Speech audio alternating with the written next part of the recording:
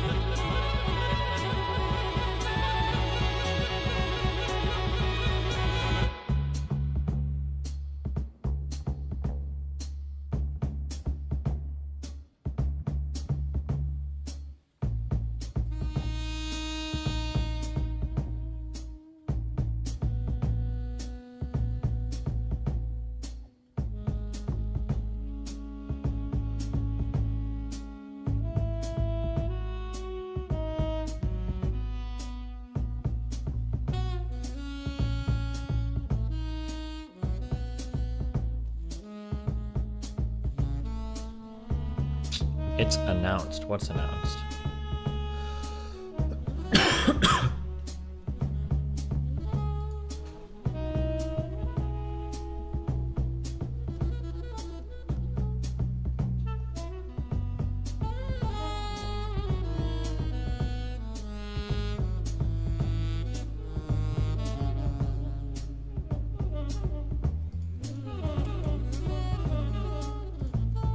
Oh, damn. This part seems... The income-based repayment. Destiny, remove slow mode. Where are my mods at? How do I turn off slow mode? I have no idea how to do it. Let's see.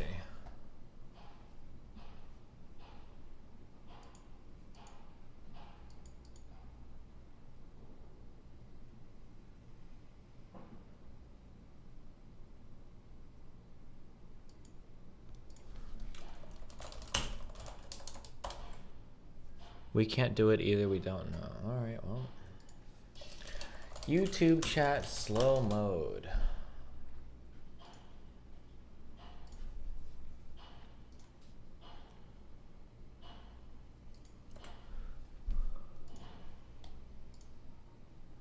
Hey, this big fan. But what's up with the 400 BCE look? Are you going to the Agora to debate Zoroastrianism after the stream?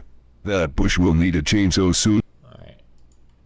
Okay, it should be off now, I think. Does that work? Try it.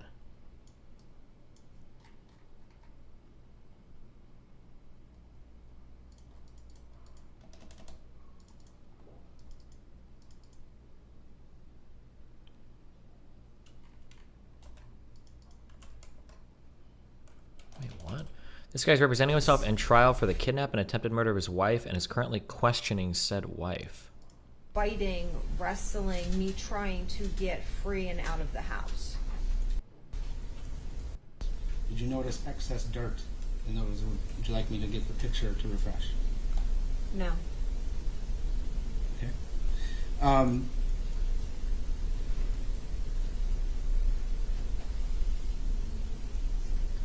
Do you recall? Yo, catching up on the memes. I haven't caught up on the Steam in a while. Any of the evidence? Love your shit, man, How DGGL. long I was at your house before you were awakened? Judge, I'm going to object. She can only testify to what she is aware of, not what she read in a police report. The witness can only testify to her own personal knowledge, not what she obtained from reading. So rephrase the question. Okay.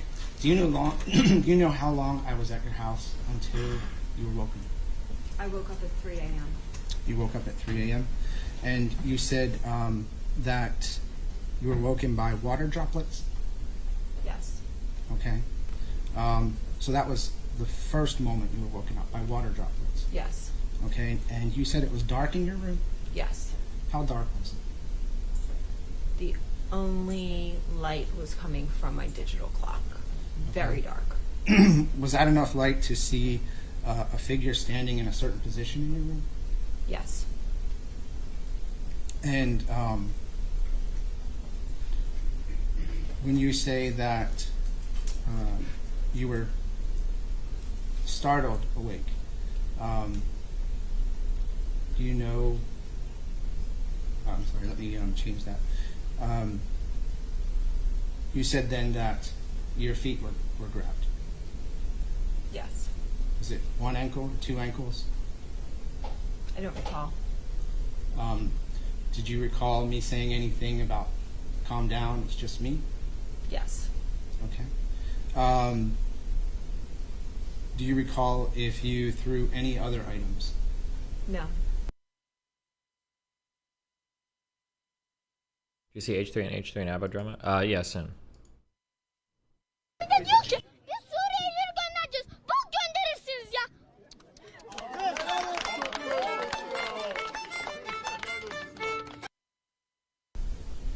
Do you recall how those items got neatly placed back on a table in a vanity? No. Do you recall other items that were on the end tables? No. Your Honor, may I publish some of these state's exhibits? Absolutely. Thank you.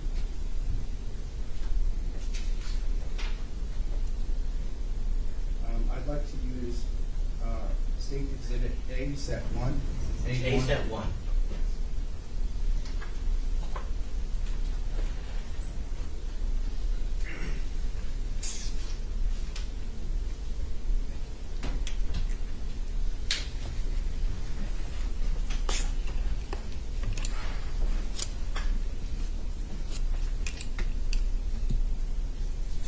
How weird. Why are we watching that? Because I'm eating right now. This guy apparently attempted to kidnap and murder his wife, and now he's representing himself in court. And now he's asking his wife questions about the... Which is very strange.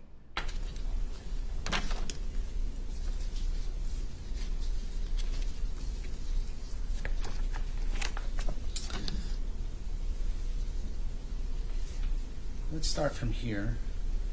Actually, you need to push something to turn it to the camera. There's a button on there. I don't know, Deputy Esteta, do you know what button that is to change it from the computer to the document camera? Yes. Photographs. No. Okay.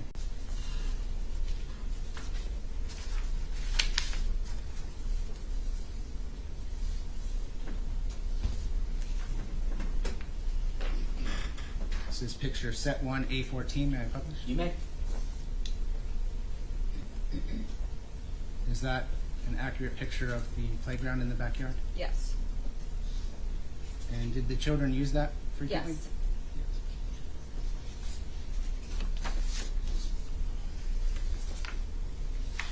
And you would agree that that playground and that window are directly behind the children's playroom? Yes.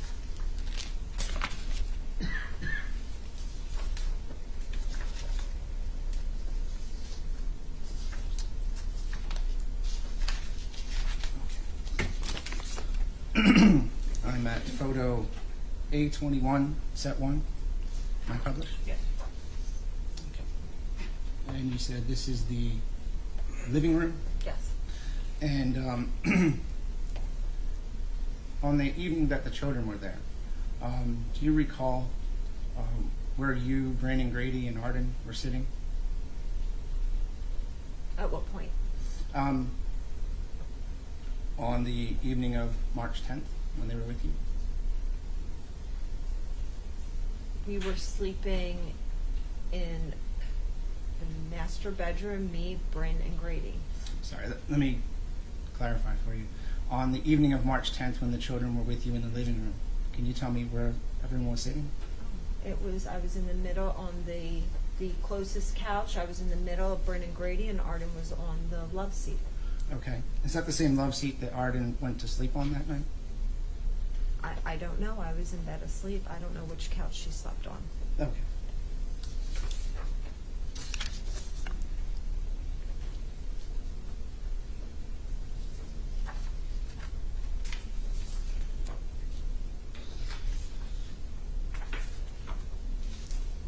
Photo A23, set 1. May I publish? Yes. You see that one very well. Can you tell me what is on that desk against the wall? A computer, Anything else? a sweater, papers. Did that computer have internet service? Yes. Is there any kind of internet feed or cable feed on that wall? I do. Not that I know.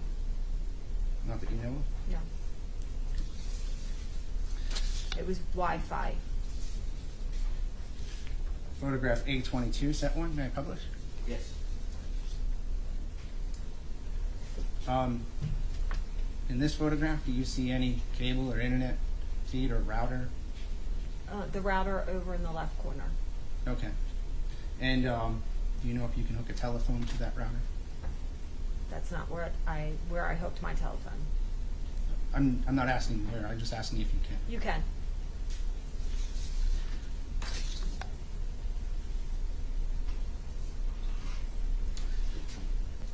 Smile. Photograph A21, or sorry, A25, set 1. May I publish? Yes. Ms. Matheson, in this photograph is a picture of, is it the garage door? Yes. The front door? Front door. Is the key hook there? Yes. It's a hook, I guess, a placard that you let keys hang on? Yes. Do you know what key is still hanging on that hook? I don't know. You don't know? Okay, we'll see if we can find a better photograph of that. The walls look pretty clean and intact. Yes. Would you agree that in the previous photos that the walls also We're clean. There's no dents, no scratches, no marks. Yes.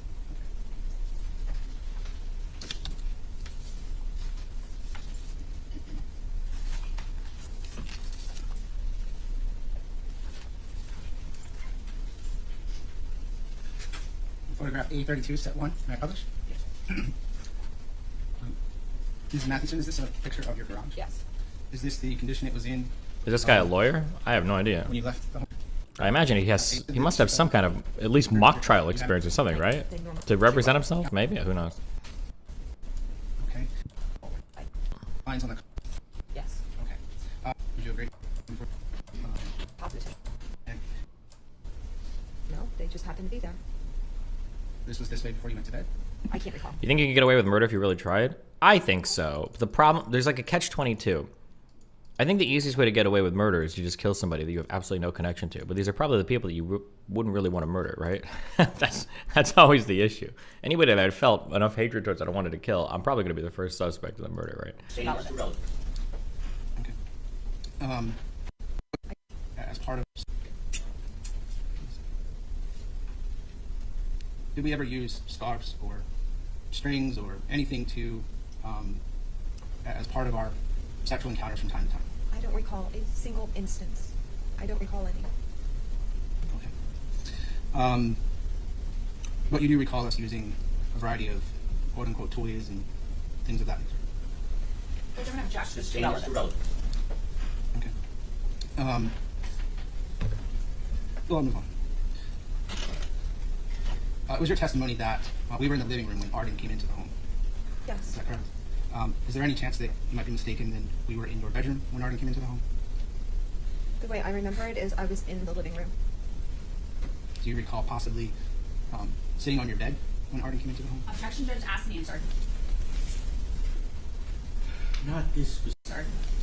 Sitting on your bed when Arden came into the home? Objection, Judge, ask and answer. Not this specific question, only if you know. Oh, I don't. What was the question?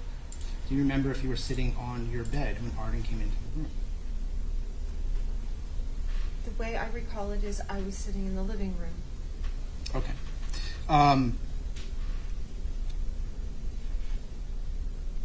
And when Arden came in, did you say anything to Arden? No. Did you look at Arden? I looked at her. She did not look at me. Did you say anything to the two younger children? No. How long was Arden in the home? A few moments. A few moments as in seconds, minutes? Enough time to get the children and leave. Did she take anything with her? I have no idea if she took anything with her. Did Arden leave peacefully? Yes. Okay. Do you believe that if there was some problem, Arden would have spoken up? Objection, Judge, speculation. Sustained. Okay.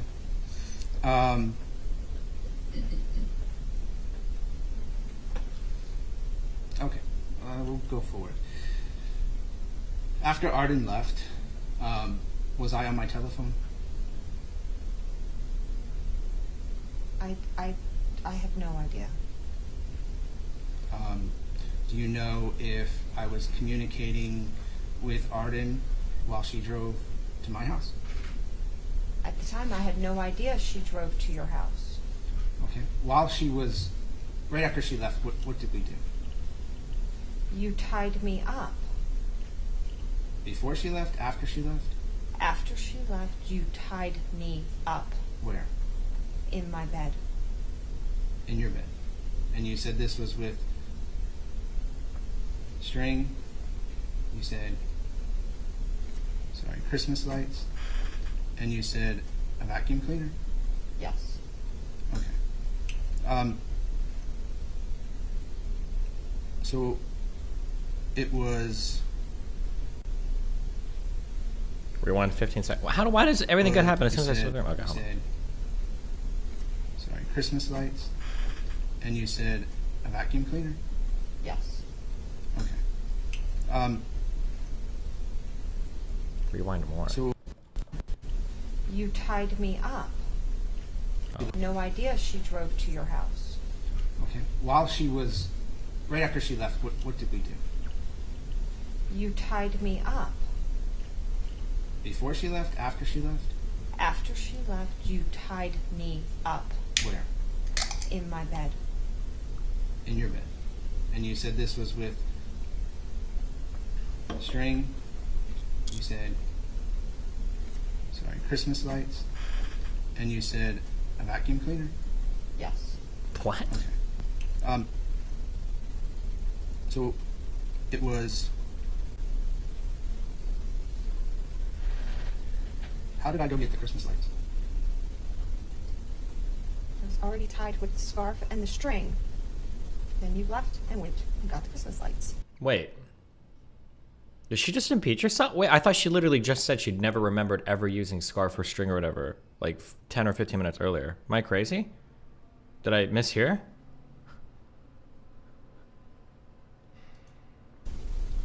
So I left the room to go get Christmas lights. While I was tied up. During sex. Oh, wait, is this not a sexual thing? Is this just him tying her up? There were other items you saw in the room that probably would have been easier than going out to your garage to get Christmas Objection, Judge, speculation. Sustained is speculation. Let me ask you this, Ms. Matheson. Wait, what? Oh, never mind, okay.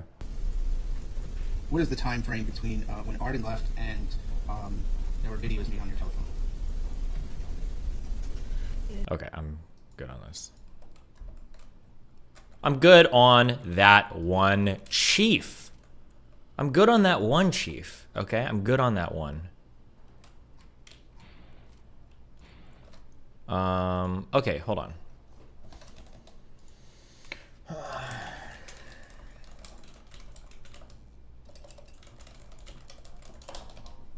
We're gonna do this. We got H3H3, ABBA and Peach drama. So I was like, I have a huge fan, or a friend of mine who's a huge H3H3 fan, and she always sends me shit about them. And even she says that L3L3 took a big L here, so.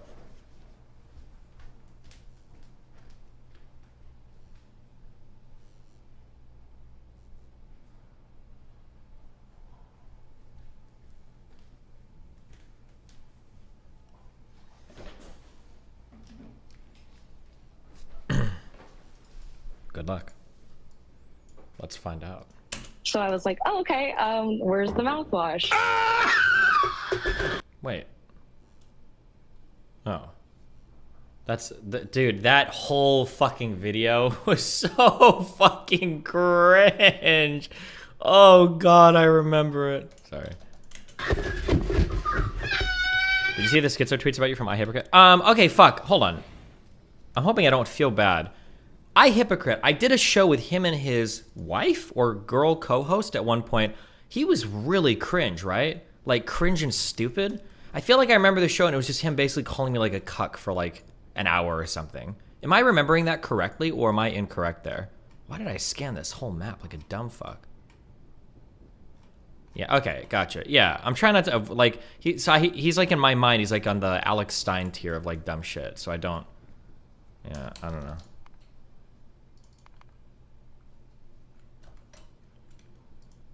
Like, it was sad because his wife, I think, actually disagreed with my lifestyle more than he did, but his wife was able to have a better conversation about it, and he was just like a total retard. Yeah, I'm never, it's not even like a fun conversation, but it's just like stupid.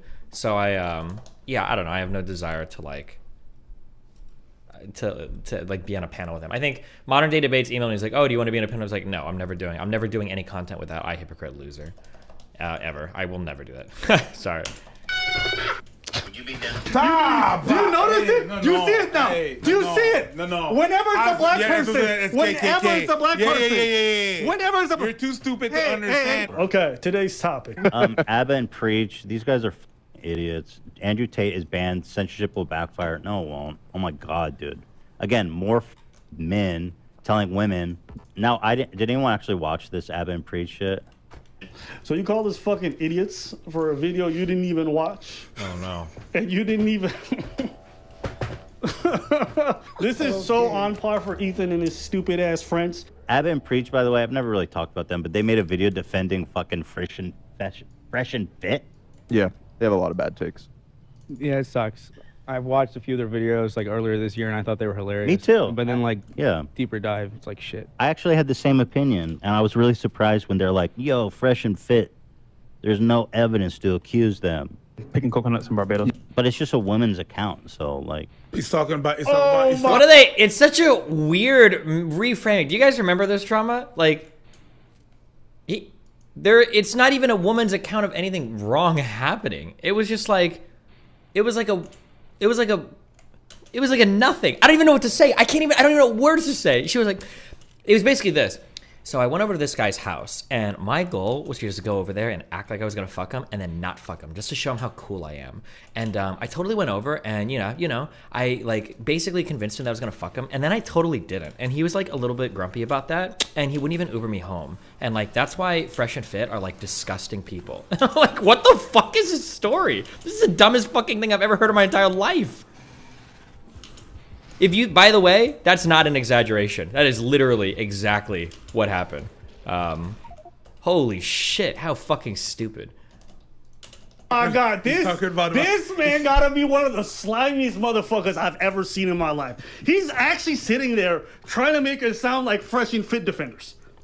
Bruh, not even their... Not to mention the fact, and then the ultra funny thing is that Abba and Preach, I'm pretty sure hate. I'm pretty sure these guys hate Fresh and Fit. So it's like even dumber, dude. Jesus Christ. Fan base would echo what the fuck you're saying right now. That's how goddamn brain... You think we are what? You're stupid. To who? When? How? This dumb motherfucker said what? I just want to point out, Abba's trigger game is so good that he's triggering his own self. I didn't do shit. He's triggered right now. How? His game Have is... you not done a simple Google search, motherfucker? Not one. Not one. Listen, we've done enough videos clowning these dumb people, okay? God, you're... Them aside, we do one video in their favor. Not because all of a sudden we turned a leaf. You wanna know why we did it? Because, Ethan, what you did was so goddamn fucking stupid. You brought on some young teenager to come tell salacious lies about another man just because you dislike them so much, you're willing to allow someone to come on and tell disparaging lies just to get back at them. You lack so much character that you bring on a fucking liar, try to encourage her to say that she was somehow like... Bad. This is very bad. I think he may have assaulted you. I mean, at That's this so point, cringe. Yeah, I mean, Even the girl didn't go along with that. I don't want to say that, but like again, like I don't want to say that, but I'm gonna let you make your assumption. Right? Just because you hate somebody, that's how twisted you are in your head. And you got the audacity to call us defenders? No, it's not that we're defenders. You're just so fucking unethical that we saw that shit, we said, damn, we gotta defend these niggas? Yeah, and then I go to the bathroom, like in the kitchen, he's like, that's not where the mouthwash is. So I was like, oh, okay, where's the mouthwash?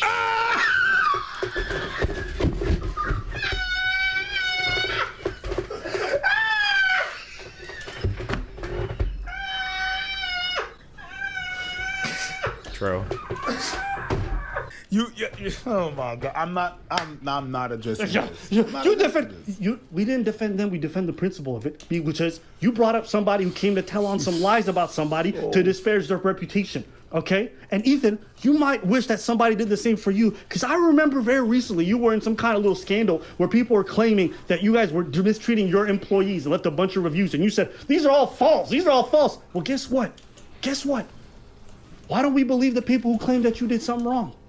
You want to know why? Because we require evidence, proof that people are telling the truth when they want to disparage somebody. You think I would decide to go interview those people and try to have them send me stories so I could take you down because I just dislike you? Of course I wouldn't do that. Why? Because that's unethical. And I hope one day when you get caught in a much bigger scandal, because it will happen, all right? Somebody will make up something about you. Or maybe it's true. I don't know. I hope that people don't just jump on that bandwagon because they dislike you.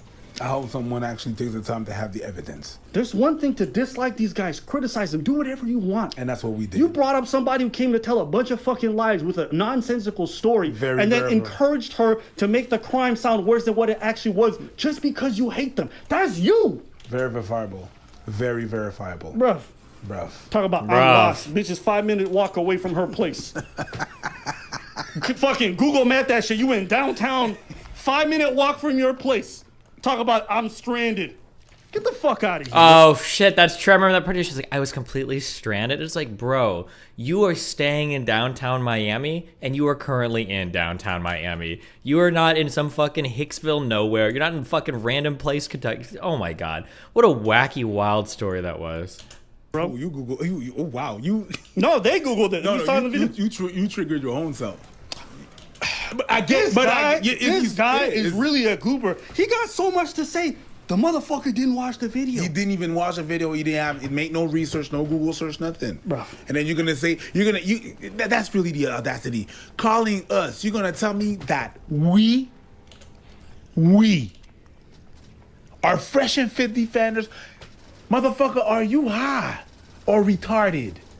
You can't use that word anymore. Are you high? You can use that word. Or retarded. Or late. In French, I got that. You don't know. Whatever. Matter, but here they're doing the brave act, the defiant act of defending Andrew Tate. Such bravery. What is the psychological thing going here? Because all these guys are like, I don't agree with him, but it's like they want to present. Wait, why not just okay? Regardless if I agree or disagree with either side here, and I don't actually know Abba's take yet, although I probably can guess and I probably would agree with it. But like, why ask? We're like, what do you think is going on in their minds? Why not just like watch the video and then they'll probably tell you. Like, you don't have to guess, bruv. It's like, it's right here. Sometimes when people are people do this to me too. Sometimes when people are reviewing like internet content, they act like they're fucking historians digging through like ancient Babylonian records. Like, what did he think? What was going through his head when he wrote these sacred texts? Like, bro, there's a 2-hour video on it right here. Just watch it. You're not a fucking archaeologist. Just watch the video. It's literally right here. Sometimes it's 10 minutes long. Why are you acting like it's a big fucking mystery? Themselves as like the enlightened free speech warrior. Yeah, a lot of people, have strong opinions about free speech and discourse and what should be allowed. But I don't think they care, Dan. I think they just care about their perception. Because if you cared about free speech, you would understand that it has nothing to do with YouTube in the first place. Oh no. God. Our video wasn't about free speech. Oh my. Yeah, but when you don't watch it, you don't know that. The video had nothing to do with free speech. Jesus Christ, man. Free speech, I don't even think was mentioned a single time in the video. The laziness. The video was about addressing the issues that men deal with that are being unaddressed in society, leading to people like Andrew Tate. That's why we said it would backfire, because another guy like him will come along who's much bigger, much worse. Okay? That's why we said that. Oh my God. But of course, when you come on these platforms and give dumb takes on videos you didn't even watch, you can afford to say stupid shit about free speech, free speech. A lot of people ask me, I don't know about you, but they go into my DM and it's like, yo, what, or when I meet them, it's like, yo, I'm gonna start to do commentary. What are some of the keys and points that you could tell me in order to succeed and this and that? And I often tell them, yo, do your thing, and eventually you're gonna get better at it. Let me add this fucking shit.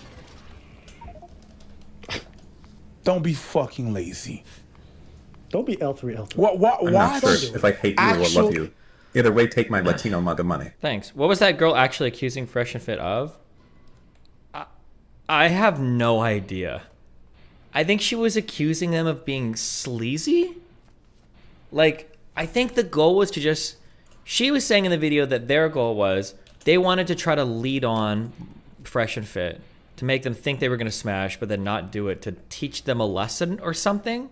And then they basically went really far, was on his bed, did some shit. I think he made maybe a mean comment about her boobs or something. Like nothing, like it wasn't rape or assault. He might have, maybe, I'm not sure. And then after that, when she was like, oh yeah, like I don't want to do anything, like I'm just here hanging out. I think he was a little bit miffed. Like, he didn't, like, push anything, right? He was just kind of, like, annoyed. And then she was like, yeah, and then when I went to leave, he didn't even Uber me home. He just walked me to the elevator. And that was, like, their story. And it's like, why are you even telling this story? And she kept saying, like, he was like, I can't believe you're one of those types of girls. But it was funny because she kept acting so indignant. It's like, I don't know what you meant by those. Yeah, you are literally one of those. What do you mean? You're literally fucking with the guy. Like, that was your express purpose at the beginning of the story, is to fuck with him. It was the dumbest fucking story I've ever heard in my life. Oh, dude, people read so far and everything. This is a funny fucking comic, okay? I don't know if the Stone Touch dude is a Nazi or not. I just know this comic is funny as fuck, okay? I'm not, it's not anti-trans, it's not whatever. I just thought it was fucking hilarious. I don't know what you want me to say.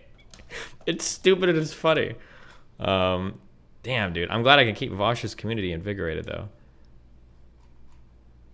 What the fuck does this even mean? I have no idea. Just the idea of some dumb fucking conservative kid kneeling for the fucking trans flag. The teacher be like, you motherfucker. And it's just fucking funny to me. I don't know, dude. But I guess maybe it's anti-trans. I'm not sure. If you gotta comment on some shit, actually watch the shit that you're gonna comment about. And listen. That's the first. Fuck listening. You gotta watch the bitch first. But if you don't listen, then you don't watch it. Watch the shit. At least if you didn't listen, but you watch, I'm like, he missed the point. But if you didn't even watch, you out here pontificating about you just talking a whole bunch of shit, my dude. You didn't even watch. How lazy do you got to be to know that's what commentary is? It's not just commenting on shit. You actually have to watch it. Like, you're talking about shit that we not even mentioning in the fucking video, and you're making a case out of it. I don't know how disingenuous you is, or if you're doing that shit on purpose. You didn't even watch. All right, listen. Wow. These guys are trying to be enlightened. Motherfucker, you need to start by turning on the motherfucking lights on. Cause bitch, you in the dark and you shooting. We trying to be enlightened, you don't even watch. No, you shoot and you miss. You talking about, we're not even in the room. Who you shooting at? This motherfucker just shooting like this. They live right here. Gow, gow, gow, gow, gow. What are you doing, my guy? Hey, at least turn your head and watch where you're shooting. Hey, listen, I think you've been hanging out with Hassan too much because you start sounding like his dumb ass talking about, I didn't even watch these guys. Were they talking about me? I think they're transphobic. Yep. You sound just like him. Free speech is a more broad philosophical idea rather than the type of free speech that's actually enshrined by law. Well, I'd like to know what Abba and Preach think if the KKK had a YouTube channel. One of them was just... What do you think they would say? Hold on, before I sort of got it pre-watched. Hopefully they don't miss here. But I'm pretty sure what Abba and Preach is like, listen, if they want to have a YouTube channel, fuck it, that's fine. That would be my guess. Don't disappoint me. One of them was just... This guy really thinks it's a gotcha. Oh, wait. These guys are black. Let's rebut them. The Ku Klux Klan. You want to know the truth? And this is something that black people echo. You know what black people are really tired of? We're tired of innuendo when it comes to racism. We're tired of like the subversive stuff.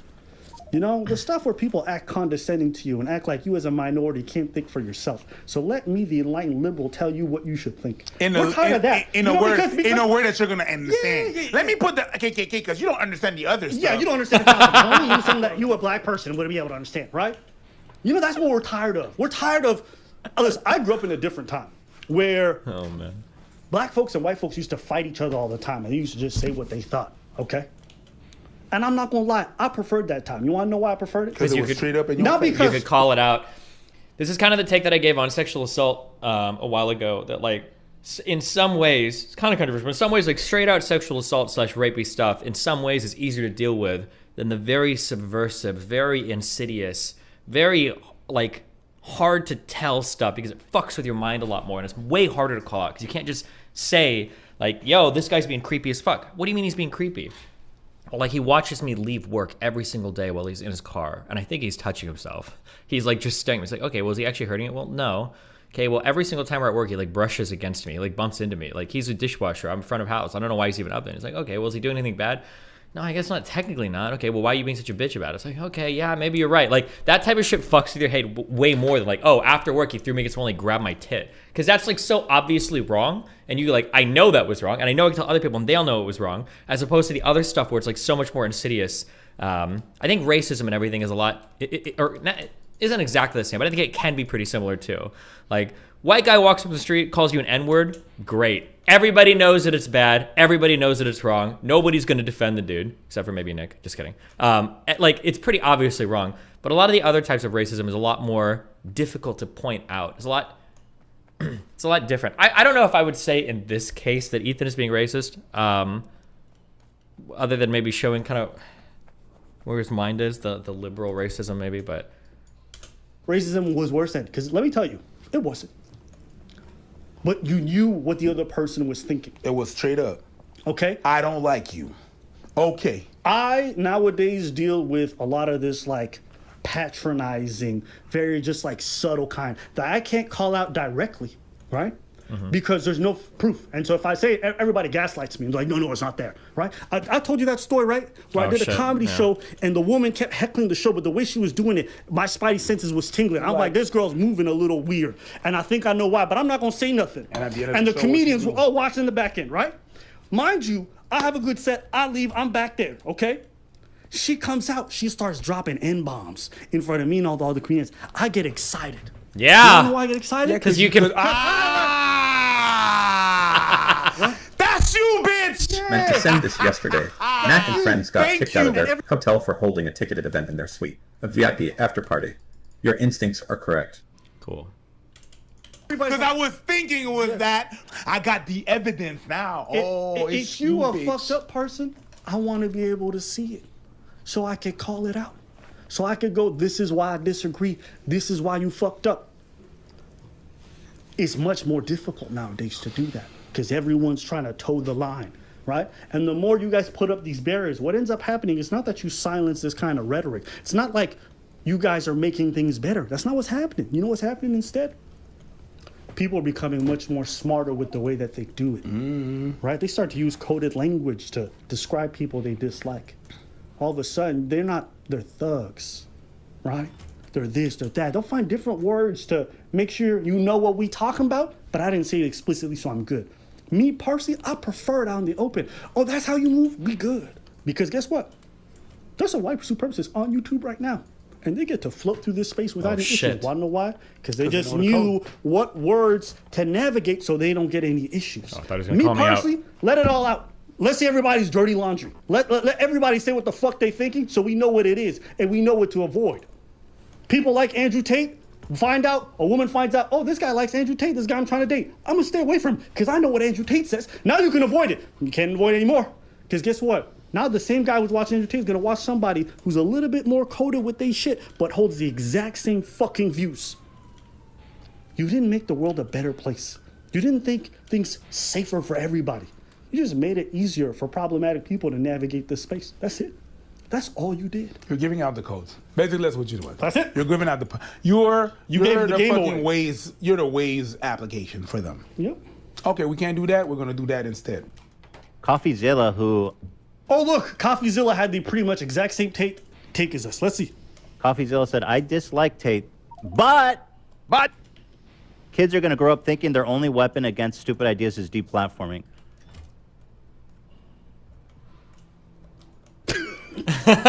Is he friends with the CoffeeZilla guy or something? My dude heard the exact same take Destiny as us. did 9/11. What he thinks is the exact same take. He went, well, this one doesn't sound so bad. Oh, no, man. Well, this one doesn't sound so bad. It's coming from Coffee. You know what? This take sounds all white. All right. CoffeeZilla, not these fucking Just kidding. idiots. I shouldn't accuse Ethan of being racist. I'm sorry. He's probably not racist. He's just stupid, to be fair. It's... No, let me be nuanced. Let me think about this thing. Bro, it's the same fucking thing you thought that we said in the person behind us. Why are you pondering all of a sudden? And nobody's saying shit. Oh, all of a sudden. And nobody... And Click RT. You know, you're not racist, right? No. Yeah. Yeah, you know. You know, you're not racist, right? No. Yeah. Oh, shit. What are you gonna do, man?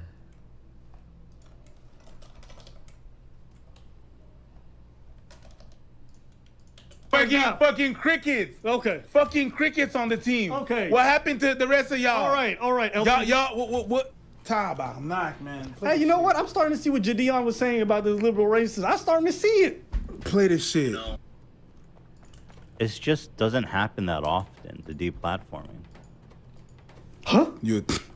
What the fuck are you talking about? Deplatforming happens all the time. Cancel culture is not this fake thing.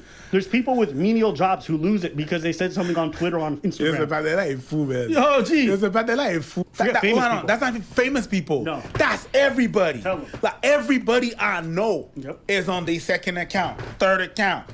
A lot of people I know. It's not because of their take. Sometimes it's meme. Sometimes it's risky shit. Sometimes it's just showing breastfeeding. Yeah. Sometimes it's just showing art. Sometimes it's this. What? Are you high? Or are you late? Si de retard. I'll say it in Quebec so. And again, this isn't misinfo. This is a violent hate group.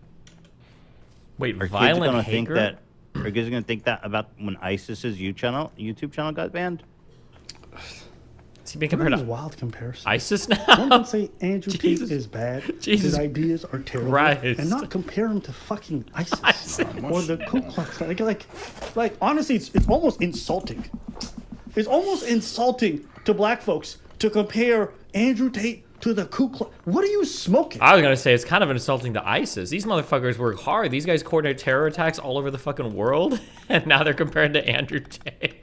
There's got to be at least, statistically speaking, there's got to be at least one ISIS guy that watches H3H3 who sees this and gets pissed off. It's got like just a numbers game. There's got to be at least one of them. ISIS? What are these comparisons? Jesus. These people are making the most wild analogies to make someone out to be bad. And that's what they always do, right? Anytime someone's bad, who are they, right? They're the mustache man, right? They're the triple Ks. Ball mustache man. Yeah. I'm just like, damn, can you guys not make an argument against these ideas without comparing them to the worst fucking humans that have ever existed? Nope. Is that not possible? Nope. Whittian, that's no surprise. I mean, censorship in 4K. Andrew Tate has been banned, yada, yada, yada. I don't agree with him, but banning people because they say stuff you don't like is just straight soft. You mean like the KKK? Stop! Wait, why did he bring up the KKK for coffee so long?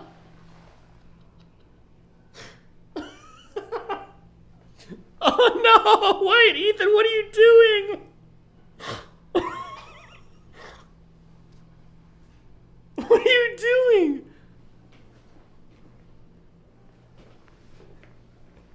There's like some Native American out there who's tweeting like, I don't know if censorship is a good idea. And Ethan's like, what if John Smith from Pocahontas had a Twitter account and he was tweeting some racist shit? Like, wait, what the fuck are you doing? Ethan, stop. Ethan, you gotta slow down. You gotta pump the brakes, my dude. You gotta pump the brakes, my dude. Jesus Christ. Not good, man. Notice it? Do you see it now? Do you see it? No. Whenever it's a black person. It's Whenever it's a black person. Yeah. Whenever it's a You're too stupid to understand. Oh, Let's no. not talk about that KKK. Oh my Go God. fuck yourself, dude. Oh my God. Go fuck Did you yourself. notice? You bucket. I'm gonna start doing this whenever I argue with Abba. I'm gonna invoke the KKK on every argument. Is that like a cheat code for black arguments? Just invoking the KKK to win every single one? Bitch. This is a base cheat code. Yo. Did you notice? Yo. Did you notice? I just want the audience to know. All you free-loading this frauds is like the why- video. Oh yeah, hey, like my stream, losers. I would much rather that all these like white supreme people had their channels. You want to know why? Because instead I wouldn't have to deal with fucking losers like L3 doing this very like innuendo, subversive type of like belittling of black people, right? Because this shit is way more infuriating than what like someone called me the N-word. I'll be honest with you. You want to know why? Because this is patronizing to a degree you cannot fucking understand. In the art world, I've dealt with so many fucking losers like this guy who are like, I'm here to fight for women. I'm here to fight for fucking minorities. These people have the worst opinions in their heart of hearts about these people. They think you're too fucking dumb. They just don't outwardly say it. They don't outwardly say it. Look how every time it's a black person. Ethan's like, are you saying you'd be okay with Hitler having a YouTube channel? True. Like we're too stupid to take ourselves out of our own experiences and try to understand other people. Back in the day, these motherfuckers would just say what they thinking. Like, listen, yeah, you know, I love black people and I want you guys to do well, but I don't think you guys can take care of yourselves. So let me just do it for you. I wish they just come out and say that shit. You know what I mean? Just like fucking Piker, what his name is? Hassan.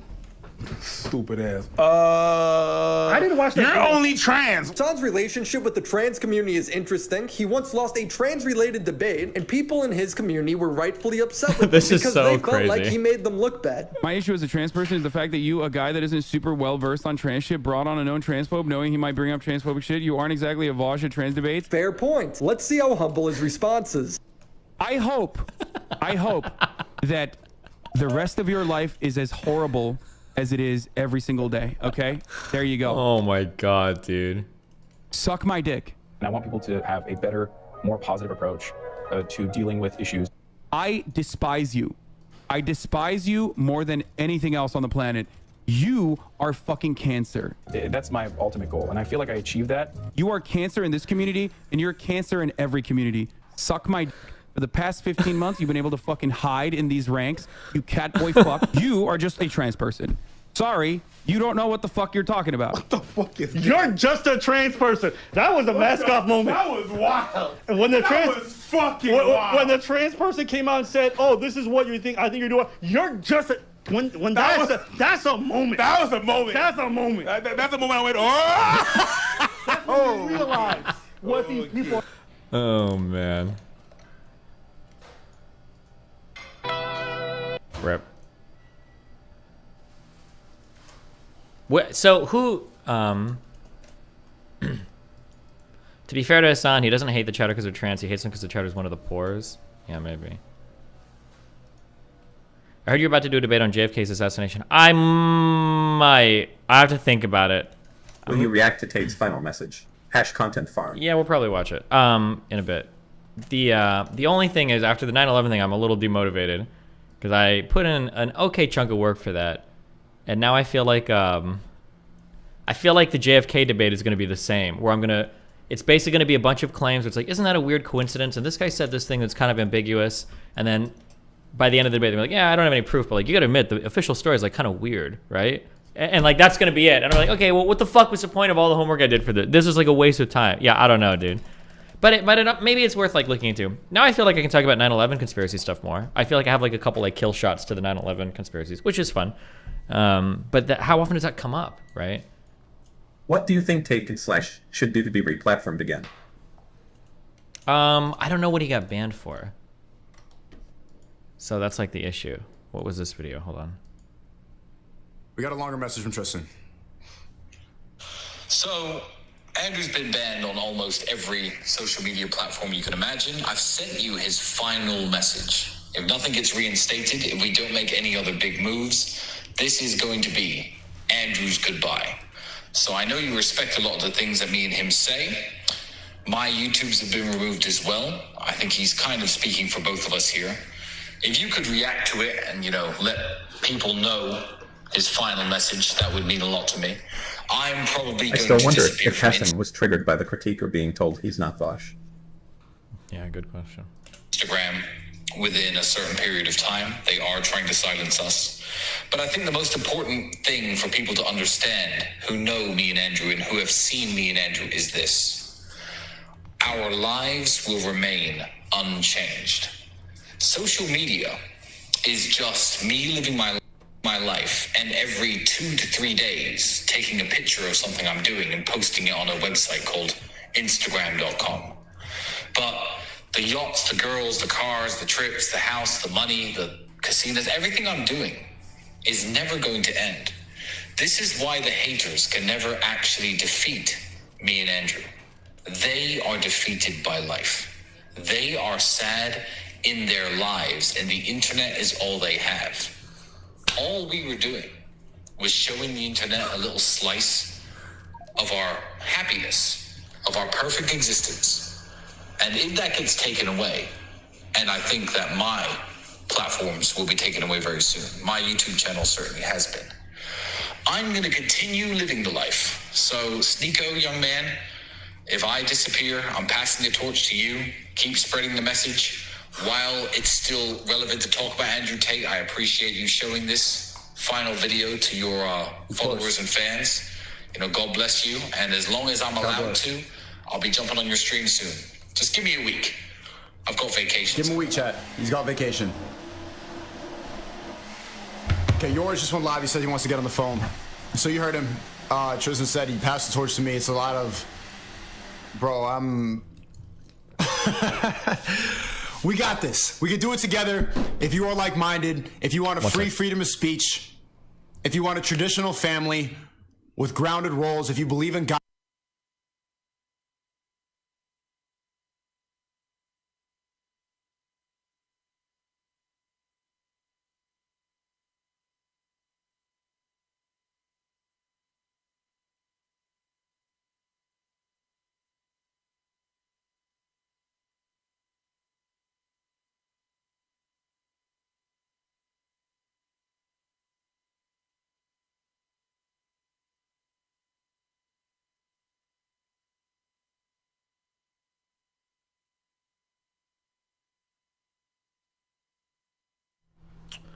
Andrew Tate's final message. I was scrolling through this, and it's like over an hour long. What could he possibly have to say? Is he taking notes on brevity from Jordan Peterson?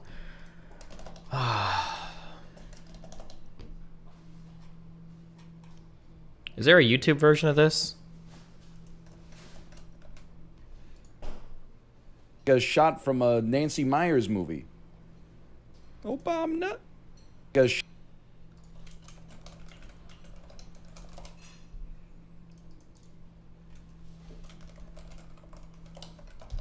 What do you think about this Twitter people complaining PPP loans with student loan forgiveness? It's super cringe to equal, I already tweeted about this, to make all of the, like, the PPP loans, to say that these are just government handouts, I mean, in a way they kind of are, but they went to the employees. Like, the whole point of PPP loans was to pay your employees. I mean, and part of the reason why was because there was, like, unprecedented economic damage. And they didn't want people to get fired and laid off everywhere. Like, it's such a weird thing to compare to student loans.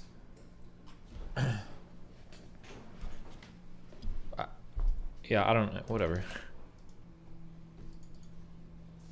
Impressed when I did this, bro. That's what I'm saying.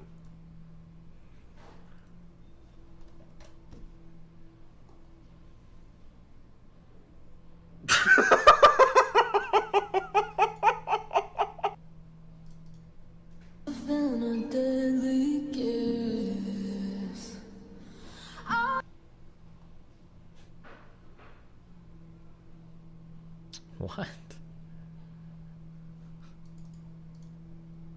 Of course, Destiny defends PPP loan since he got one. What? Hold on. What? Why can't you ever defend your argument? I love in how YouTube Sneeko chat? loves free speech, Like, but hold also on. love... Like, it's always like the random personal attacks. I didn't need a PPP loan. It was like 20 grand. It was nice to get one, but you're not dealing with the substance of anything that I just said. The PPP loans were given to businesses to pay their employees. You can't just pocket the money, right? That's the whole point of the PPP loan. You got the loan, you paid your employees with it, and then you that's the only way it gets forgiven by the government. That's how the program worked.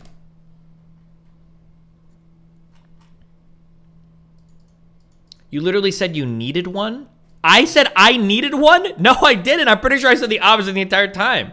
Pretty sure I said probably on some of these PPP loans, you probably should have had to show like a loss in business or something, I think, to prove worth so that it could have gone to like different types of businesses. Why are you triggered? Just admit that you took a PPP loan in bad faith? May Hart. I can't tell if that's a girl avatar. I think it is, which makes me even more happy to ban you. Get fucked.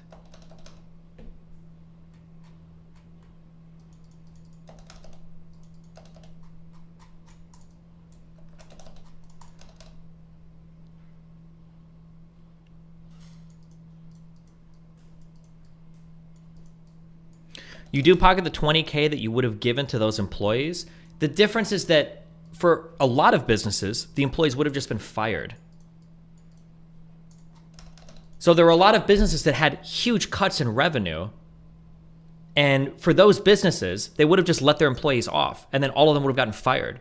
I guess you can argue that I personally should have taken one, but That's inconsistent with everything I've ever said in terms of life. You should always maximize your financial well-being in any system that you exist in. Like that's a given, right? Like I live in Florida because I don't pay income tax here. It's one of the reasons I moved out of California. Like I do the best on my taxes to avoid my to minimize the amount of tax footprint I have as much as possible. Like the idea that like, oh well, it's like the argument of like, oh so whose employees did you pay? I had 2 employees working for me at the time. If you want to accuse me of fraud, go fucking report me to the IRS, and then they can go and look through my fucking payroll shit. If you wanted to get the loan forgiven, you had to submit payroll information to the government that shows that you paid that money out to employees. If you want to accuse me of fraud, go for it. Report me to the IRS, get a finder's fee on it, or whoever you'd report me to get a thing. Like all of the paperwork is probably, I don't know if it's public filing for the PPP shit. Or no, it is public filing because they looked up the Crowder shit.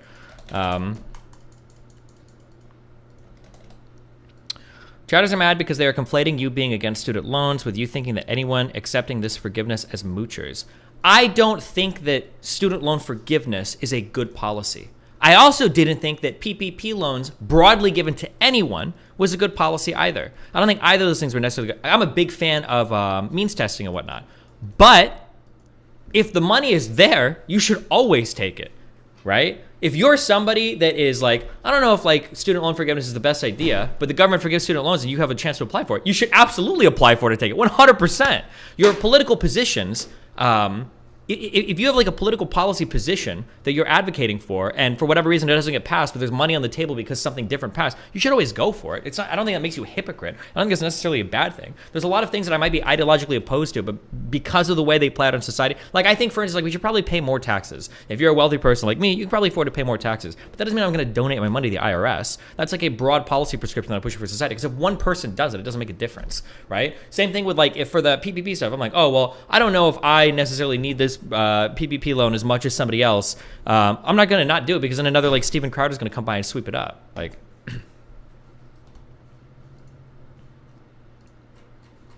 but you do tip your landlord? Yeah, of course, 100%.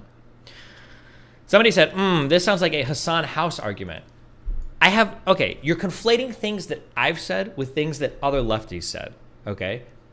The problem that I had with Hassan, I don't have problems with lefties even buying big houses or buying cars. The issue is when you're making fun of other wealthy people for buying houses and cars, and then when you become wealthy, then you do it. That feels a little bit weird to me, okay? There are some core values that I think are important, like paying your employees well. I do that. Advocating for higher tax policy, I do that. But I've never in my life, or if you find a video, then you can call me on it, and I'll say, oh, I was wrong in this video. I've never in my life said something like, oh, if you're an individual, you should pay more taxes, like donate more money to the government. I've never said that. That's stupid. Because one person doing that wouldn't even do anything, right? Yeah, there's a difference between advocating for certain policies versus maximizing like your engagement with a system where you're not dealing with like a single actor. Like just because, for instance, let's say that we're talking about like, I'm trying to think of something I could even compare it to. I think the student loan example earlier was good enough. Like, I don't necessarily think student loan forgiveness is the best idea, and you might not think it is either. But if the government gives you an application to forgive you a student loan, I think you should jump on that. I don't think you should just say like, oh, well, I'm not going to do that because I'm like principally opposed to it. Like you're principally opposed to like the policy en masse, not to like once it's already passed saying like, oh, well, I'm going to, fuck myself as hard as I can in that system.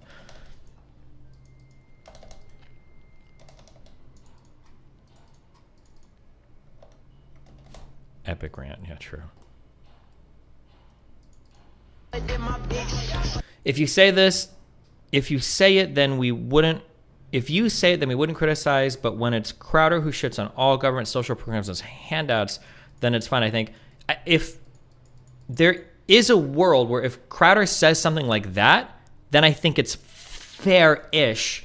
The hard thing, though, that you have to be really careful with about criticizing coronavirus stimulus is that a lot of those conservatives, if you attack them and you say, so if let's say a conservative comes out, this is the pitfall or the pitfall that you run into. If you try to do this argument in real life, you're going to get crushed because here's how the argument is going to go. You're going to say, oh, a conservative will go, I think in general we shouldn't do handouts. I'm against like social programs because I don't like the government like intervening too much. And then you'll go, oh, funny you say that. You're against social welfare and whatnot, but you took PPP loans, didn't you? Or you took some kind of a stimulus coronavirus handout. And the conservative will go, yeah, I did. But the reason why I did that was because of government intervention. And you're like, what do you mean because of a government intervention? You accepted a government handout. And they'll say, well, the only reason I needed that government handout is because the government itself shut down the economy when dealing with the coronavirus. and then you're fucked. Now you've completely lost the argument. It's like, okay, well, and they would have said, I wouldn't have wanted that handout, but the only reason I took it was because of a bad government action. It's an example of government intervention where the government has to come in and remedy the problems that they've created. So of course, if the government is going to force me to shut down my business or forcibly harm the economy, I'm also going to take a government handout on the back of that. But in my preferred world, the government wouldn't have shut down the economy or given the stimulus. That's what they would say. And now you're fucked. Now you're in a black hole of, you can't argue against that. Did an online show get shut down by the government? It's hard to measure like how far-reaching any of the impacts of government shit is. I would make the argument that online stuff probably benefited over the coronavirus pandemic from 2020 to 2022. Or was it 2019 to 2021? I don't know, whatever the fucking years were for the coronavirus shit. It seemed like most online content did better. So probably not, but like... I mean, the principle of the argument is still there that if the government is going to do bad things to the economy, is what a Republican would say or a conservative would say, and then the government is going to give handouts in relationship to that damage of the economy, that most people are going to jump on it, even if they're principally opposed to government handouts. Like,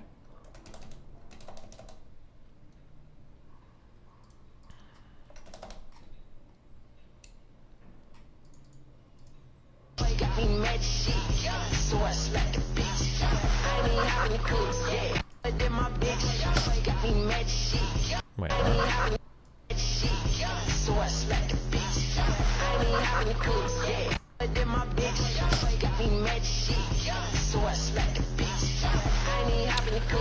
Would future student loans also be forgiven if Democrats manage to pass forgive student loans? Could everyone just assume that student loans are just free money? Yeah, there's a weird moral hazard that's created when it comes to forgiving student loans.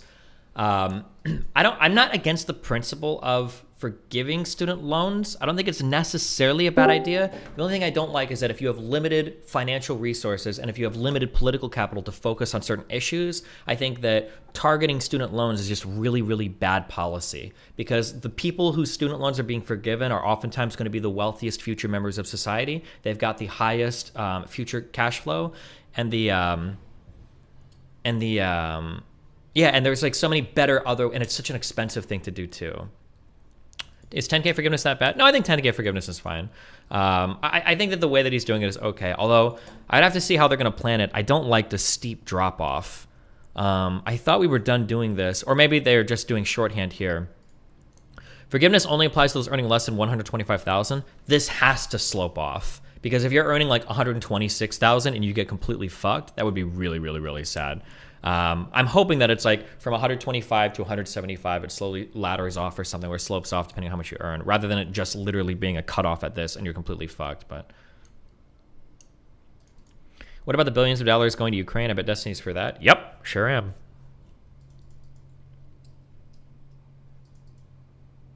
The COVID checks were like that? Yeah, I think they were. Someone in YouTube chat said it's to 250K.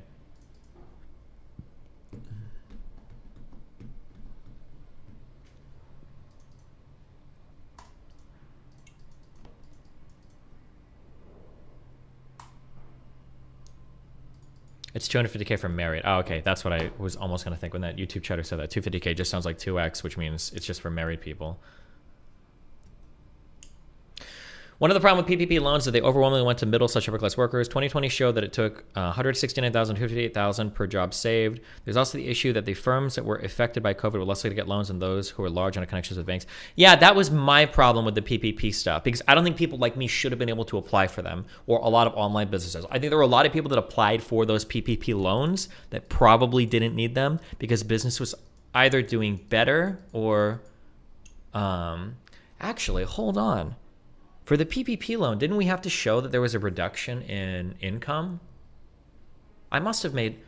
Oh, I think I got lucky because I think I got departnered from Twitch. I think that's why I was able to qualify for mine. Because I think when we filled out the applications, there was a rolling 12-month period where you had to show a reduction in income in order to qualify for the PPP loan.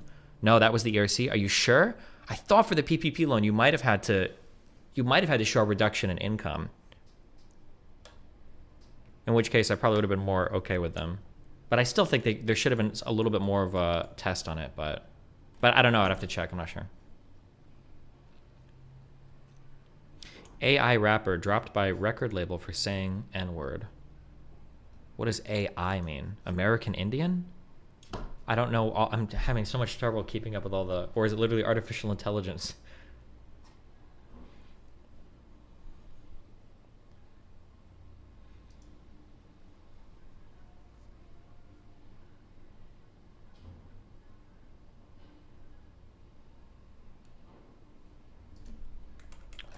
One of the problems with, I think, I'd have to look at more. This is one of the reasons why I like negative income tax so much. A lot of government stimulus programs seem like they always go to pretty wealthy people. It's kind of like the rich get richer kind of thing.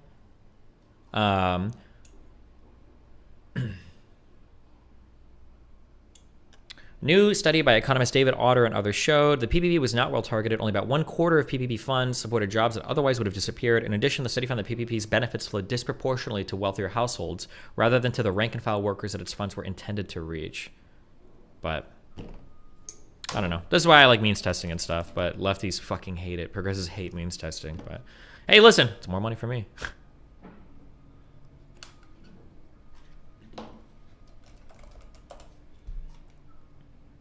Why would he say something this stupid? Yeah. Is it time? Yeah. I don't know where is. Oh, is that his wife or girlfriend? It's his wife. Yeah. Yeah, hacking Destiny would be fun if I wasn't on probation. I would definitely fucking do it. Be like, yeah, bro, it could happen to anybody. Like you bitch ass culero. You cabron.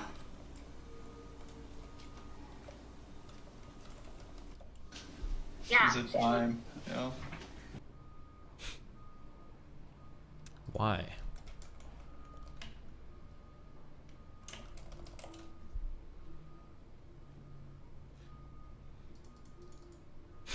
Why? It's so cringe.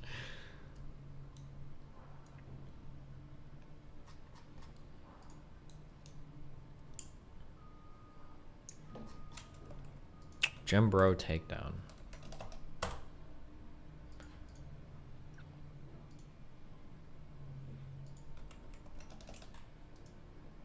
To the gym to run on the treadmill, watch the TV, text on their phone, do 6 squats and fuck off home.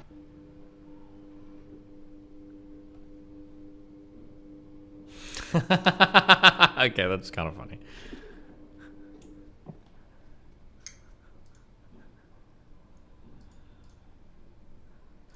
Home. We do have a negative income tax to the earned income credit. Yeah, a little bit.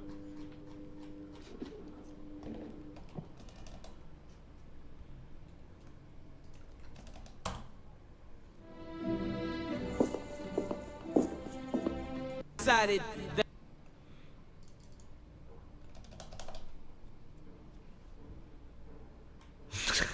Jesus. Okay, stop linking me shit.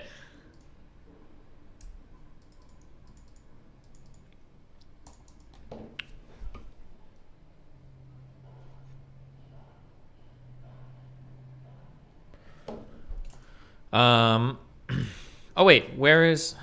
Wait, hold on. God damn it. The Australian PPE loans JobKeeper was frustrating because a lot of businesses just shut down for a month so they could claim for the next year, even though our state had less than 100 COVID cases. Oh, that's pretty funny. Ellie St. Crew? Welcome to Tier 1 Cyberclaw already. Being called a great guy is rejection over and over again starts to sound like a problem after a while. Why is being a great guy the go-to response to breaking things off gently instead of just being honest? Hearing the same type of rejection eventually sounds like a lie, and it seems like no one wants to come forward to tell the truth about why things won't work out. We can't read your minds to get a sense of... Oh, it's really hard... It's hard to be honest when you're breaking it off with a person because they might lose their fucking mind. That's the that's always the issue that really guys and girls go through, but...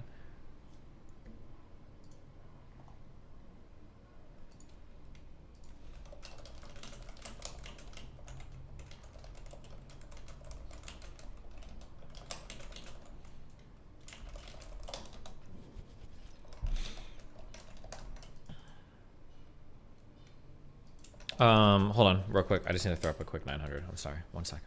Stand one topic challenge impossible. Yeah, hold on. 1 second. 1 second. Hold on. Okay.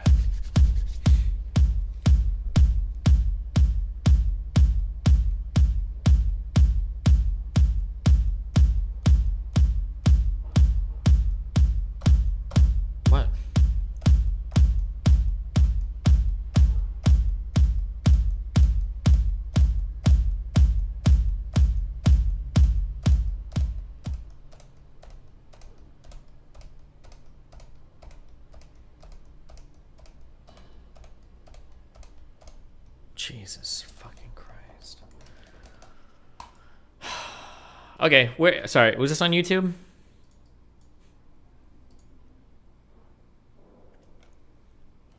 YouTube link. My final message. So dramatic. Oh my gosh. Did Destiny see Vince react to his talk with Nick? Who's Vince? Oh, wait. The red elephants guy or whatever?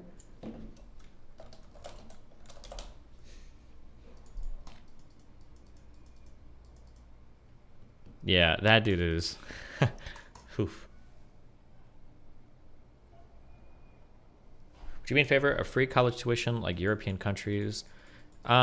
Here's what I think. If a student has the talent to go to school, they should never, ever, ever, ever, ever have a financial difficulty doing so. That's what I think. So whether that looks like student loans, loan forgiveness, more Pell Grants, reduced interest loans, whatever the fuck, that's what I believe.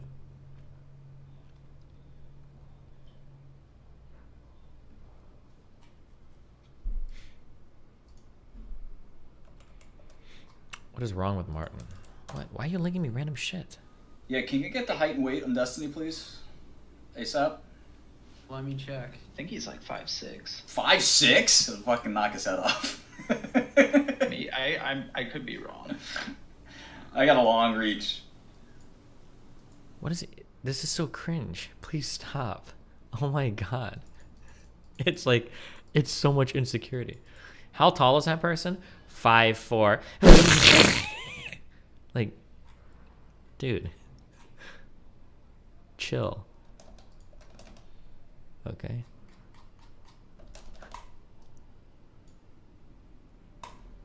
I was thinking for a long time how God, to the start music. this video. Yes. Because it needs to be concise and compendious.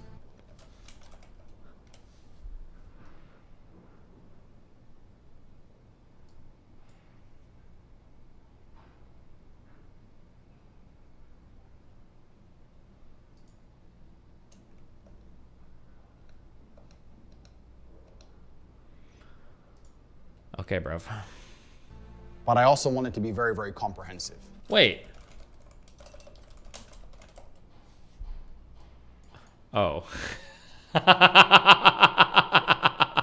sorry. I understand now. My bad.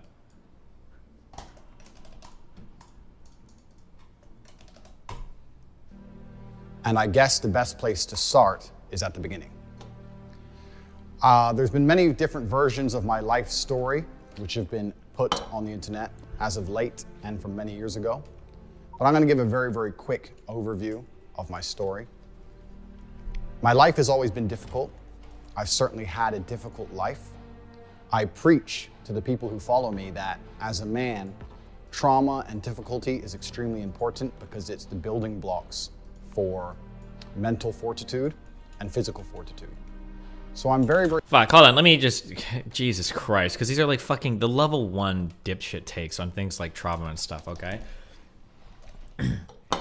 Having a life with no adversity is bad for you, but adversity in and of itself is not good for you. It has to be adversity that you have the tools to overcome. That's the type of stuff that builds up human beings, okay? If you take somebody and you throw them in shitty situations over and over again and they don't have the tools or resources to deal with that or the mentors to help them, that's not good for you. It doesn't build character. It doesn't make you a better person, okay? Going through adverse situations where you either have or develop the tools necessary to deal with that adverse situation, that's the things that builds character.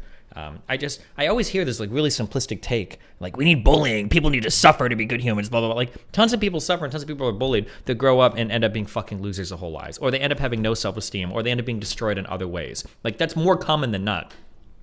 You can literally predict health outcomes based on these things called ACEs, adverse childhood experiences, where like certain numbers of traumas that you have can actually predict like things like longevity or lifespan, like all cause mortality, I think, and maybe even some types of cancers.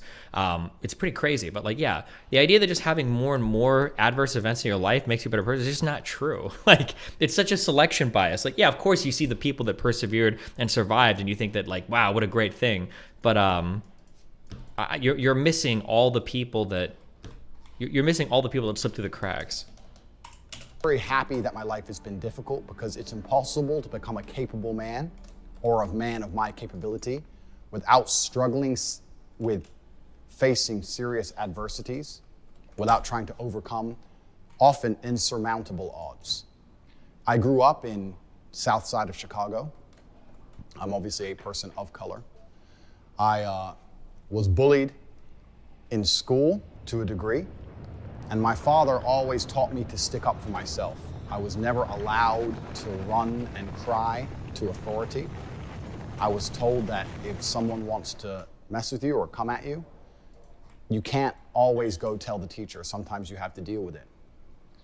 I was actually picked on by these two kids when I was riding the school bus home.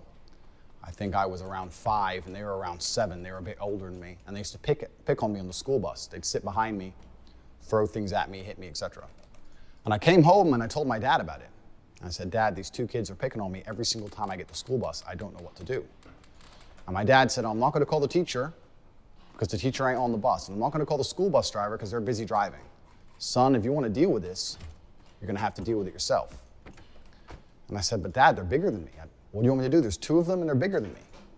And at the time, I'd just come home from school and I was holding a lunchbox. And my dad pointed and said, you have a lunchbox, son? Teach them. So weeks had passed. It was a few weeks. They kept picking on me, and I felt myself sitting there getting more insecure, and the rage was boiling inside of me. And one day, one of them slapped me in the side of the face from behind. I was sitting on the chair. He slapped me in the face from behind. And instantly, I don't know what it was, but this was the day I had enough, and I turned with my lunchbox and swung it over the back of the school bus chair and caught him and busted his eye clean open. The plastic Batman lunchbox hit him in the eye, and blood started squirting everywhere. All the children started screaming. And as I did this, the bus had just come up to a stop. It was a few stops before my stop, but it had stopped. And as the bus stopped and the screaming happened, I just got up and I just ran off the bus and ran home. I've never run sound so effects and fast everything. Or so far in my life. I was full of adrenaline. I just ran. When I got home, I had blood on my clothes, and my dad looked at me. And he said, good So job. what happened? And I said, that kid, I won't say his name. I said his name at the time. I said, that kid, he hit me in the face, and I had enough of getting hit in the face. And I was still holding the lunchbox, but it was all smashed up where I'd hit him with it. And my dad kind of smiled a little bit and said, don't worry, son. Get in the car. We're going to get ice cream. We went to Walmart. We walked up and down the aisle. Oh, shit. Sorry. And he looked and picked up another lunchbox, an exact replica of the same blue Batman lunchbox. New weapon. Gave it to me and said, I'll buy you as many of these as you need. And that was the last we spoke of it. Funnily enough, I never saw that kid again. I don't know if he changed schools. I don't know what his parents did. But I never saw that child again. So even from a very, very young age, I was taught that going to authority and crying and hoping someone else is going to fix your problems is not the way a man should conduct himself. When I left Chicago, I moved to Luton, England, which was multiple times voted the worst town in England. It's a high crime rate. It's a very bad area. My mother and father broke up, so I was in a single mother household. And now I'm a person of color in a single mother household. I'm also the only American at the time in Luton. And I had, again, repeat problems in school. I was picked on for being the only American. I was picked on for not knowing things I should have known because I hadn't been through the English educational system. I'd been through the American educational system. And I had trouble in school again, but I stuck up for myself. Unfortunately, nothing got violent at any point, but when people made fun of me, I stood up and said, listen, don't make fun of me.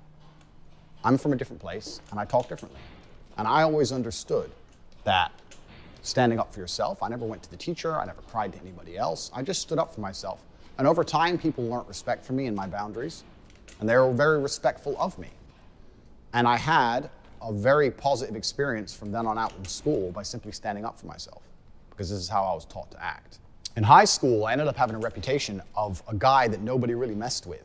I certainly wasn't a bully, absolutely the opposite, but no one really picked on me. I actually had a friend in school who was gay. I had 5 main friends in school, and I was also friends with a gay guy. And he would make fun of me for being American, and I would make fun of him for being gay back then. But the world was a very, very different place. This is many, many years ago. And we had friendly banter back and forth, but we were very good friends. And I stuck up for him and prevented anyone else picking on him all of the time. And the banter between us, the locker room talk, which would be considered absolutely unacceptable today, at the time was very, very normal. And we had a great time. We were good friends. And I heard from him, actually, after this ban. He said, you should mention the fact that the things they say about you completely aren't true.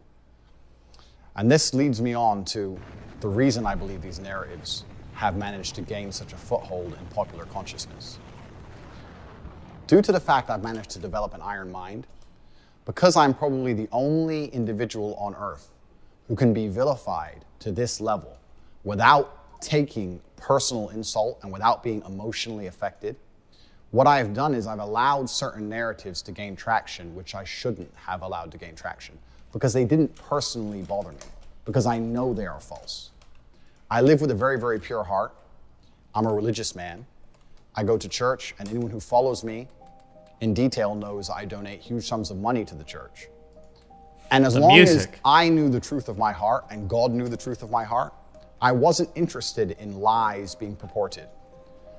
I now understand that that's wrong, because even though I've done nothing wrong, even though it doesn't emotionally affect me, even though God and myself know my innocence, the public consciousness has been polluted to a point where narratives are being purported which are absolutely and utterly false. And it's having a genuine negative impact on the people who I care about and the people who care about me.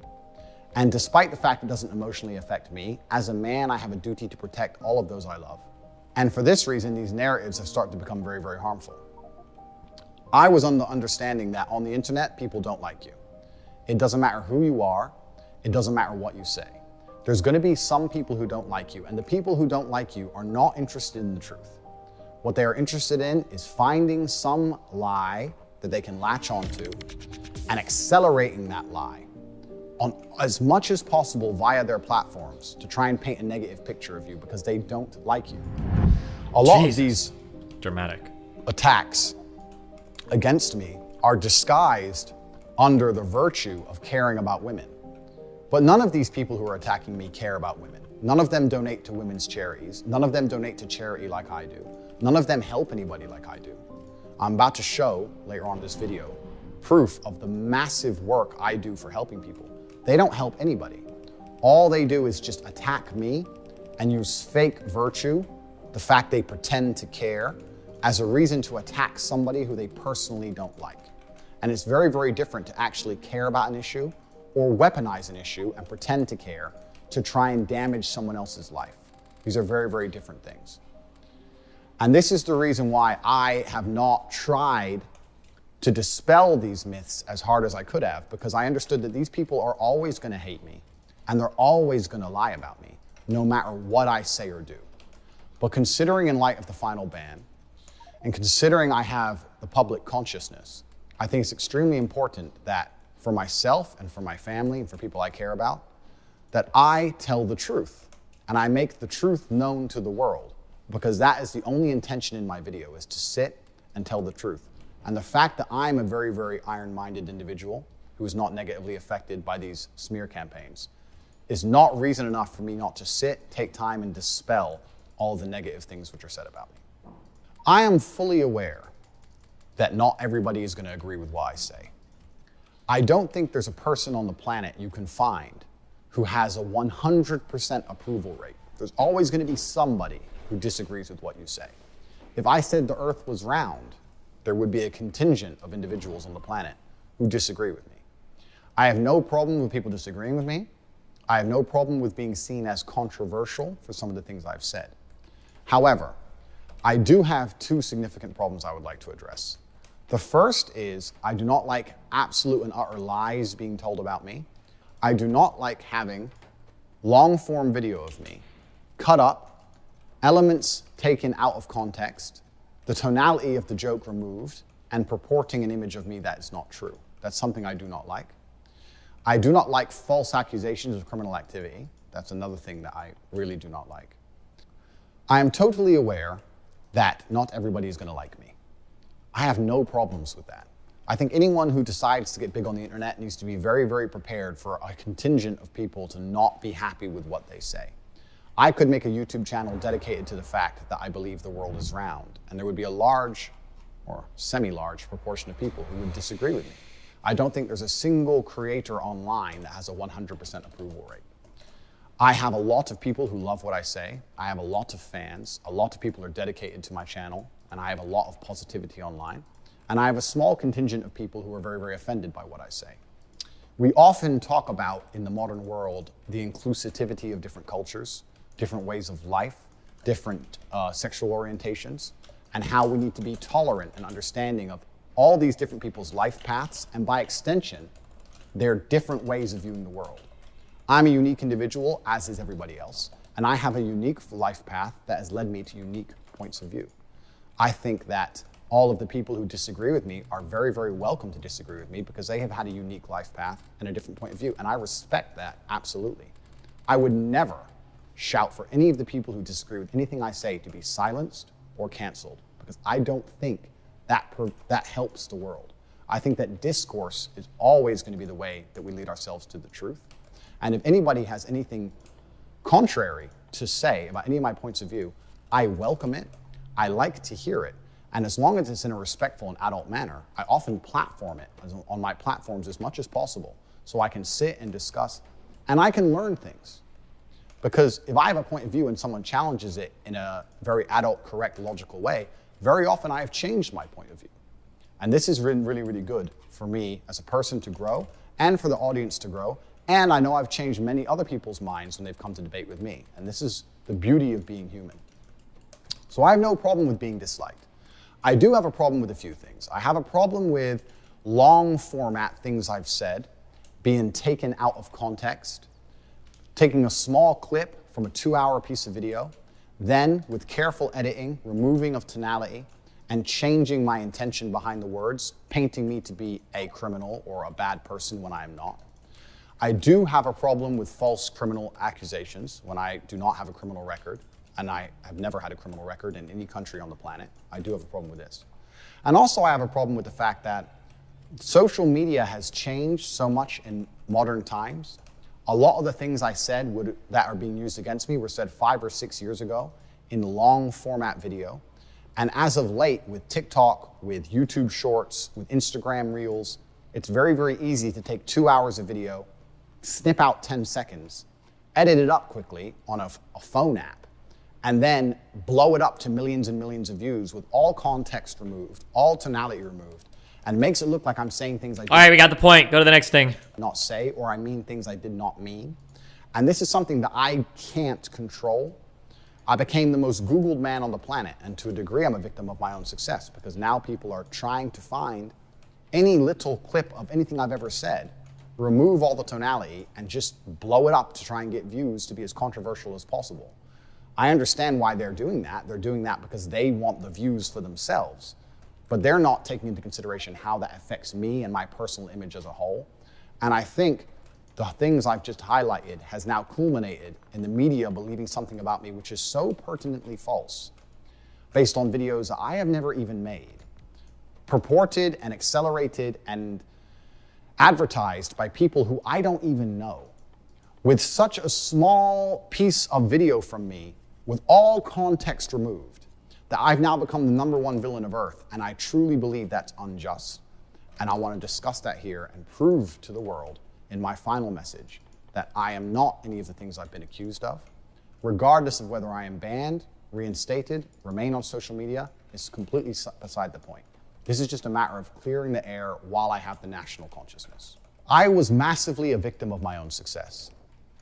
I decided to accelerate my public persona and presence about 6 months ago. And I was massively successful. I became the most Googled man on the planet. I am, by the metrics of the internet, the most famous individual who is currently alive in the world today. That comes with a bunch of advantages and disadvantages. We can go into those at depth. The disadvantages are safety aspects, safety concerns, which we're going to talk to about. People are putting Kobe in chat, but that might actually be true. Like, considering that he blew up like crazy on TikTok, and I think TikTok is the biggest.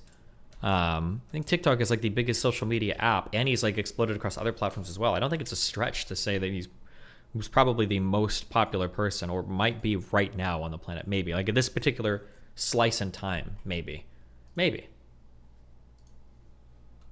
Outside of his internet circle, outside of this internet circle, nobody knows who he is.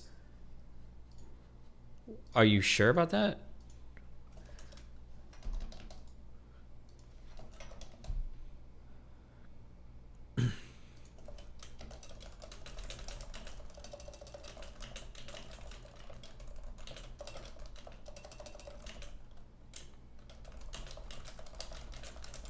Hold on, I'm doing a normie friend check.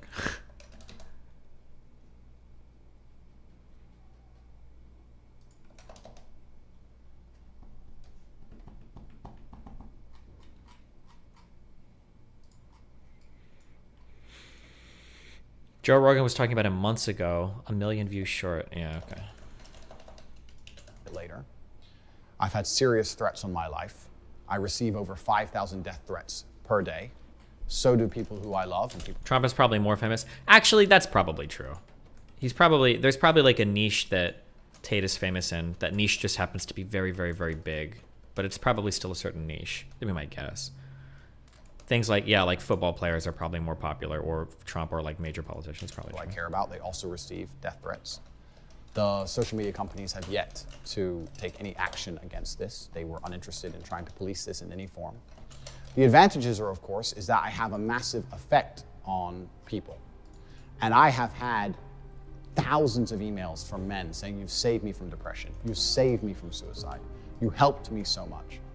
The #1 video on my YouTube channel, my pinned video, has been for over a year.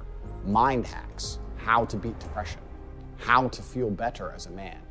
Sitting there believing that depression is some monster from the sky that strikes your brain and now you have no control over it and you must take pills every day is the absolute enemy to a G mindset.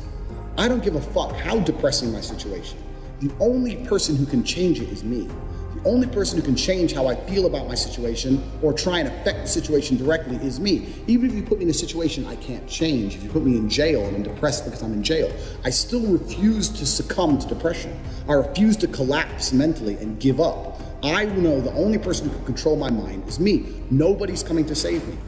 As a man who's been through such a difficult life, I think I have a very intimate understanding of difficulty and how to grow as a man, and how to become the kind of man that can handle a difficult life, because this has been my life path. This is what God chose for me. And this Does Tate have a point here when it comes to depression? So here's the problem that Tate has. Everybody has this problem. Every successful person has this problem, I think. I had the same problem. I'm gonna jerk myself off. I'm gonna jerk Tate off.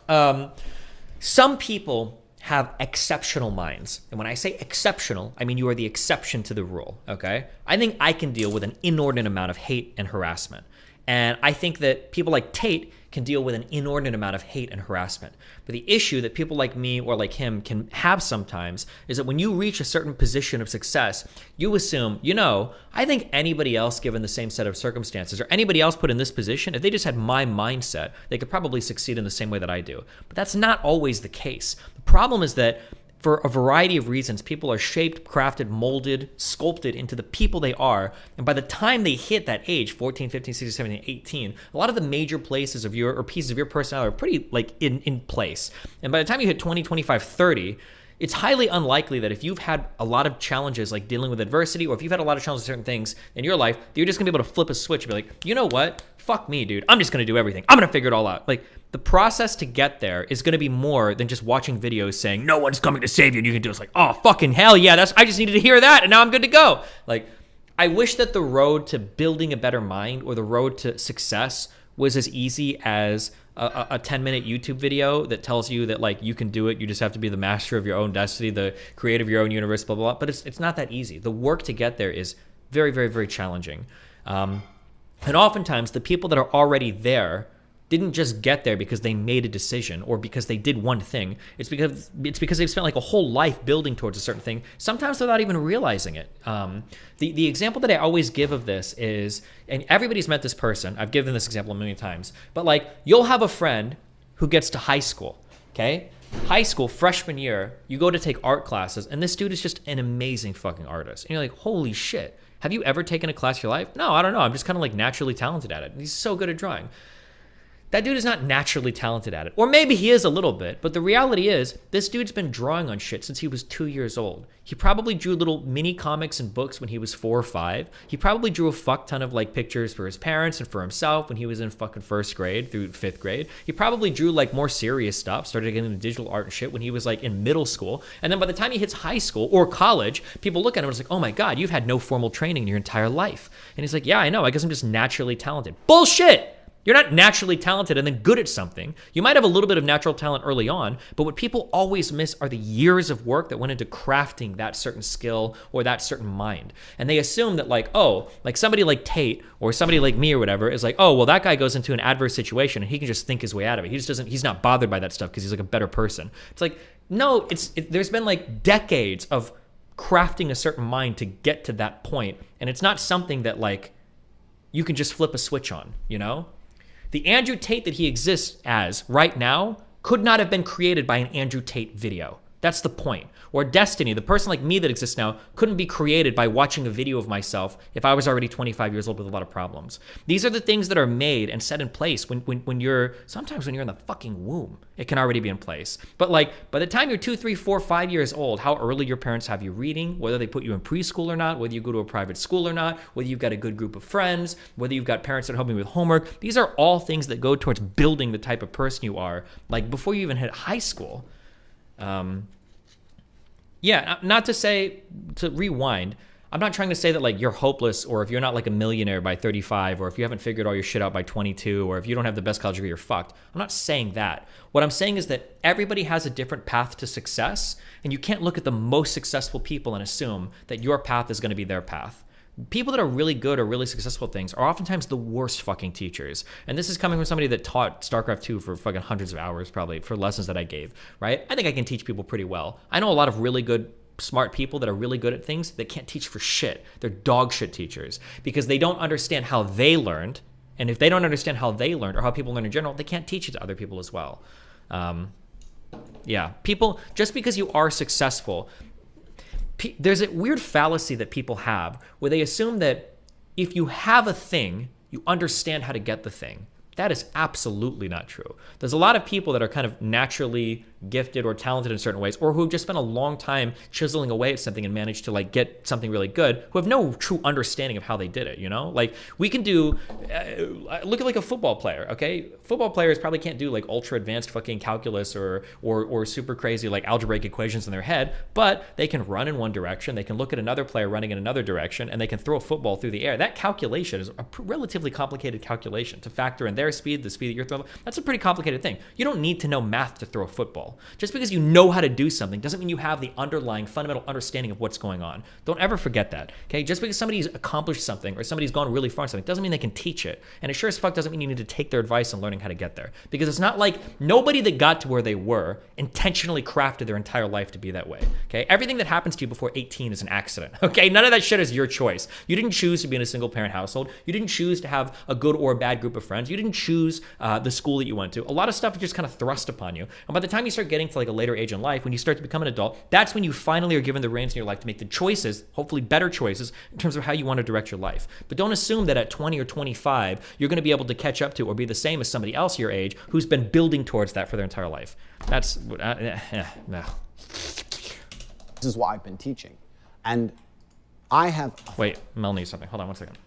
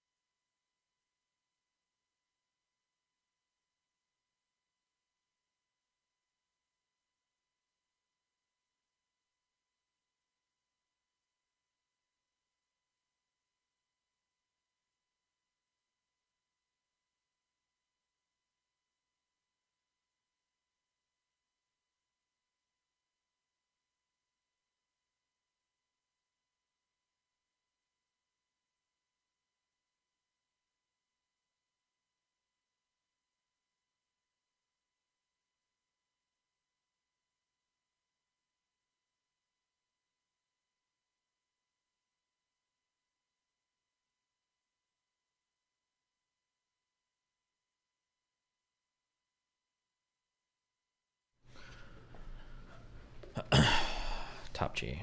Herman Miller M-Body is spitting nothing but facts. Don't get this chair. It's not worth it, okay?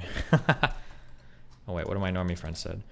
Yeah, but I don't know much about him. I just see him crop up on Reddit / other social media, LOL. I assume he's a red pillar. Oh.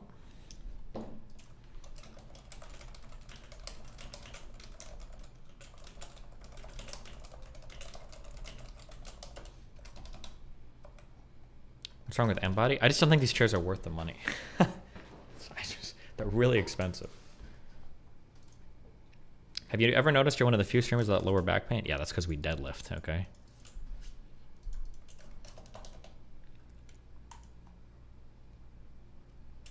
Affected positively millions of people, and I'm immensely proud of that.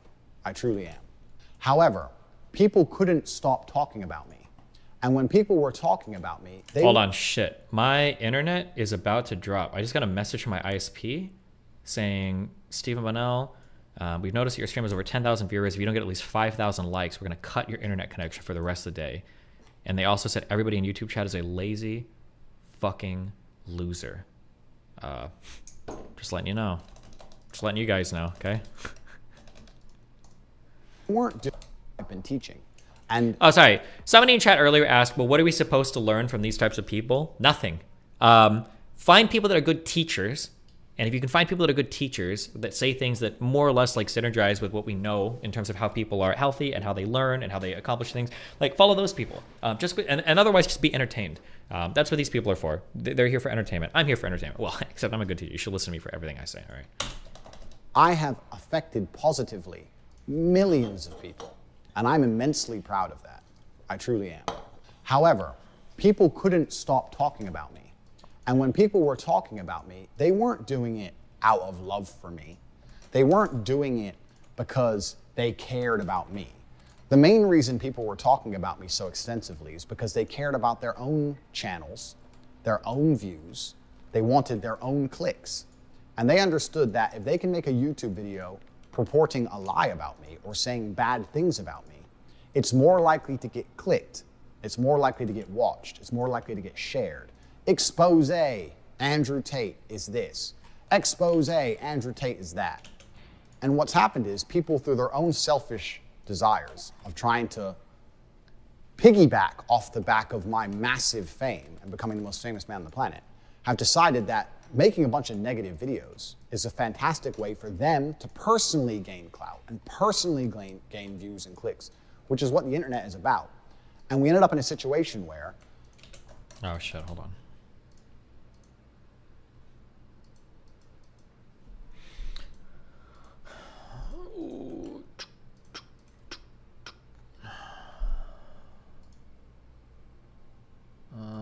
Fuck.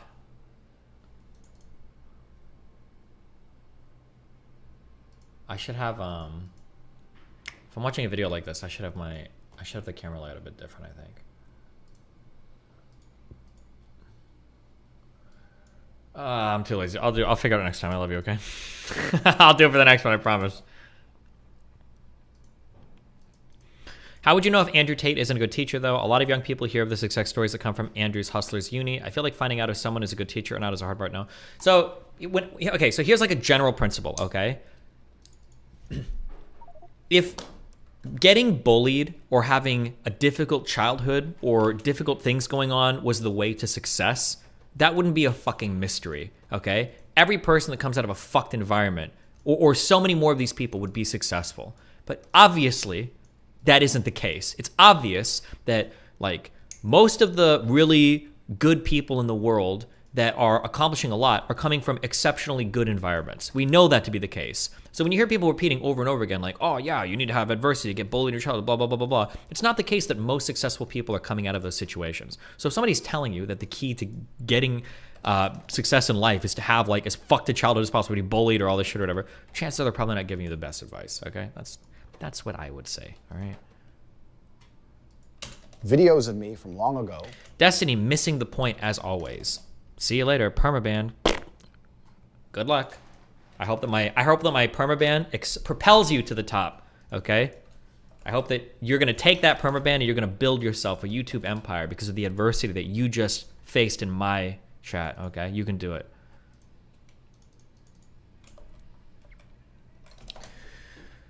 If most of the exceptional minds are bad teachers, then does it matter that the teachers are going to be less exceptional then, or is teaching as a skill more important than the knowledge? The thing is that people go to online people, or people go to teachers online for the wrong reasons. Everybody wants to be exceptional, but that's not possible. Anybody can be exceptional, but not everybody will be exceptional.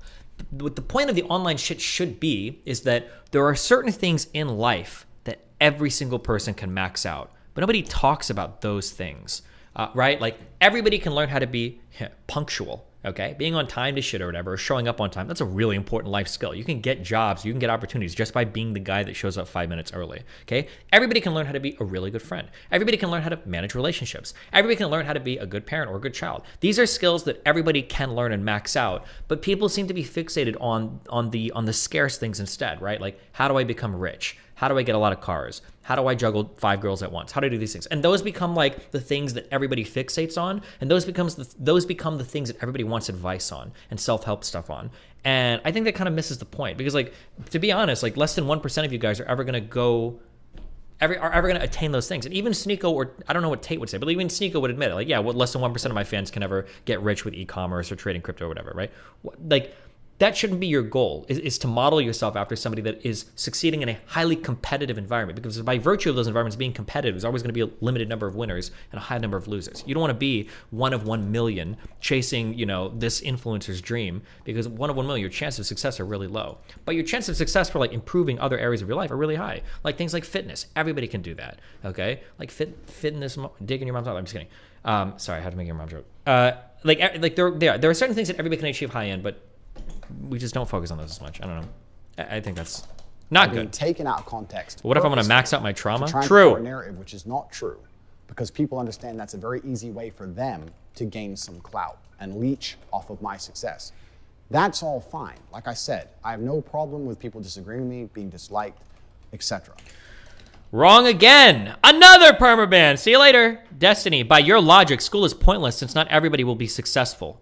School is not there to make you into a millionaire. School is there to equip you with the tools necessary to achieve hopefully to get a job, or to be able to contribute some knowledge that is, like, functional and worthwhile in society. Everybody can do that. That's not a limited thing. That's not a scarce thing. You don't go to school and come out like, oh God, I can't find a job. I just got a degree. Oh no, like, that doesn't happen in the real world, right? It might happen on, like, Reddit or 4chan, where people say that, like, oh yeah, I go to school and it was a huge waste of time. Yeah, maybe if you got, like, a super crazy, like, liberal arts degree, or, maybe if you flunk out of school. But the reality is the vast majority of people that go to school get way better paying jobs. Like, the average lifetime earnings of a bachelor's degree is like $1 million over somebody with just high school. But however, when it has an effect to this magnitude, where I am genuinely seen as a negative, bad influence on the world, when all of the emails I receive from people who watch me are positive, saying that I'm helping people, how I've helped their mind, I've cured their depression, it's really strange to experience such a disconnect. To have 98% of the people who email you say how fantastic you are and how much you helped them, and then 2% of unknowns threatening your life. And then everyone I meet on the street saying such amazing things. Since I've become the most famous man on the planet, I have never once had a negative experience in real life. Everybody who meets me is very respectful, a fan. We take pictures, we shake hands. Nobody has screamed at me in public. Nobody's come up to me and called me names in public. Nobody said I'm wrong. I've been to over 20 countries. I've never had a single negative in-person experience ever. So the people love me. At the same time, the media is saying I'm hated. It's a very strange disconnect that I've been experiencing. And a lot of that has been purported and accelerated by the fact that people are trying to gain views on their own channels, separate to me, nothing to do with me, by accelerating lies. It's also an interesting case study into internet mass hysteria, right? If 50 videos come out saying Tate's a bad guy, it takes a lot of bravery for someone to come out and say Tate's not a bad guy, despite the evidence. I can show evidence to the contrary of these negative narratives for the end of time. But if somebody can see, if a YouTube creator or a content creator can see, if you make a negative video about Tate, you get a bunch of clicks, and everyone else did it, well, then I may as well do it. They don't sit there and go, what about Andrew? What about the truth of this? What about the effect on his life? What about the effect on his experience of the world? That doesn't come into consideration. What comes into consideration is, everyone else did this and got a bunch of views, I want a bunch of views. And even though what they're saying is false, even though some of them know it's false, some of them may not, but the ones who are well researched know it's a lie. It's very, very tempting for them to sit there and do it anyway, because there's no repercussion. There's no downside to them. All that's going to happen is they're going to get a bunch of clicks, a bunch of views, a bunch of comments, a lot of people defending me because they know it's not true, a lot of people agreeing with them who are less researched. They're going to completely benefit, and the only person who's going to suffer is me. And because I have an iron mind and I wasn't emotionally affected by this, and I understood the nature of the internet, I didn't try to combat it too hard. I didn't know exactly what I... It's always funny to watch people make the jump onto internet shit and learn this lesson. I think everybody has to learn this lesson through experience, because I went through a lot of similar stuff with people, and they continue to make hit pieces on me or whatever. I remember for the Naked Ape thing, that was probably one of the biggest events where I was thinking that, like, okay, like, crazy autistic dude, schizoid poster, like, making crazy random hit piece on me. Like, it's not even worth responding to because it's obviously fake. Like, a lot of the stuff that he quotes is just, like, factually incorrect. So it's not worth, like, even dignifying it with a response. Like, why say anything at all? Like, I know it's not true, so who cares?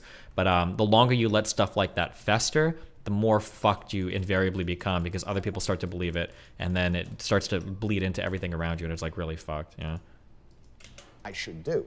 Because I had already told the truth on repeat many, many, many times, but nobody would acknowledge it. They would just ignore it because it got more clicks to purport the lies. So I thought, that's the nature of the internet. I've never been this famous before. I guess that's just how it goes. Unfortunately, now public consciousness via the media has genuinely bought into a construct where people believe I'm somehow dangerous, when all I have done is save people from depression. We talk about men's mental health. Patty Pimblett just fought and talk about if you have trouble with men's mental health, come forward. As I said, women talk to each other. There's no stigma on women. They sit around and have a cup of tea and have a jangle. True that. Men don't, lad. Men feel like, oh, I can't go and say that to him because he'll think I'm a little mushroom. You know what I mean? That's what men think. But as I said in the cage, I'd much rather my friend come to me and speak to me and cry on my shoulder than me have to cry when I'm carrying his coffin a week later. I just wanted to show the world that if mental health could bring somebody as big as me... Like, I agree that these are problems. But the, I mean, like, a lot of these things end up getting reinforced by men. And I don't know what Tate's view on this, but, like, I know that I've heard, like, Myron and stuff say, like, oh, like, you can't... No, did they say you can be no, they might have said you can be emotional about guy friends, but I feel like guys just typically aren't. That's just not how we associate with each other. We're not usually, we're not allowed to be emotional next to each other. It feels really weird. I feel like there's a lot of mixed signals in terms of, like, can men be emotional, or is being emotional something that makes you weak? Like, now we're complaining in this video here that, like, men can't be emotional with each other, but I feel like I've heard, or at least it feels implicit, the message before is that, like, well, if men are emotional or sad about things, that kind of makes you weak. I feel like the messaging there is really mixed, but who knows? I need to dive into, like, a Tate video, or I don't know if they exist anymore, I guess, but, like, what are their actual, like, ironed out views on this? Talk to each other. There's no stigma on women. They sit around and have a cup of tea and have a jangle. True that. Men don't, lad. Men feel like, oh, I can't go and say that to him because he'll think I'm a little mushroom. You know what I mean? That's what men think. But as I said in the cage, I'd much rather my friend come to me and speak to me and cry on my shoulder than me have to cry when I'm carrying his coffin a week later. I just wanted to show the world that if mental health could bring somebody as big as me and as strong as me and, you know, the stereotype heavyweight champion of the world to my knees, then it could bring anybody to the knees. Tyson Fury talk about it. I talk about it. Everyone tries to talk about it. And everyone says, men, you should talk more, talk to us. I try and encourage men to be strong. I say, listen. Would you say this is reinforced by women as well, or mainly men? I can't stereotype after meeting those Miami girls. I have no idea. I can't generalize after meeting those Miami girls. Who the fuck knows? I feel like it's generally easy to be emotional or vulnerable around women. I've never had a problem with that in my life. But I'm generally a pretty unemotional person. So I think when I am, it's a kind of a rare event, or it's an exceptional event. If you're somebody that's really emotional all the time, or if you have big mental health issues and you constantly vent that around other people, that probably is going to be an issue. But I don't think that's a male or female problem. I think that both sexes will have issues with that if they've got a friend that does that. But yeah, who knows?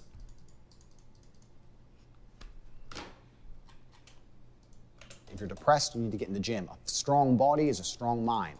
I sit there, and by using my lifestyle, which is an aspirational lifestyle that most men would love to. What do you feel like Hassan falls on this? Because I feel like I have seen him shit on men with mental issues many times. I don't think Hassan has the depth of character to talk about any of these things. I don't know if there's anything you can learn personally from Hassan. Like, he's like a progressive talking points print machine, and then like a clout monster. Like, that's about like all the value I think that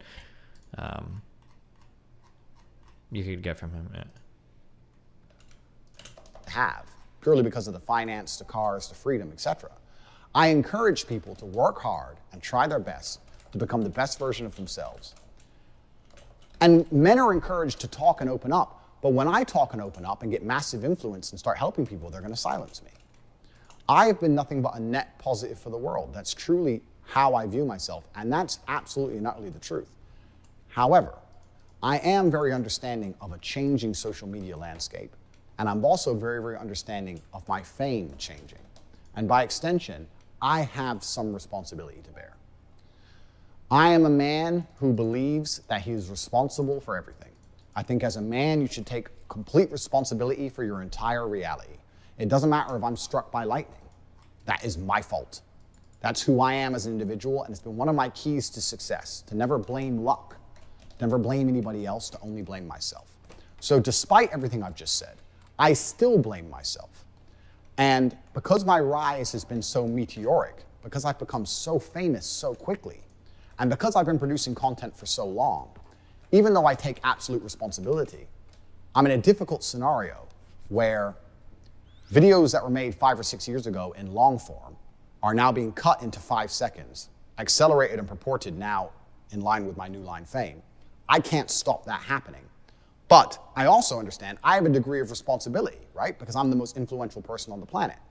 So my responsibility is to make sure that any kind of negative connotations in my messaging are removed. I want to stick to my message.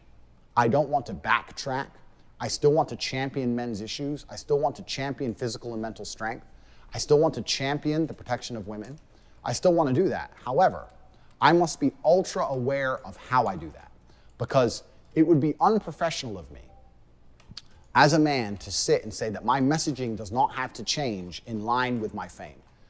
The way you can say things in a video that gets 500 views is very different than the way you can say things in a video that gets 500 million views. I wonder if this is like genuine reflection and growth, because everything he's saying is really true. Or I wonder if it's just a gimmick to get unbanned from things, hoping that people will watch. It's always hard to tell. Or 50 million views. You have to change your messaging. The more people you reach, the more important it is that people do not take your things out of context, right? If 0.1% of people misunderstand you on a 500-person video, that will not have a large effect on the world. But if 0.1% of people misunderstand you on a video that has 50 million views, now you start to affect the world in a negative way. So I have to be very, very, very careful in line with my newfound fame. And it's difficult, because in the world I'm in, if I sit down and do a 3-hour podcast, it's my job to be entertaining. And I want to give exciting answers and interesting insights. I think the reason people follow me is because I have a very firm understanding of the English language, a very good grasp of the way to construct sentences, how to be motivating, how to be compelling. And I do that on purpose. But it's also very difficult for me, regardless of my intellect, to now sit at a podcast, be interesting, be exciting, give a compendious and concise answer, at the same time be wary that in my 1-minute answer, at any point 6 seconds worth of it can be taken, snipped, used against me, and weaponized. I don't know if my mind can handle all those tasks at once. It's not very often I'm stumped, but that is becoming extremely difficult. And I'm sitting here thinking I've been offered massive podcast requests by the biggest podcasts in the world. And I'm thinking, how can I answer questions? How can I be a responsible adult, because that's what I am? How can I be a professional, take responsibility for my level of fame to make sure that nothing can be taken out of context, but still tell my truth and still answer the questions, but construct my sentences in a way where they can't be misrepresented at all? And it's hard, Because I think any content creator who was suffering from what I've suffered from, if any content creator got as large as I was, and there was as many people cutting up their videos as they were mine, and those people had a negative agenda, we could make Mickey Mouse look evil. You could make anyone look bad. I'm not saying I haven't given them ammo. Of course, there's been the... There is nothing genuine about this. I'm surprised you're getting fooled. Oh, my bad, dude. You see through the matrix. Good job. You've got it all figured out. Everything is fake. A clip that made it easy for them. I'm saying if their intentions were to be as provocative and negative as possible, it can be done to anybody. And that's why now I need to take a break from all the podcasts I've been invited on, especially since I've been banned. I've been invited on the largest platforms in the world. I've had 100,000 emails of support. All the media channels want to talk to me. And I'm sitting here thinking, I need to make sure I'm not misunderstood. And I have to really be careful about how I do that while not backing down on my messaging, while still championing the things I champion, still believing in myself, but making sure I'm not misunderstood. And although I think on the internet I am one of the most respected oratists that exist, I now need to once again improve myself and improve my skills and prevent anybody being able to take me out of context. I might have to form a new way for sentences to be constructed. But if that's what it takes, that's what I intend to do. Because with great influence comes absolutely and utterly great responsibility. And I do understand that. Spider-Man! I blame myself for the fact that people have managed to do this to me, regardless of the fact that I did not want it to happen. So let me give a quick example of this. Before I continue, I want to say that I often speak to the absolute beauty of women. I have a very healthy relationship with my mother. I have women around me who truly and utterly love me. I have very healthy relationships with females. I have no criminal charges for crimes against females. Nobody has come forward and accused me of sexual misconduct. Please understand, we'll go into the Romanian house raid shortly. But most people in my position of fame have had women come forward and say he raped me. I'm the most famous man on the planet. There's not a single female whose face you can name or whose face you can picture that's come forward and said I've raped her. Not a single female has come forward saying I've hurt her. Not one. There's a video from 10 years ago that showed me in a sexual act with one of my ex-girlfriends. I just want to say, nobody's accused me of rape either, so. I didn't say the word listen. Did I say listen? Hello everyone, I just wanted to say something about the video that's been released recently about me and my ex-boyfriend Andrew Tate. Andrew is my still great friend. What you guys saw on the video, it's just what we used to do. It was just pure game. He's a great guy. He would never hurt anyone unless he's fighting. The left understand that kink shaming is a negative thing, from my understanding. She has come forward and said that it was all just a game. And still, that video is being used and sent around the internet saying I'm a woman beater. If I said it was a game, and she said it was a game, who are other people to then comment on our lives, our private lives, which got leaked, and tell us it's not a game? It was between two consenting adults, and we decided to do something ourselves, and we both agreed it was fine, and she has not come forward trying to accuse me of anything. So who are others to do that? That's just... I think you got to be careful. People in chat are saying like, oh, he paid her hush money, blah, blah, blah. I think the bar for this type of stuff needs to be pretty high. Like, I had people tweeting out that I was raping Melina on a stream. I was like poking her back on stream, and people were like, oh, he was kink playing, like trying to insert himself. Like, people were saying wild shit about me. I think we probably need to be a little bit more careful when we're talking about this stuff. And rather than just like, oh, like here's a video he definitely was raping or definitely raped her, like probably need to chill a little bit and have more evidence or something. If the woman is saying that it didn't happen and he's saying it didn't happen, I mean, like at this point, there would be literally nothing to exonerate him. Destiny, didn't he flee to Romania to avoid a rape charge though? I want to be very, very, very careful when I talk about this, okay? And I don't believe I've ever said anything differently, okay? Although maybe I've been a little bit, I think his statements are weird. But I believe that what he said before was that the reason why he went to Romania was because it was easier to beat rape charges. But when he was saying that, it was in the context of attacking like the false rape charge thing. Not that like he wanted to rape people and go to another country to get away with it, but more that he was worried about false rape charges in like America. I think that was the context of how he made that statement. It wasn't that he wanted to rape and get away scot-free. It was that he just didn't like the concept of false accusations in the West. That's what my understanding of those statements were. So, kink shaming, which that's all it is.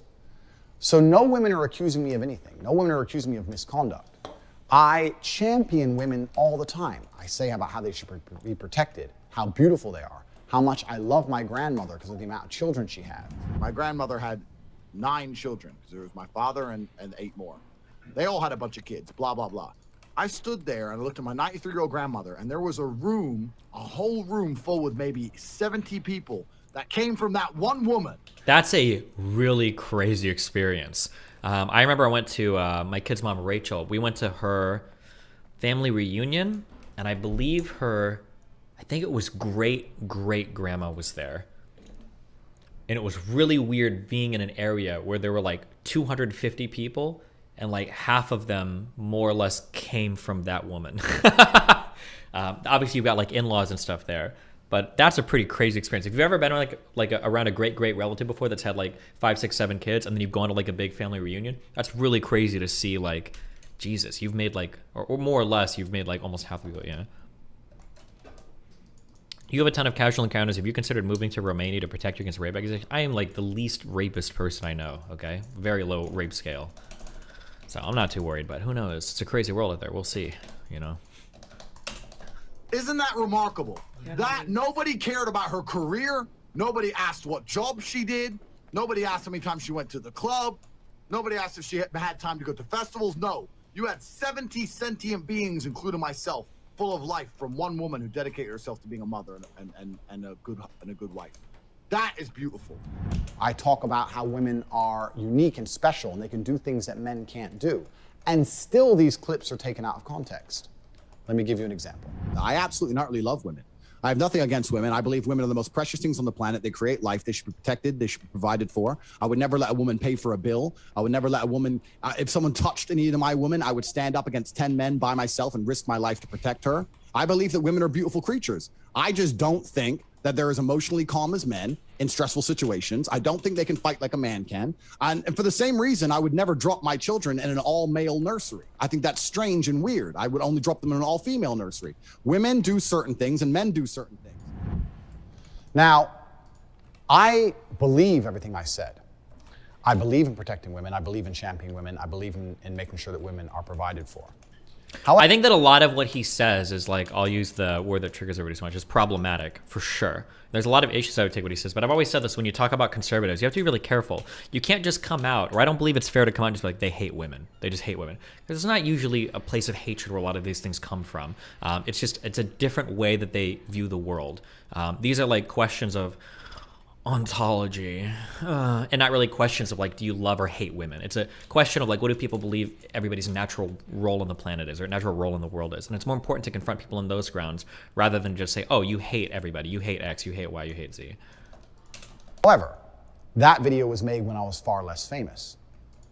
In light of the things I just said to you earlier in this video, I understand that now, as my fame grows, even though to me my message is very clear, a man has certain roles in society, a woman has certain roles in society, and when we work as a team, when we love each other, society is better as a whole. I think that these views are not very controversial at all. I think they were mainstream only a few years ago. I don't think that they're controversial. Most of the people I meet in the world don't think they're controversial. The women I hang around with don't think they're controversial. Nobody on the street I've ever met thinks they're controversial. Everybody agrees with me. However, the way I'm saying it, the way I'm getting the message across, because I'm trying to be as energetic as possible, I understand that a small, tiny percentage of people might misunderstand me. And that didn't matter when I didn't have any views. I didn't have any followers. But now I'm the most famous man in the world, I have to be a lot more careful with how I say it. But what's really worrying is this. That clip, I would like to think, even my biggest haters can agree, is a clip that is positive about women as a whole. Perhaps you may not like my tonality or the way I structured certain sentences, but as a whole, I'm saying positive things about women. At one point during that speech, I said women do certain things and men do certain things. That clip has been taken, that cut of my language, men do certain things, women do certain things. Somebody, I have no idea who, has made a TikTok where it says men do certain things, and it shows videos of me driving around in cars, spending money, and women do certain things. Not me, shows right? Women clean. Women do certain things and men do certain things. Somebody off their own back, somebody else has made that video. I didn't tell them to. I don't know who they are. I don't know what their account is. It's just viral on the internet somewhere. And now I look like I'm saying women should only clean and men should only run around with cars and women and money. I didn't say that. I didn't say that at all. I said that women should be protected and provided for. But because a small clip was taken out of context and used against me and weaponized, now I look like I've said things I did not say. And no matter how positive my message about women, if the intention is to try and make me look bad, even with a clip like that, they found a way to make me look bad. That's the scary thing. That's why I've titled this video My Final Message, because I don't know, even with my entire brain, I don't know with all of my genius intellect, if I can find a way for nothing to be used against me. It's extremely difficult. One line out of context has made me look bad, and millions of people saw that, and people didn't see the long format video, and they've deduced that I hate women and that women should only clean, when really I was trying to stick up for and protect women and give my true views on women. And this comes full circle to the Instagram ban. I am very understanding of why Instagram felt like it was necessary to ban me. I am not mad at Instagram. I'm a professional, and as a professional, I'm not an emotional person. I do not do emotional responses.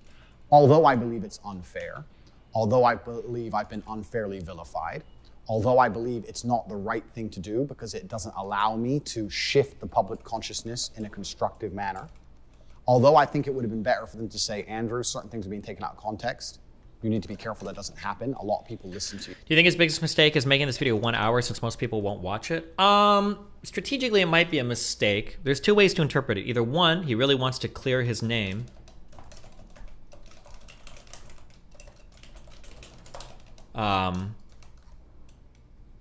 Or two, like he genuinely feels this way and like he wants to make sure that like the entire message with the entire context, everything is out there. It would be a tad ironic if he wanted to clear his name by saying people were taking him out of context by making small clips, but then he only makes the video like 5 minutes long so that it's easy to take him out of context and make small clips, right? You, and I could have become a champion for women's rights. I am not emotional. I understand why they did it, because that's a perfect example of how people are desperate to try and make the things I say look worse than they are, and using social media platforms to purport negative views of women. And it doesn't matter if it's a negative view of a woman, negative view of men, negative view of a sexuality. It doesn't matter what it is. It should be stopped. I agree with that. And Instagram or Meta have a responsibility to show that they are listening to the public. They want to show that they are listening. I have some good people on the case, and dialogue with Instagram I would like to open, and will proceed as God sees fit. If God believes that I do not need an Instagram page, then I will not have one. If God believes that I do, then I shall. This is not just about Instagram. This is just me saying to Instagram that I totally understand. I just wanted to make it clear that I didn't want these things to be said. That clip of the cleaning and me being taken out of context has no benefit for me. Everyone dislikes me on the internet. Certain people watch it and know it's not true, the ones who've watched the longer format stuff of my videos and they're fans of mine, fine. So certain people remain neutral because they know it's false. But people who don't then dislike me. My family gets death threats. I get death threats. Hate is spread online. Like, there's no benefit for me. If I could stop that happening, I absolutely would. Which is why I want to adjust my messaging and adjust the way I talk. I don't want that to happen. That doesn't help me. I would love for that to never happen. And Instagram think the way for that to stop happening is to ban me. I agree it should stop happening, but I don't think banning me is the answer. Because there will always be someone else. And there will be a new hate mob and new out of context videos. And this is a problem which is larger than Andrew Tate. This is an internet problem. This is a problem with short format video, short attention spans. Jesus. Nobody looking into anything in detail, things taken out of context. This is a really big problem that the world has to address that goes beyond me. Wait. Hello? What?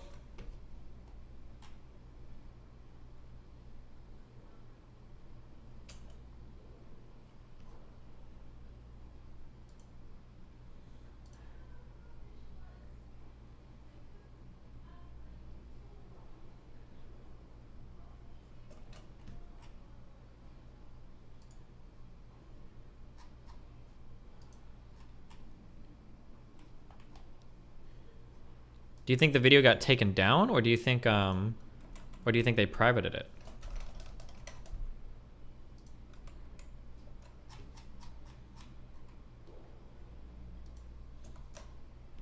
Check Aiden Ross Twitter.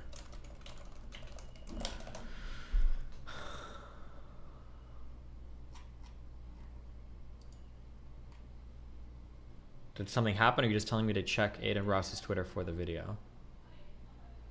Oh, okay. Oh god, fuck. What was the time I was at? Oh fuck, I didn't. Massive podcast requests by the biggest podcast. Unless he's fighting.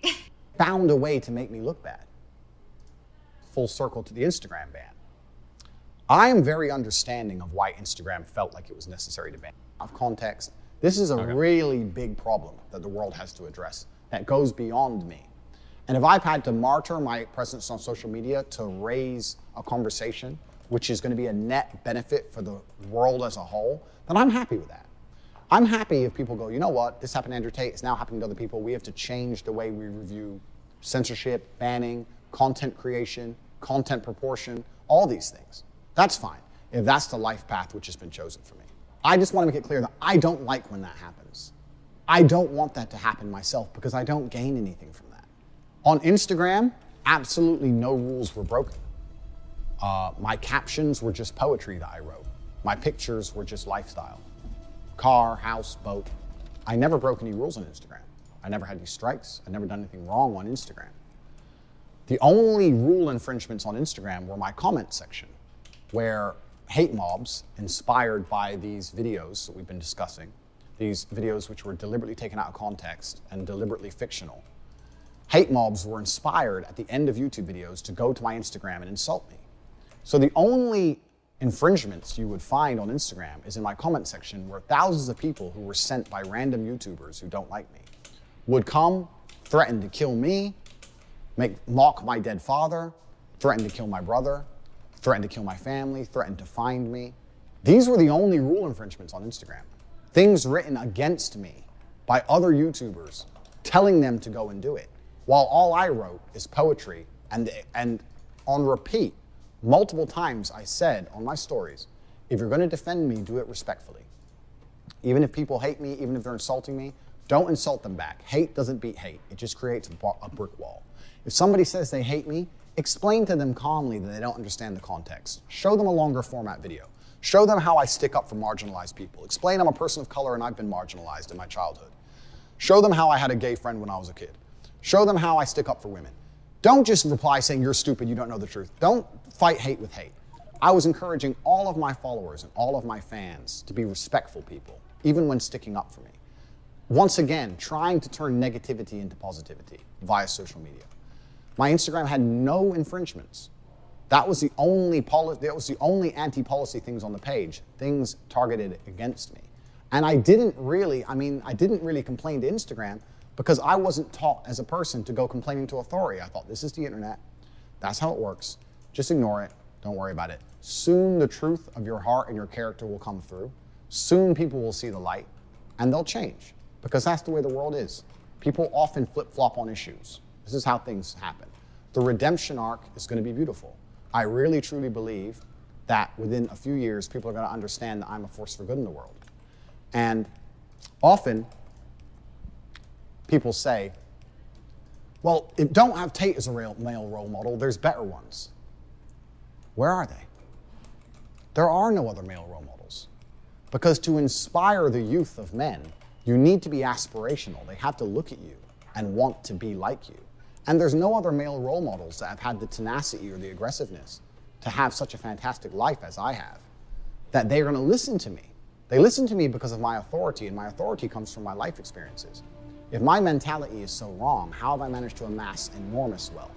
How have I managed to amass huge social status? How have I managed to physically dominate the planet? I've done things that men respect and they look up to me. So that's why I can lead them. And I understand my messaging should change in light of the fact that I can be taken out of context. But me being alive on the internet will allow me to lead men in a very positive direction.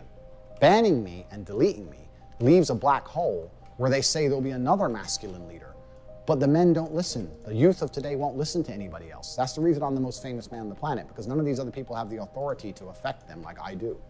It's me or nobody. And I truly believe that me, with reformed messaging, now understanding of my newfound fame, is so much better for the world than nobody. Because nobody just leads to black holes of who knows what, and it can't be controlled. And that's where the internet is truly dangerous. Speaking of Instagram, I was understanding in recent weeks of how these negative fictional stories of me were gaining traction, and I wanted to try very, very hard to counter them. I put a post on Instagram, which you can see here, where I explained that the things I've said have been taken out of context. And just because I champion men's rights does not mean I dislike women. I think that men are underrepresented in the world today. And as people often say, men need to speak up. I'm here speaking for the men. I'm here trying to speak up. People are speaking up because of me. We're raising important issues in the world today because of me. Deleting me and blocking me is only going to hurt men as a whole and increase all the problems we see with the youth of the men today. So I put a post up and I said, listen, people misunderstand me. I'm going to donate money to a female charity that supports women against domestic violence, and I'm also going to donate money to a charity that supports men's mental health. Just because I support men doesn't mean I hate women. I love people. I'm a person full of love, and I want people as a whole to elevate, not just men or women. I promised $1 to each charity for every like. That's $2 per like total, $1 to each charity. At the time of my banning, I had 550,000 likes or something like that, I believe. And if I hear from Instagram, what I would like them to do is to clarify the final likes amount on that post so that I can stick to my word, because that's what I am. I'm a man of my word. I was not doing it purely just to post a receipt on social media. I was doing it because I genuinely believe it's a good thing to do. And I would like Instagram to confirm the final amount of likes on that picture so I can donate the $1.2, $1.3 million that I promised I would donate to both of those charities independently. I would even be happy for Instagram to select the two charities and confirm and verify my donation. I'd be very happy to do that because I said I was going to do that. And I'm a man of my word. I stick to my word. What's interesting to me is when I put that post up, if anybody else had promised to do that, there'd be massive positive attention. But everybody ignored it. Nobody in the media wanted to post about it. None of the YouTubers wanted to talk about it. Nobody wanted to talk about it because it doesn't get clicks. You only get clicks for hating me. You don't get clicks for telling the truth about me. So nobody's interested in telling the truth. Everybody ignored my charitable donations. If anybody else donated $1.3 million to charity, I'd like to think there'd be some sort of headline. But if I want to do it, nobody cares. And that's very, very unfair. What's also unfair is the people who say that they care about women and they're worried about misogyny and using this to attack me and try and have me deleted from the internet, they don't donate any money to charity. They don't help women. They don't want to do anything but spread hate. Right now they hate Andrew Tate. When I'm gone, they'll hate someone else. They'll find someone else's comment section to go into, insult, threaten their lives, insult their dead parents, hate, hate, hate, hate. They're not going to donate money to charity. They're not going to help women. They're just going to sit there and hate me until I'm gone and then hate somebody else. This is a hate mob. And they're pretending that they care about women. They don't care about anybody. They're just hateful. And by Instagram allowing the hate mob to be successful, it inspires further hate mobs. I do think something that's interesting to me, and I've kind of talked about this in the past, is like, I think on the left, we have to do better at like building up things and not just fucking minority and LGBT causes, because it seems to be the only thing that people on the left sometimes are interested in, rather than it coming off as like, just like a perpetual like rage machine. I think that's a really bad area to be stuck in. I've said this before and I will stand by this. Like it's kind of it's crazy to me that Keffals is probably one of the largest online bullies I've ever seen in my entire life. Like, she's just an evil person, and she just bullies people. The obsession with harassing people on social media, the obsession with getting her whole audience together to harass people, doing it after they've been blocked, like bullying people. But it's okay because of like her ideological disposition. That's a little bit wild to me. And when you see stuff like that, it's impossible to defend. Like, Keffals, any other person like that who just isn't part of that ideological group is like... would just be conceived, would they just be seen as a huge internet bully? That would be it. Like, end of discussion. But yeah, if you have the right target, bullying becomes righteous, which is not good. Fires further hate, further division. I understand that Instagram and Meta and Facebook need to, as a whole, keep their fingers on the pulse of the national opinions. I understand that. But once we have confirmed that the national opinion is misunderstood, then we have to sit there and go, do we want to bow to hate mobs, which are accelerating and encouraging people to become more hateful for views and to get people banned via hate? When these people may be actually doing good things to the real issue as a whole, is this a good idea for us to now bow and bend to these people? And this is a really interesting conversation which can be had for many, many hours about the internet, about society, about sociology, about psychology, about so many things. This spans in so many different directions. It's actually very, very interesting. It's an interesting conversation to have because we're living in an unprecedented time of humanity where the world is so connected and we're all kind of unprepared for it, right? It's very, very interesting. I find it super interesting. It's something I've been talking about internally and I would love to talk about more in person. And when I decide to finally come back to public consciousness and do podcasts and that kind of thing, it's something we will be talking about because it's a very, very interesting subject. I'm teaching that it takes tenacity and toughness to become a credible man of merit and value. I think even my hardcore detractors would agree with me. If you're in trouble and you call the police, you want a tenacious, tough man to appear, to help you, to protect you. There's nothing wrong with being a tenacious, ambitious, tough man. There's nothing wrong with that. There's nothing wrong with strength, mental and physical. These things are used to protect people, protect men and women. This is a protective state. You can't protect anything if you're not strong. Strength is a beautiful thing. The world is built on the backs of strong men, and I'm trying to teach men to be strong again because it makes the men feel happier inside, it solves men's mental health, and it also makes the world a genuinely better place. People are taking my lessons and me trying to teach strength and misconstruing them, saying that I'm trying to teach men to be oppressive or aggressive. That's absolutely not the case. And at the same time, they're ignoring my charitable donations to the world. And at the same time, other media creators are rewarded for purporting lies and spinning lies about me. And then at the same time, the media buys into this. And at the same time, we're in the current situation where this entire storm has appeared, where I've genuinely only been a net positive on the world for anyone who's watched my content in all of its long form. When Instagram tells me and confirms to me the number of likes on that post, I'm going to make the donation. As well as that, the future for me, now that I will be a lot more careful and a lot more selective with the social media I'll be producing, if any at all, is I'm going to be starting a foundation, the Tate Foundation, which is going to be dedicated towards charitable acts of both genders. I have been very, very private about certain elements of my personal life, as has my brother. However, my brother has a daughter, and she's beautiful. She's my niece. I don't want her to grow up in a world where women are hated. I don't want her to grow up in a world where men are oppressive and hurting women. Why would I possibly want that? I want her to find a strong man who can protect her, who can... Somebody said, so does this cry bullying vid erase his scamming and sex trafficking practices in Romania? So my understanding is there's an investigation for sex trafficking. I don't know if there's ever been any convictions related to that, to be fair. Provide for her, who can make sure she's safe, but I don't want anything bad to ever happen to her.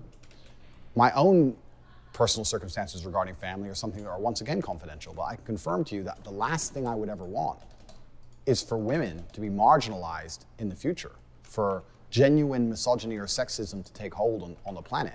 I would completely and utterly be very unhappy with that for my own personal reasons. How about his scams? I don't know what scams he's been involved in. If you've got evidence or like he's actually done like a scam, I mean, I think that the Hustle University shit is kind of cringe.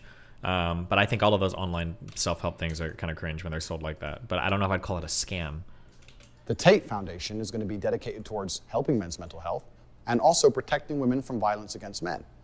You're going to see in the upcoming months and years. Do you think that he's right when he says he's been a net positive?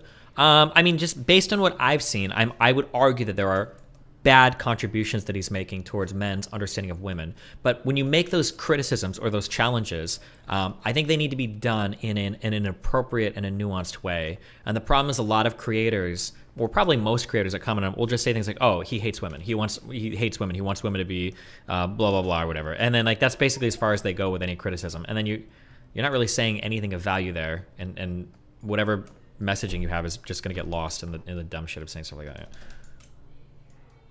I'm not somebody who is doing this just for likes or doing this just for views, that I'm somebody who is doing this because he genuinely has the capability to help people. And I believed I was helping people via social media, and if that's going to be taken away from me, then I will continue my philanthropy in other realms. Please, if you want to have more information, you can go to hwwREW4.com, sign up to the emailing list, and my emailing list is going to start detailing all of my charitable acts from here on out. I'll be spending millions and millions of dollars on charitable acts for the rest of my human life. God has blessed me with fantastic wealth. It's more money than I will ever personally need. I already was doing my philanthropy through encouraging men. And if that's going to be destroyed, then I've decided to start the Tate Foundation and specifically help with financial aid, women, protection from violence primarily. I'm in Romania, which is very close to Ukraine, and there's a lot of problems there with violence against women and women trying to escape the country, and men's mental health issues. And this will all be detailed on my newsletter at hwwREW4.com, and I encourage people to follow. In a very roundabout way, it's kind of sad because I do think that there are unique issues that men face in the Western world that don't get talked about.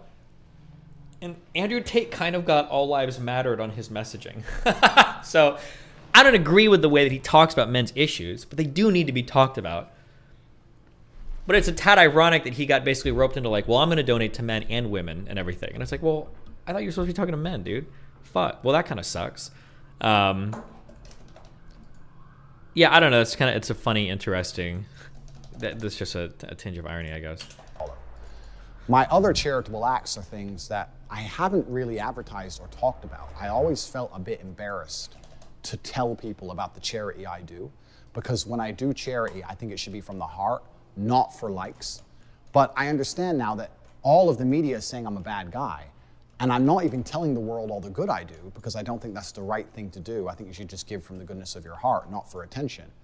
But that's unfair for people to be saying I'm a bad person when I run a shelter for dogs in Romania because of the stray dog problem, because of the fact that I just recently rebuilt an entire orphanage because there's an orphanage problem in Romania. There'll be a plaque called the Tate Orphanage on this orphanage, and you can see here messages of thank yous from the children and the woman who's running it.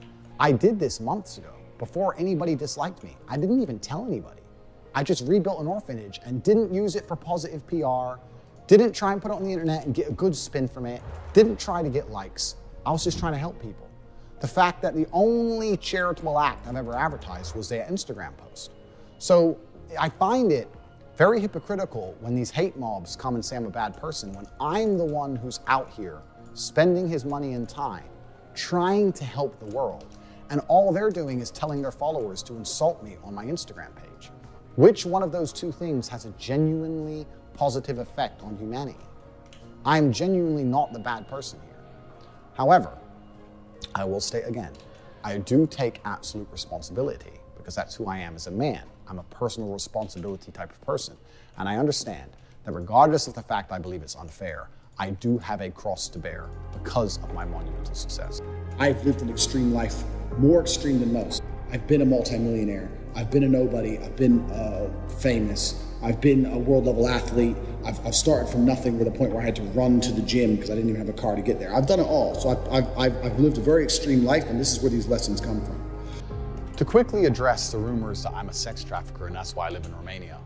Firstly, that's a very, very racist attitude to have. I find it strange that the left and people who speak and talk about tolerance and inclusivity will assume that Romania as a country will allow me to be a rapist, or that Romania is the kind of place where rape is okay. That's an extremely racist mentality to have. Imagine someone saying that the other way around, that in this country, because it's run by these people, they're inherently bad. That's very unfair on Romania. Romania's been very good to me. It's a great country filled with fantastic people, amazing nature, great food. It's a great place. I live here because I love it. There's no other reason why I live here.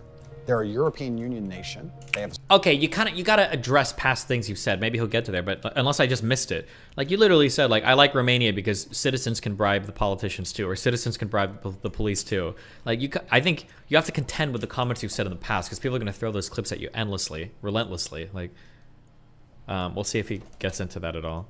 a strong legal system, just like every other country. And to sit here and say that, oh, Romania is where you can rape people, that's very racist. And I don't understand why nobody is pointing out the fact that anyone who's saying that and believes that is purporting racial stereotypes. That's the first thing. The second thing is, my house was raided by police under accusations that a woman was being held kidnapped. I have spoke about this at length many, many times. I was effectively swatted. I think this happens to all famous people on the internet, where the police is called, happens especially in America. They call the police and say, somebody has got a gun at this address and he's threatening to kill somebody. And the SWAT turn up and it turns out it's fake. It happened to Tim Pool repeatedly. It happened to Aiden Ross just the other day. Being swatted is unfortunately one of the things that happens when you're famous on the internet. Whatever troll did it, you did it. You officially did it. Oh, we got swatted yesterday. It's so upsetting. Just right after my mom arrived. I was swatted. Someone made a call about me which was fake. The police responded, as they should. I would hate to live in a country where the police get a call that a woman's being held kidnapped and they don't bother going to look. That's not what a country should do. Absolutely, the Romanian authorities were exceptionally professional. I have nothing but positive things to say about them. They turned up professionally, turned up and investigated as they should. And they found out that it was completely false, that nobody was kidnapped, nobody was held against their will. I was not charged, I was not released on bail. I have no criminal charges in Romania, England, America, any country on the planet. I have no accusations against me for hurting women. And people are still on the internet saying, he's a human trafficker, the Romanian police are trying to get him in trouble for human trafficking. That's not true. That's not what happened. And I've said this many times, but people continue to ignore it and continue to purport the lie, because that's how the internet works, right? They continue to just keep pushing the lie because it gets more clicks, or because they personally don't like me and they want to use it as an excuse to pretend I'm a bad person. I can sit here and be vain and arrogant and say they're jealous of me and my success and they want to find a way to drag me down, but that's beside the point. The actual point is, it's not true. And I was swatted just like anyone else was. And if I had actually hurt anybody, the Romanian police would have me in jail, because they are a nation, a European Union nation, with a strong legal system, and they would lock me up. They have not done that, because I am completely and utterly innocent. They investigated as they should and came to the correct conclusion that there's nobody here and this was a false call, a false alarm. It happens to lots of famous people. Happens all the time. The person who made the call about me threw in, instead of saying, I kind of think, if I analyze it, the people who make these police calls, right, the people who do the swatting, it's kind of country specific. In America, they make a call to the police and they say, he has a gun, he has hostages. They can't really say that in Romania because it's very, very unlikely. It's not likely to be taken seriously. So instead, they try and find something the police might believe. Oh, he's an American guy and he has this big house and he has a bunch of women trapped. It's a different story, but it's the same intention, for the police to turn up with guns. And thankfully, thank God, nobody was shot, nobody was hurt. They were very professional, very calm, as was I. Very calm conversations, very kind. Everything was sorted out very quickly. I was taken from my house. They came into my house at 5 p.m. They did a forensic search, as they should. At 8 p.m., the search concluded. They took me from my... This is gonna sound spiteful as fuck. I don't mean to come off that way, but I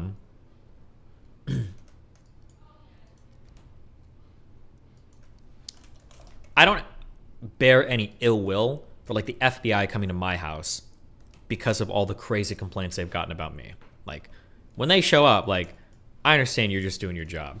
You kind of have to. Like, if you're getting reports that I'm saying you should like kill conservatives, or I've got child porn, or I'm trying to what was the third one? I don't even remember what all 3 visits were for.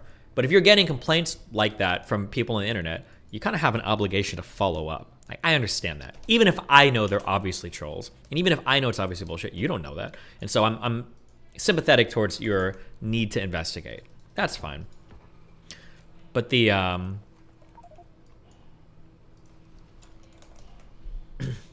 find it a tad unreasonable when people like Keffels or people on her side of the internet were like, they should have known this was a prank. They should have never showed up. They blah, blah, blah. This is horrible. It's like, come on, bruh. Like they're getting emails from somebody saying they're about to show up and assassinate politicians. It's not wholly unreasonable for the police to show up and investigate. That's not the craziest thing in the world, especially if it sounds like you already had a rap sheet. So you already were in the system, already done some illegal shit in the past. I don't think it's the worst thing for them to show up and investigate. I don't think that's like completely or wholly unreasonable. But it seems like a lot of people have a hard time understanding that sometimes, which is a little disappointing. But I understand it's just like a lot of police hate and everything too. My house at 8 p.m. for paperwork at the police station, and by 9:21 I was back home. And that was the end of it. Nothing's happened since. No woman's come forward. Nobody's hurt. Nothing. So that's completely false. But again, this is taken, it's put in all the news, it's put in all the media. Imagine I was a normal person with a normal job. This should be scary to anybody watching this, that this could happen to you. I'm lucky. I have hundreds of millions of dollars. I don't need a job. I don't need people to like me. If you believe her initial story about the police busting and arresting her, that seems pretty unreasonable. Yeah, sure, but her initial story was completely and totally fabricated. It was 100% a lie. I don't know if you can be criminally charged for it. There's probably not a charge for it, but she'll never be held accountable for that. But she should be. Her initial lies about what happened were very, very, very disgusting. I don't need social media. I don't need any of this. I can have my beautiful family, I can have my children, and I can be left alone.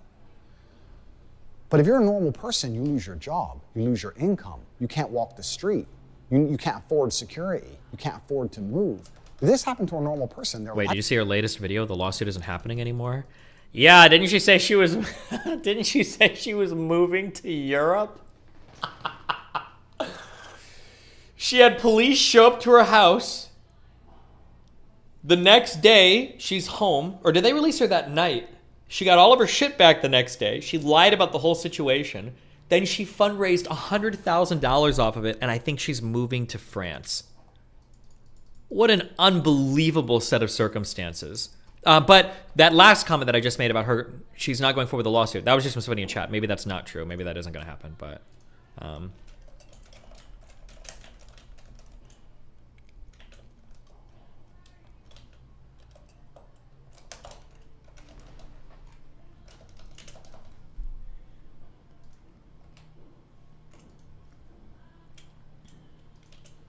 But if you're a normal person, you lose your job, you lose your income, you can't walk the street. Hold on. Didn't Keffels encourage the distribution of estrogen for kids and teenagers? So Keffels supports another site ran by a person called Chloe, where they have a guide on people trying to buy hormones from other countries because they can't get into their own countries. I don't think there's necessarily anything wrong with that. I've had personal issues with Chloe, and I've obviously got a lot of personal issues with Keffels. But the problem is if you're a trans person trying to seek healthcare in other countries, sometimes the wait list can be years long, or sometimes you just won't ever have the ability to gain access to these drugs at all. So having like unofficial resources or compilations for people to go to websites like this, I don't think it's the worst thing. I don't think it's necessarily a bad thing. I hope that they're responsible in the way that they do it. I hope they're not like doing weird shit behind the door, behind the scenes or whatever. But like, I'm not ideologically opposed to the existence of a site like that. You can't afford security. You can't afford to move. If this happened to a normal person, their life would be over. It's scary. Okay, it's happened to me and I can deal with it, but it could happen to somebody else. And it's genuinely a scary thought. But do-it-yourself ones, you risk getting incorrect meds, laced meds, etc. So I believe it's called brown market. It's not that they're making their own drugs or doing their own like weird shit. It's that I think they're generally sourcing the drugs out of pharmaceutical markets from other countries. So like if you go through their website for resources or whatever, you're not just buying it from fucking Demon Mama who got a chemistry book from high school and is making estrogen in her bathtub. I think it's generally you're buying it from like Brazil or Portugal or other countries that are creating the drugs. You just don't have a prescription for it and aren't technically getting it legally in the United States, yeah? It's absolutely and utterly not true. I have no criminal charges. There's no charges at all against me.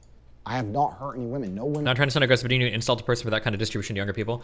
I insulted Chloe before because I think that her Twitter messaging on it sometimes is really irresponsible and really weird. Like I think she tweeted out something like, just so you know, I've given HRT or I've consoled like over 500 minors about HRT. That was really fucking weird. And she's made other like weird statements. I don't like the Chloe person personally, but I wouldn't attack that entire project just because I don't like the Chloe person. I'm not opposed to the existence of that entire project just because of that Chloe person. She also said that I raped Melina on stream too, which was very irritating as well. But it's gray market, not brown market. Okay, it might be referred to as gray market. I don't remember. It's not black market, but. Women are coming forward saying Andrew hit me. Zero. The only video of me and a woman in consensual acts, she came forward and said it was a game. There's nothing on the internet from any woman saying that Andrew is a bad person and misogynist, he did this to me. Not one. It's just misunderstood clips on TikTok. It's crazy to me that I have become the face of evil with misunderstood, out of context clips on TikTok with no criminal charges. There are very famous people who have much more. They have genuine criminal charges. There's very famous people who have genuine accusations. They're still on Instagram. I have none of these things. None. I understand that social media companies feel responsible for the national consciousness and the national opinions and actions because of their large levels of influence. However, I don't think it's fair that I'm being vilified and blamed for something that isn't true or wasn't even me. I need to seriously analyze if it's possible for me to even have a social media presence for any longer without it being weaponized and used against me. I would like to think that Instagram have their finger on the pulse of the world and that they're reactive and adaptive regarding how people view certain issues and people. I'd like to think that they're very fair and unbiased and that they understand that in time, when the truth is shown about my positivity and my positive impact on the world, the Tate Foundation, all the amazing things we're going to be doing for men and women, that over time they'll understand that there's no reason for me to not be on a platform. I understand that if I'm going to continue on social media, I need to be a lot more careful with my content. Not because I'm saying bad things, but because I'm saying things that could be used against me. I want to dedicate this YouTube channel, any other remaining social medias I have, my email list, and my Instagram at some point in the future, to the Tate Foundation and speak purely about the positivity I'm doing for the world. Because in the meantime, and at least for the next few months or years, it's going to be very difficult to talk bad about me when people only see the money I'm donating and how I'm helping people. And I don't just give money in a very lazy, charitable way. I get out in my car, I go on the ground, I help people myself. I drove my Rolls Royce to Ukraine. I bought hundreds of coats and shoes for women and children fleeing the conflict. Why the AI voice? I didn't film the refugees. I hate when people do that. So we'll be documenting that. I think that's a good way for people to start to learn about the truth. I'm really relieved this happened. It's a TikTok thing? Oh, okay. I feel good. I feel happy. I don't think I could have got everybody's attention without this. I don't think I would have had a chance to make a clean break and a clean start and explain the truth of my character and my heart without this. I think that if I was never banned, I would have kept trying to tell the truth and my haters would have kept ignoring it and kept making negative videos about me, and it would have spiraled out of control until someone in my family was hurt or an attempt was made on my life. Any of my serious fans who have watched all my content know that I've had attempts on my life before, way before YouTube, 10 or 15 years ago. It's something I intimately understand, life and death. And it's not something I wish to revisit. I feel the hate around me was being accelerated to a point of danger for myself and my loved ones. So I'm very glad this happened because I feel like I now have a chance to tell the truth. And I also feel like the social media companies are very understanding of their responsibilities and will always reflect national consciousness. And as people understand the truth about me and my heart, their opinions about me will change also. You know, the Bible is full of redemption stories.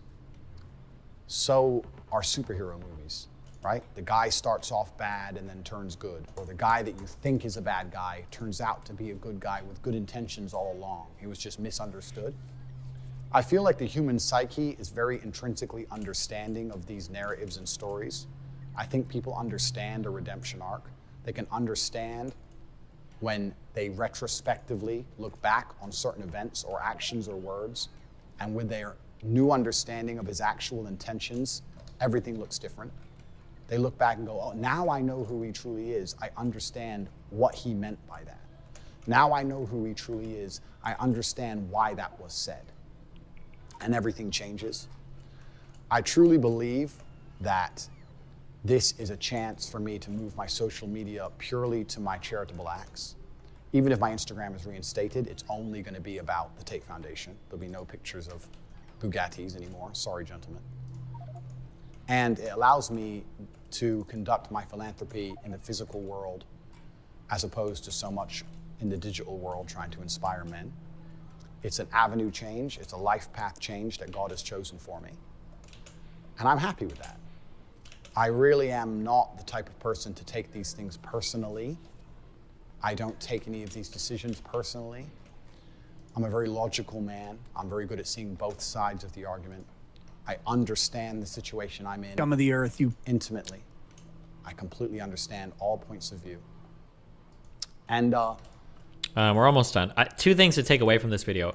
One is that, like, this is basically like it is the perfect, he's hitting every single point he should be if he's trying to do like a PR related apology. Like, he's acknowledging and accepting his errors while not accepting the most extreme versions of the messaging that people are attributing to him, while still taking responsibility for how extremely exaggerated some of his stuff has been. He's showing that he understands all of that while promising in the future to redirect his messaging in a way that can't be used like that anymore. And then he's dedicating his current platforms towards messaging that's more positive. He's doing, like, if it is like a crafted PR statement, whoever's behind this is one of the only PR statements I've heard that hits every single note perfectly. So if this is all just like a business thing and he's like full of shit or whatever, he's doing a really, really good job on it. He's showing understanding towards the people that hate him. He's showing understanding towards the people that have seen his out of context stuff. He's showing understanding towards the media companies. Yeah, it's interesting. What errors has he accepted? He said repeatedly that his messaging on smaller platforms was unacceptable, and that he understands that going forward, he's taking, or not going forward, but retrospectively and prospectively, he's taking responsibility for how people can misinterpret him, that it's up to him to figure out how to communicate in a way where clips can't be taken out of context to make him seem like he hates women or whatever. He's hit like all of the, he's hit all the important points for like a public apology. I don't know if it'll work or not, and I don't know if it's genuine or not. If it was genuine, it'd be cool, but he's hitting on all the right points. This redemption arc, this chance to tell the world the truth about me and focus on showing the good that I have already been doing before these bans, when I didn't want likes, when I didn't want clicks, and also undoing all the negative narratives which I've allowed to spiral out of control because I trusted in people to do their own research and come to their own truthful conclusions. I realize now that this is a fantastic chance for me. It's a massive opportunity. I'm still going to tell the truth about who I am, about what I believe, about how I believe a man should act. I'm still going to tell people and inspire people to stay away from low quality people. If you're struggling to find quality men to be friends with, maybe you're not a quality man. Every relationship in the world, including friendships, are mutual. Because if you're a quality person, you meet quality people. Male and female, that's how it goes. I never would only talk negatively about women. I talked negatively about men all the time. I told people, don't have friends who just smoke drugs and play video games. You need friends who are going to inspire you to push yourself to be the best man you can. I'm a massive anti-drug advocate. The worst experiences in my life revolved around other people either taking or selling drugs and trying to hurt me because of it. I've never taken drugs in my life. I've never even tried cocaine, never tried a single smoke of weed in my life ever. I'm massively anti-drugs. But when I do videos saying to men, avoid men who take drugs, avoid men who are disloyal, nobody comments on it. But if I say avoid having a girlfriend who takes drugs, avoid having a girlfriend who's disloyal, people call me a misogynist. It's not about gender. I'm just trying to teach people to stay away from low-quality, toxic people and just try and elevate themselves and create their reality to be around high-quality people and positive people, male or female. There's no gender associated. It's only the fact that the media, these people chopping my videos up, whoever they are, taking it out of context and only focusing on the times women were mentioned, which is a very small percentage, 2 or 3% of my overall content, and ignoring all the time I said the exact same thing about men or the times I loved women, and purporting this view. And I feel like this ban is the hard reset I needed to tell the truth. So for that, I'm thankful. I'm very, very thankful for that. What's next for Top G? Well, as I've said, I have built my dream life. I have everything I've ever wanted. I've done that with the tenets that I've been teaching the people who follow me. I've been teaching you the mental fortitude you need to truly have your dream. The most interesting takeaway from this video, and it's kind of funny. I haven't thought about this a lot, just like a running idea I have in my head, so I haven't fleshed this out a lot. But something that I think is interesting about like streamers or celebrities is that sometimes it feels like as a celebrity, you have more than the wealthiest people, because sometimes it feels like what really wealthy people want is just attention. You want like that social capital, you want that influence, that ability to like capture ears and change minds, and that sometimes people get really wealthy just so that they can try to gain influence. But that influence can sometimes be like the most addictive part. It seems like Tate does have a pretty exceptional life in terms of like access to money and, you know, Bugattis and vacations and all of that. But he went through a huge effort to make this video and to craft this statement.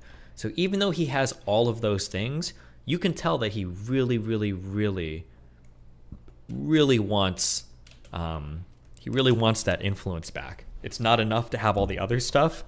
He really wants the social media influence. That's always an interesting thing to see, in my opinion. Dream life. I was talking to Aiden Ross on the stream, and he said, have you completed the game? And I guess in a way I have. And did you feel like you've beaten the game? Oh, no, I've hacked the Matrix and completely beaten the games. I have everything I've ever wanted. I don't need anything else. All that's left for me to do is have a positive impact on the world. I don't think anybody truly wants to go down as a villain. Maybe some people do. I don't. I wasn't raised that way. I was raised to stick up for myself, to be strong, to be commanding, but I was raised to do the right thing. And that's why, as I stated, I have no criminal record. I stay away from drugs. There's a lot of people on social medias with large criminal records who advocate drug use. I think that's far more dangerous for society than me. And once again, they have absolute exposure to the world. I want to run the Tate Foundation, and I would love to do it without any social media. I will be detailing on my email. Do you feel that need too? Do I feel that need? Well, not really, because I already have it. I already have like as much influence as I could have, but I guess you always want more, right? You always want more people listening to you. It is a bit of an ego trip, right? That I can tell some shit and like 12,000 people here will listen, or however many hundreds of thousands that watch a YouTube video will listen. I mean, there's a lot of really wealthy people that like pay to get this type of exposure, that really want that type of influence. Yeah, somebody in chat mentioned it. Trump is a really good example of that. This dude's a billionaire. He's got everything he ever could have possibly wanted. But like, what could be more addicting or more captivating than the attention that you get being the president of the United States of America, right? Like, even being a billionaire, you don't have that type of worldwide attention. I'll list all of my charitable donations, all of the orphanages I'll be building, pictures, financial evidence, receipts. Please go to covertate.com and sign up to the newsletter. It's free, and I'll be letting people know the positive impact I'm going to be having on the world. The fame I've amassed has also managed to help me amass hundreds of millions of dollars, and I don't need all of it. So I'm going to use it for positive causes. In regards to social media, I need to sit and think and work out a way that not a single snippet of my words can ever be used against me. And even though I consider myself a wordsmith, that is a very, very difficult objective to complete. What was the stated ban reason? I have no idea. Has it ever been stated publicly? Think about how I could possibly do that. So while I'm thinking, any remaining social media channels will be dedicated towards charity. If I start a new Instagram, it's only going to be dedicated towards the charitable side of the Tate Foundation. I hold no ill will against any social media platforms. I hold no ill will against any of the people who hate me or who have tried to spread lies about me. I truly pray for you all. I think that to be a person filled with so much hate that you think making videos insulting a man and encouraging your viewers to go and insult him and his deceased father and his family members, I think that is a horrible way to live. I would never want to experience that level of hate in my heart. The people who are making endless videos celebrating my ban or talking hate about me, that hate is never going to satisfy you. You need to learn to let go and live with a heart filled with love. You need to be content with yourself, because if you're obsessed with trying to hate on another person, the poison's inside of you. It's not inside of me. It doesn't affect me as much as it affects you. Oh, dangerous individual. You can't feel hatred for Wait, does anybody have a link to that affecting screenshot? you. So this is something for you guys to address, and I genuinely pray for you. I have no ill will against any of my haters. I have no ill will against any social media companies. I have no ill will against anybody. To follow me and keep up with me, please sign up to the newsletter on hwwREW4. Anybody who would like to send me a message of support, I've already had hundreds of thousands already. Thank you guys so much. It's very reassuring to me. I bet money that Tate is probably pretty happy in his personal life. Probably, but like, I bet the social media attention was addicting. You know, we make fun of girls all the time because they can get it maybe a little bit easier in terms of, you know, looking hot and getting attention. Although I don't know if that's true for most girls. But it's just as addicting for men as well. That attention is a lot. And after a while, I mean, a car is just a car. Even if you have a car, a new car, like, a car is just a car, a house is just a house, possessions are just possessions. Everybody's felt this feeling, and it doesn't change the wealthier you get. Everybody's felt the feeling of you get a brand new phone and it's like your precious baby and it is the most important thing in the world and it's the coolest thing, and you got the home screen is clean, you've got new backgrounds, and you care about it for about a week. And then it gets like its first scratch, or it falls out of your pocket, or you know, it's whatever. Like, it's cool, but the happiness is the curve is very, what would you say? What's one side of a parabola? Would you say parabolic? Would you say logarithmic? The curve drops off very steep, very quick. And you're like, I don't care anymore. That feeling doesn't change. And at some point, you know, you don't, it's not like newer things are constantly keeping that feeling going. But the addiction or the obsession with being seen so much on social media, that's a feeling that's incredibly powerful, I think. Like you're drawn to that. To hear from all of you, letting me know that I saved you from depression. I helped you feel better about yourselves. I'm the reason your marriage is working. I inspired you to send your son to the gym. I love hearing these things. And you can send me an email at the email address below, tate@hwwREW4. Please send it to me. I really love hearing these things. And knowing I had such a positive impact on the world is what's allowed me to ignore so much of this hate storm that's been purported. My social media presence is something that, if it remains, will be curated in a way that it's nearly impossible to be seen as a negative for the world. I'm a force for positivity and I'm a force for truth. This is the truth of my nature and the truth of my name. Anybody who wants comment or to reach out to me, you can find ways to do that. Any media organizations who would like to speak to me, you can do that through, there's various PR companies who want to represent me. There'll be ways of contacting me. But I just want the world to know, in my final statement, that if you're a supporter of mine, and I know most of you are, please explain the truth in a respectful manner. Telling these hate-filled people that they're wrong and calling them names won't help. These people are not happy people, because happy people don't act that way. Tell them the truth. Show them that the content is out of context. Show them the long format content. Say all the ways I've helped you. And I really believe by being a genuinely professional, I think logical, that Andrew positive Tate getting person, Jesus, you guys can change public consciousness for me. And time is a beautiful thing. It's amazing how things change with time. And in the meantime, I'm going to enjoy my fantastic life, which I've managed to build with all of the tenacity and mental strength that I try and teach my fans. You know how to reach me. And I'll finish with a quote from my late father. My unmatched perspicacity, coupled with sheer indefatigability, makes me a feared opponent in any realm of human endeavor. Wow. Are you trying to keep up being like as viral as you are forever? Or not forever, but like for... This is stage one of a 3-step plan. So I'm going to be viral for a little bit longer, then step 2 begins. The conquest is continuing. So this is just the beginning. Because like a lot of people are saying like you're going to fall off soon. This is just your 15 minutes. No problem. What's your take on that? That's fine. Wow, guys, stage 2. It was all part of the plan. He's gonna be streaming with Dr. Disrespect soon.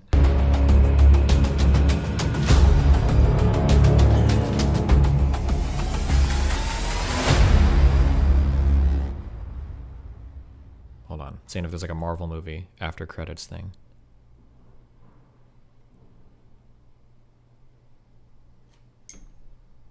No. Hold on. Apparently Mel's internet is like dead. I'm gonna go see what's going on. 1 second. I don't know if we'll watch. Oh, I guess we can read this box article to find out why you got banned or something. 1 sec. Have dono sounds. Be tortured.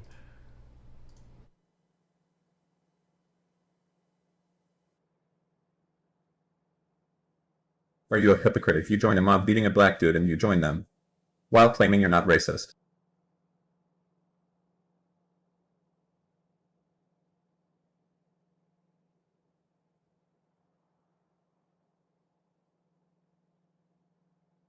The Australian PPE loans JobKeeper was frustrating because a lot of businesses just shut down for a month so they could claim for the next year even though our state had less than 100 COVID cases.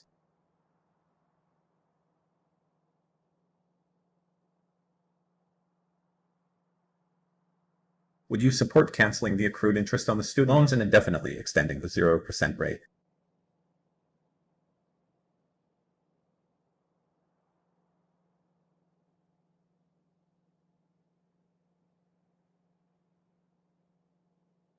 How is Vosh Destiny 2.0 then?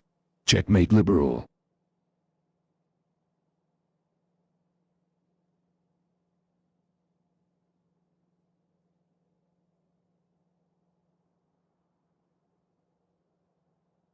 If you can't handle an inordinate amount of hate, why do you ban so easily when playing League? Curious Obama.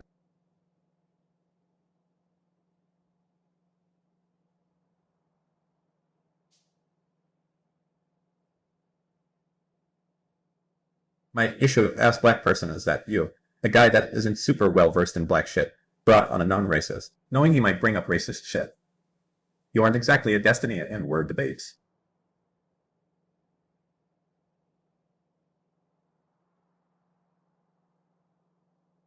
It's annoying when people say not to go to school and then give a story of a dropout who is successful. I am one of those successful dropouts, but cases like mine are exceptions and should not be modeled.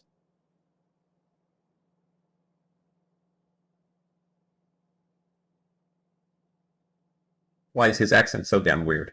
He switches between American and British.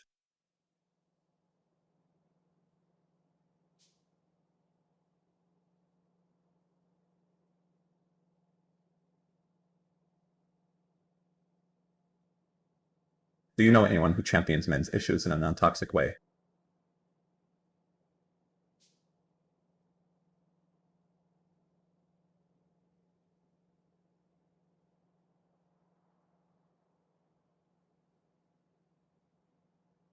This is 100% Tate, a little megalomania mixed with Machiavelli for sure. But think about how the game of chess was played by his father, Emery Tate. It's how he approaches stuff in life, with the same strategy.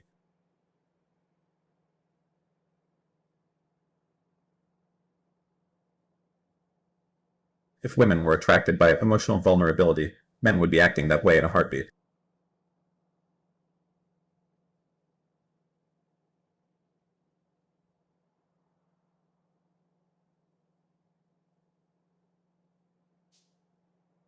Talk to Tate on Cozy. It'd be great for your first stream.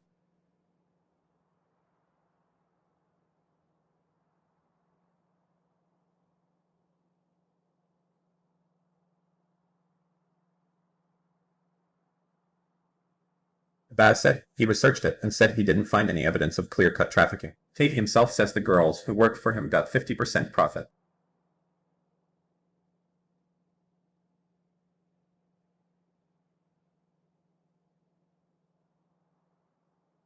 As a Romanian, I can tell you we are not a separate race. Only the gypsy in me is.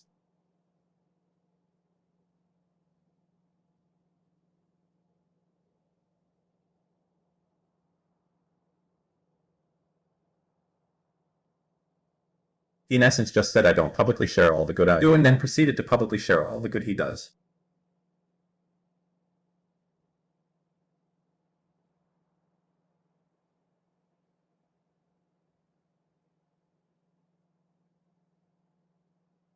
Do you think Tate basically hit a checkmate here? Like he baited getting banned and knew optically if he apologized properly, he'd come out with the W.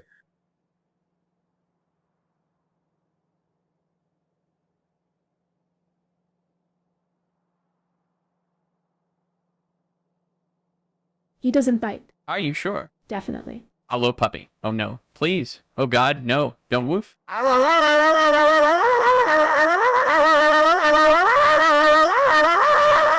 It hurts.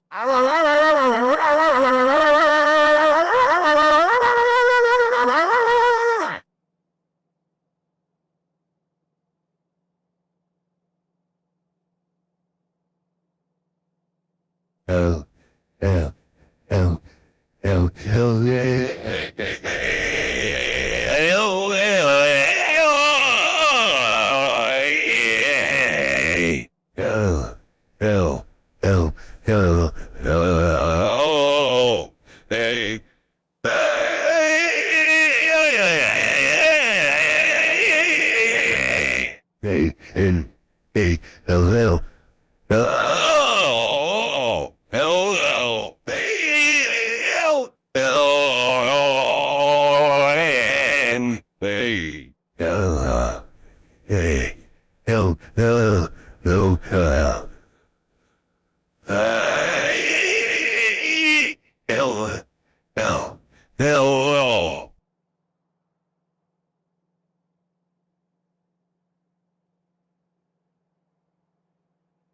Fuck you, Stevie. Your mom shot come across my room and killed my Siamese fighting fish. Drew off the pH balance of my aquarium, you piece of shit.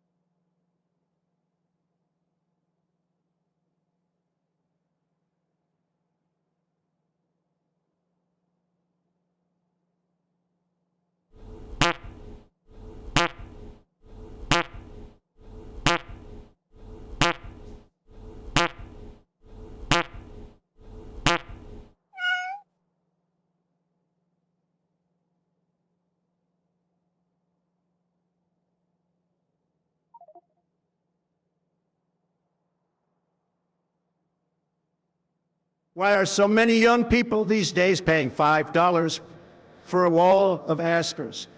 So sad. Bring back real men, men who pay for a wall of gigachats.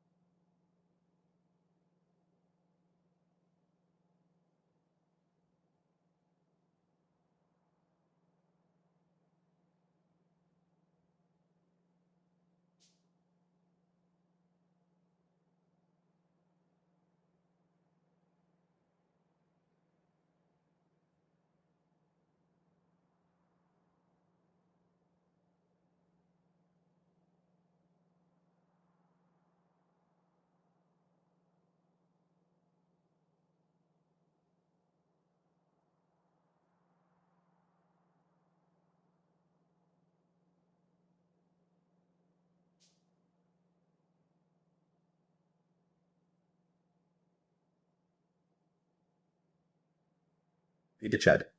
L. L. L. L. L. L. L. L. L. L. L. L. L. L. L. L. L. L. From the phone.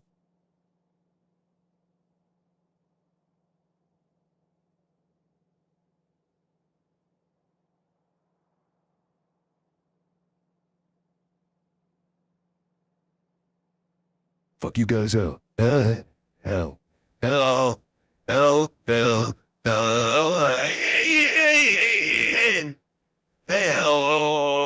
Hello, hello, hey, hello, hello, hello, hello, hey, hello, hello, hello, hey, hello, hello, hey, and hello, hey, and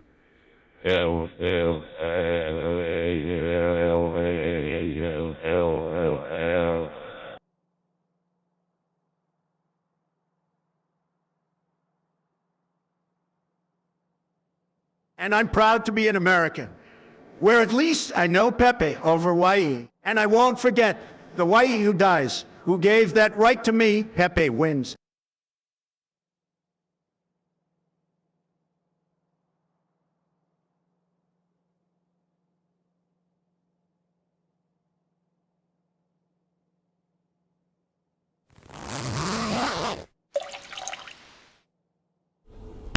Oh, yes.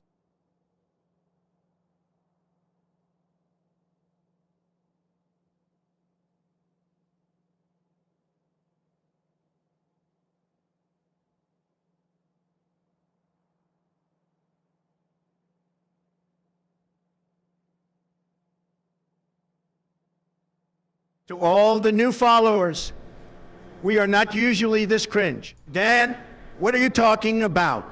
This is literally how it is every day. Nice Who is fuck this up, guy? dude. Security, please. $10,000 in outstanding federal. Why is YouTube so fucking quiet?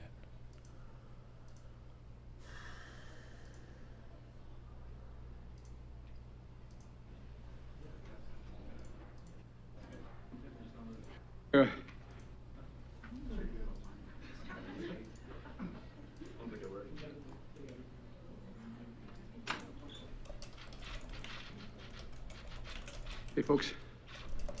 Well, good afternoon. When America made 12 years of public education universal in the last century, we became, not figuratively, literally the best educated public in the world and better prepared than any other nation. And I would argue that it's one of the reasons why we were so successful and have been so successful. But as you've all observed, other nations have caught up. In the 21st century, in my view, I think the vast majority of Americans, 12 years of universal education is not enough. And that we're going to be outcompeted by the rest of the world if we don't take action. But here's the deal. The cost of education beyond high school has gone up significantly. The total cost to attend a public four-year university has tripled, nearly tripled in 40 years. Tripled. Instead of properly funding public colleges, many states have cut back their support. We're just talking about that in the Oval. Many states have cut back support for their state universities, leaving students to pick up more of the tab. And for 50 years, Pell Grants had been a key way for the federal government to help lower-income families, particularly those earning less than $60,000 a year. Do you actually think Biden is doing a good job? I think so. We haven't listened to this announcement yet, but Biden has probably had the best first 2 years of probably any president in my lifetime. I think. I'd have to go back and look up legislative accomplishments of like Bill Clinton, but Biden has had an unimaginably outstanding first 2 years. Like it's been unbelievable with a 50 Senate, 51 majority with the tiebreaker vote. Like unbelievable. Yeah, Jesus Christ. Send their kids to college. Those Pell Grants used to cover 80% of the cost of going to a public four-year college. Today, Pell Grants cover 30%, roughly 32%. That's 1/3 of the cost as opposed to before. It matters. I remember walking up, and now my dad, like probably a lot of your folks, cared a lot about your education. My dad's greatest regret was that he never got to go to college. And my dad was a very well-read man, particularly history, but it was a great regret. And he always say, "Joey, you're going to be a college man." And I say, "Dad, but what does that matter?" Yeah, we've had like largest anti-poverty measures in history, largest climate bill in history, largest infrastructure bill in history, like with a 50 Senate majority. It's like unbelievable. You can still get fired if you're a college man. He said, "Yeah, but they can never take it away from you. They can never take your education away." And I remember my senior year, I got into one of the little Ivies, and I got into a number of schools, and we're trying to get the money, even with financial assistance, to be able to go there. We had 4 kids, all of us wanting to go to school, and I remember going down after a baseball game. I went to a really good school up in Claymont, Delaware, on the Pennsylvania border, and drove down to Newark, Delaware, where my dad worked at an automobile agency. And I walked in, and I had gun control. Yeah. And because the reason I was going down, when your dad works at an automobile agency, you have a great advantage. You get a new car to go to the prom, or a good used car off the lot. You think I'm joking? I'm not joking. And so I went down in my '51 Plymouth with beach towels for seat covers, and I had my uniform on, my spikes off. I ran in, and the woman's name was Mary, who ran the place. I said, "Mary, where's Dad?" She said, "He's out in the lane going into the repair shop." Give him my word, true story. And my dad was a well-dressed, refined fella, and I walked out, and my dad was pacing back and forth between the big garage door going into the repair shop and the door going out of the showroom. And he looked up, he said, "Oh, Joey, honey, I'm so sorry. I'm so sorry." And I thought, God, something happened. This is before cell phones. I thought something happened to one of my brothers or my sister or my mom or something. I said, "What's the matter, Dad?" He said, "I went to see," the guy's name was Charlie Delcher, who was a vice president of the Farmers Bank, which was a state-owned bank that did a lot of the financing of people wanting to purchase a car. So I went to Charlie and asked to borrow the money. He said, "He won't lend it to me." He said, "I'm so ashamed. I'm so damn ashamed." You know, my dad would, my dad was like millions of parents all across the country. Want to help the kids to get to school, but there was just no way to be able to do it. And because he believed, as I do, that education was a ticket to a better life. It's something Jill and I, Kamala and Doug, we understand deeply. I'm sure the vast majority of you do as well. But over time, that ticket has become too expensive for too many Americans. All this means is an entire generation is now saddled with unsustainable debt in exchange for an attempt, at least, at a college degree. The burden is so heavy that even if you graduate, you may not have access to the middle-class life that the college degree once provided. Many people can't qualify for a mortgage to buy a home because of the debt they continue to carry. They carry, it's too high. They can't come up with a down payment anyway. A lot of folks are even putting off starting families because of the cost. And the dream of starting your own business is just way off in the distance with the debt that so many are saddled with. Many of you had to leave school because the financial strain was much too high. About a third of the borrowers have Has your position on student loan forgiveness changed in the past 2 years? I don't think it's a good policy to help poor people. I've always said that like there are so many other things we should target first. But in terms of like political capital stuff he could do, I mean, like if this is his final push before midterms and this is the last big thing he get done, I don't know, maybe it'll play well. But like my issue with student loan debt has always been 2 things. One, from a poverty reduction point of view, most people that get student loans are getting college degrees. These are generally the best of society in terms of financial outcomes. They don't need the fucking help, okay? Focus on working class America more. And secondly, students, a lot of young people that have high student loan debt don't fucking vote, all right? They don't fucking vote. And so why the fuck would we waste political capital helping non-fucking voters? Those have always been my 2 issues. But I mean, like, ideologically, I don't think that education should be prohibitively expensive. I've always been in favor of finding ways to cut costs on that, or at least making it so there's like financial aid available to people that can go to school and help, and succeed. So, but no degree, and worst of both worlds, debt and no degree. The burden is especially heavy on Black and Hispanic borrowers, who on average have less family wealth to pay for it. They don't own their homes to borrow against to be able to pay for college. And the pandemic only made things worse. But we responded aggressively, through the pandemic to minimize the economic impact of the harm of COVID imposed on individuals, families, and businesses. You all were there. It was recovery. Look, we increased unemployment benefits for workers who were laid off.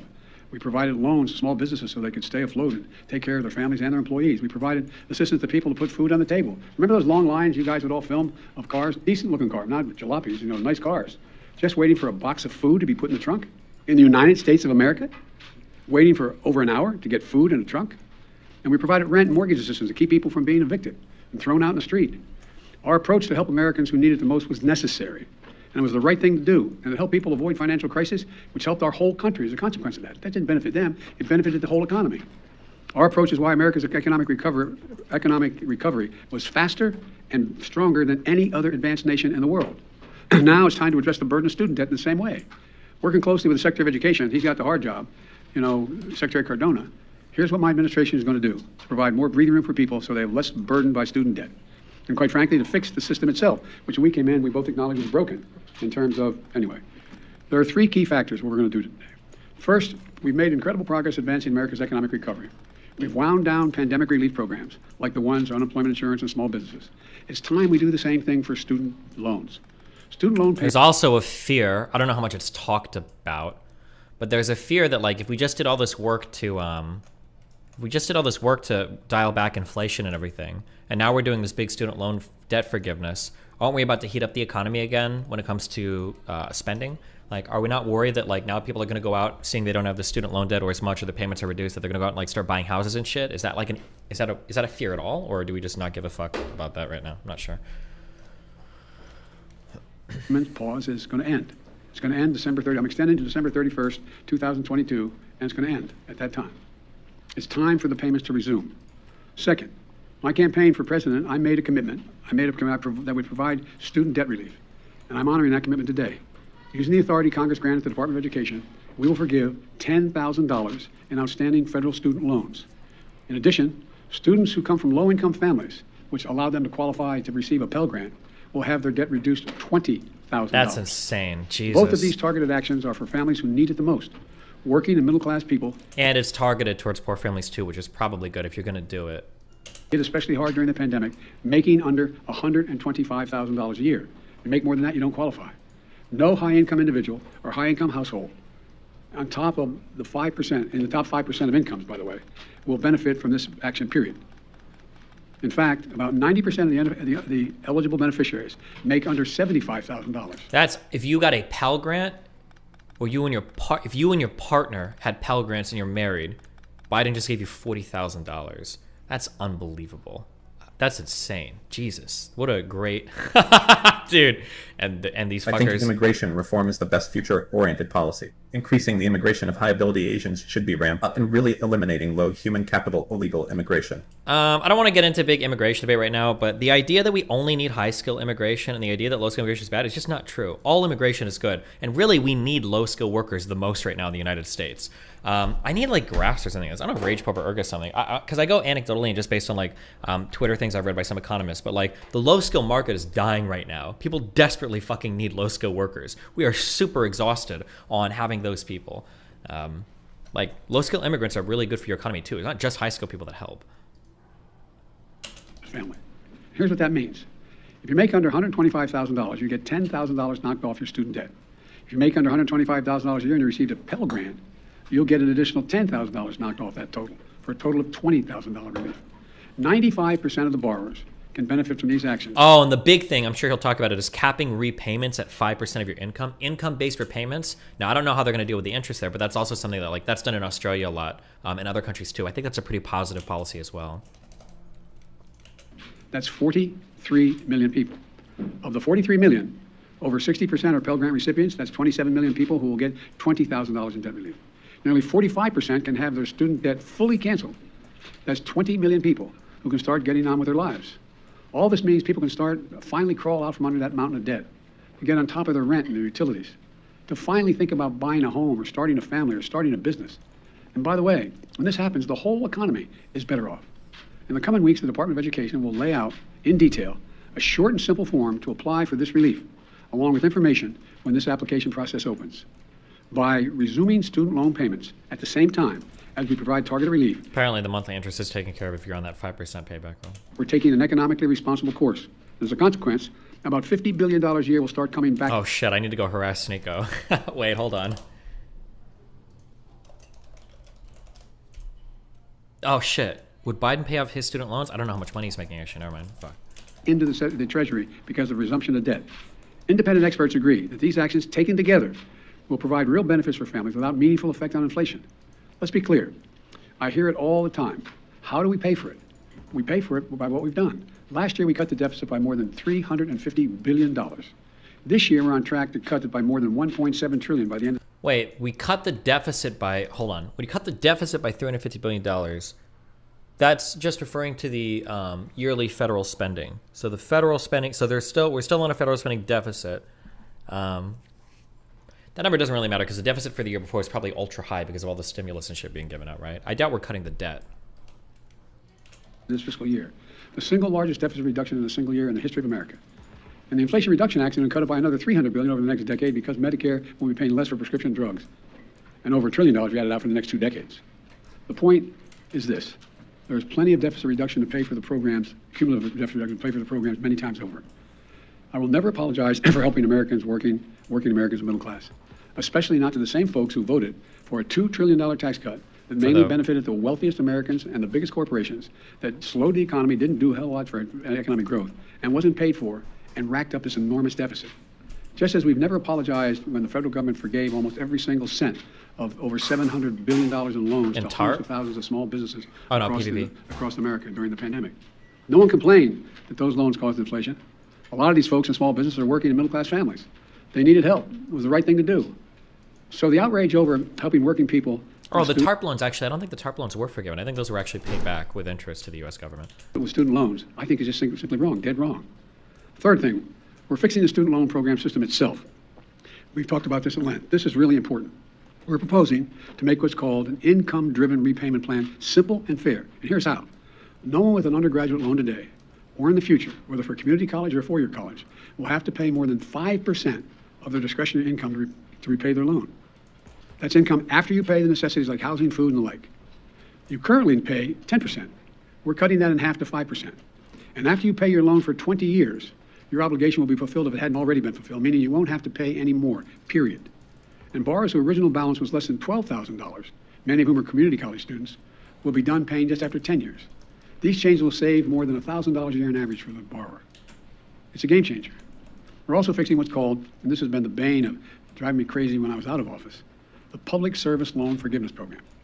Now, this program forgives student loans to encourage those students who have those loans if they go into public service. Think of the millions who are public school teachers, local police officers, workers at local charities, members of the military and the National Guard, and so many more. Think of the folks who work for federal, state, local, tribal governments, keeping essential services going, responding to natural disaster, all those firefighters and cops. The program is designed so that if you serve in one of these jobs, and we'll be able to list those and you'll be able to accurately assess whether you do, and make your loan payments for 10 years. What's the cost on this? I think less than Trump's tax cuts. Years, even if it's not consecutive years, your remaining balance will be completely forgiven. It's a great idea, but the program's a mess. It's so inefficient and complicated, too many people just give up. Think if a service member defers their student loan payment while they're deployed. The system is so restrictive that their active duty service didn't count as public service, and the loan isn't forgiven as promised. It's outrageous. Well, the man to my left is going to fix it. The Department of Education has recently proposed changes that will make this program work better and over the long term, much better. And now the department issues emergency temporary changes to retroactively credit public service so it counts and loans are forgiven. Since I've been in office, more than 175,000 teachers, nurses, police officers have been able to get over $10 billion in loan forgiveness so far through this program. But this opportunity expires on October 31st, 2022. So my message to all servants, all public servants, all those who are the ones that are volunteering, is out with student debt. To go. Here's what you want, if you're worried about how to do it, go to pslf.gov before October 31st to see if you qualify for public service student loan forgiveness.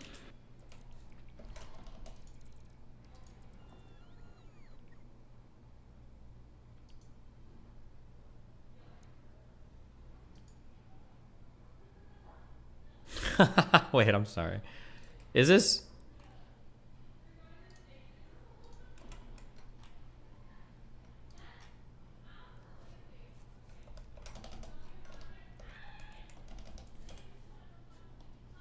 I think this is this Andrew Tate's Twitter account?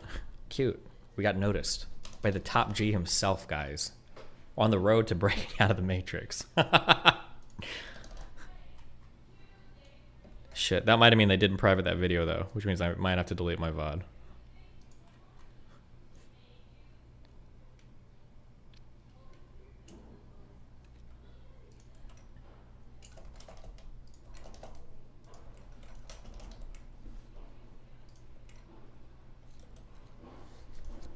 This is another game changer, and we're going to have people who are there to help get you, help direct you and work you through the process. And one more big change we're making to the system is we're holding colleges accountable for jacking up costs without delivering value to students. We've all heard of those schools luring students with a promise of big paychecks when they graduate, only to watch these students be ripped off and left with mountains of debt. And my predecessors looked the other way, for some reason, good reason, to do anything about this fraud. My administration is taking it on. For example, the Department of Education works with private education associations to accredit colleges and universities so they can receive federal aid. Well, last week, the Department of Education fired a college accreditor that allowed colleges like ITT and Corinthian to defraud borrowers. And combined with our emergency actions, the Public Service Forgiveness Program and other actions we've taken, we've been able to cancel more than $32 billion in student debt for 1.6 million borrowers, including those... Did this pass just now, so my debt is gone as a current Pell Grant college student? I think so. So if you're watching me, and you got a Pell Grant, and you're making less than $125,000 a year right now, I think you just got $20,000 from the federal government, I think, essentially. I think you just got $20,000 of your student loan forgiven. So, congratulations. I'm going to be seeing a lot more donos from Pell Grant recipients. Defrauded by these bad acting schools. Our goal is to shine a light on the worst actors so students can avoid these debt traps.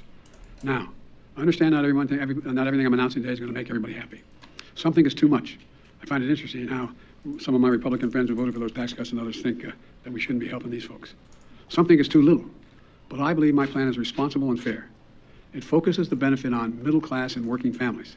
It helps both current and future borrowers, and will fix a badly broken system. And these actions build on my administration's effort to make college more affordable in the first place. Would this affect people who took out private student loans? I don't know if this affects private or just public. I'm not sure. Maybe both, but who knows? I don't know. Did he specify that? It includes unprecedented... I think it's just federal student loans. Nearly $6 billion in historic black colleges and universities, much of which is focused on pandemic relief to help students cover tuition and other costs so they can stay in school. And I must be honest with you, I'm going to continue to fight for doubling the Pell Grants. I didn't get that done this time. Let me say it again. 12 years of universal education is not enough. I'm going to continue to work for universal pre-K for every 3- and 4-year-old, and universal community college for education beyond high school. Let me close with this. I ran for office to grow the economy from the bottom up and the middle out. Because when we do that, everybody does better. Everybody does well. The wealthy do very well, the poor have a way up, and the middle class can have breathing room. And that's going to help America win the economic competition of the 21st century, because much of my time is spent, how do we remain the most competitive nation in the world with the strongest economy in the world, with the greatest opportunities in the world? That's what today's announcement is about. It's about opportunity. It's about giving people a fair shot. It's about the one word America can be defined by, possibilities. It's all about providing possibilities. We're going to have a lot more to say about this. There's a lot of material that's going to be put out as to how this is being implemented. And I want to thank you all, and God bless you all. I got a Pell Grant, so here is your donut. You know, that's gay. Thank you. How much advance notice did you have of the FBI's plan to search Mar-a-Lago? I didn't have any advance notice. None. Zero. Not one single bit. Thank you. Mr. President, is it unfair to people who paid their student loans or chose not to take out loans? Is it fair to people who, in fact, do not own multi-billion-dollar businesses if you want these guys to get them all at tax rates? Is that fair? What do you think? What about people who paid their loans? Fuck, what was his answer? I couldn't hear. Hold on. Is it fair to people who, in fact, do not own multi-billion-dollar businesses if you want these guys to get them all at tax rates? I got the Pell Grant going through college, who has been paying as little as possible on my $25 loans that I didn't actually need. Now they're pretty much completely done. Here's $5 of my free money. Thanks. Fuck, I can't hear. Notice none, zero, not one single. Is it fair to people who, in fact, do not own multi-billion-dollar businesses if you want these guys to get them all at tax rates? Is that fair? What do you think? What about people who paid their loans, though, struggle to pay their loans, and now others don't have to? What do you think? Not own. Not take out loans? Is it fair to people who, in fact, do not own multi-billion-dollar businesses if you want these guys to get them all at tax rates? Is that fair? Something about like people that own multi-million-dollar businesses that don't get tax cuts, I guess. Okay, cute. What do you think? Just got 20K. What about people who paid their loans, though, Ridiculous. struggle to pay their Finally loans, and pays now off. others don't have to? Eat mine. Jesus.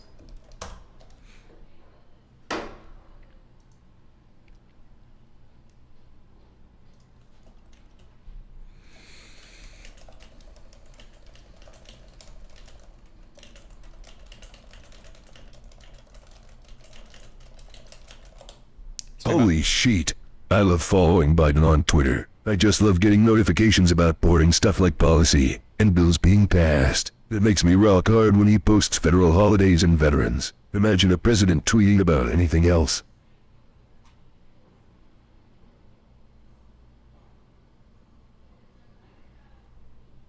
The craziest part of the income eligibility is that you qualify if your income was less than 125K for either 2020 or 2021. Nice.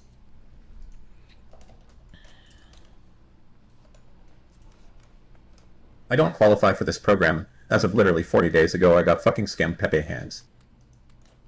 Somebody was saying you could use either 2020 or 2021's income. I don't know if that's true or not. I just saw someone in my chat say it, so.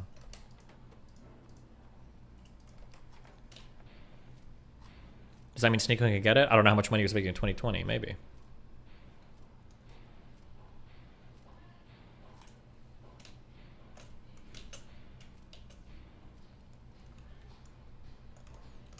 Sneako went to college? Didn't he say all the time he was like paying off his student loans? He had negative net worth? Okay, why did he get banned?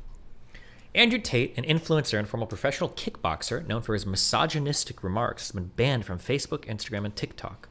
Meta, the parent company of Facebook and Instagram, confirmed to NPR that Tate had been banned from its platforms for violating its policies regarding dangerous individuals and organizations and hate speech. Tate, 35, had garnered 4.7 million followers on Instagram before Meta took down his official account. Why did he get banned from TikTok at the same? I hate the coordination between all the social media companies. It's really fucking creepy. I took out a shitload of grad school loans to do home improvements on my house, with the understanding it may get forgiven. I made $110 in 2021, but wouldn't qualify if I had to use 2022 income. Thanks for the free money, Dark Brandon.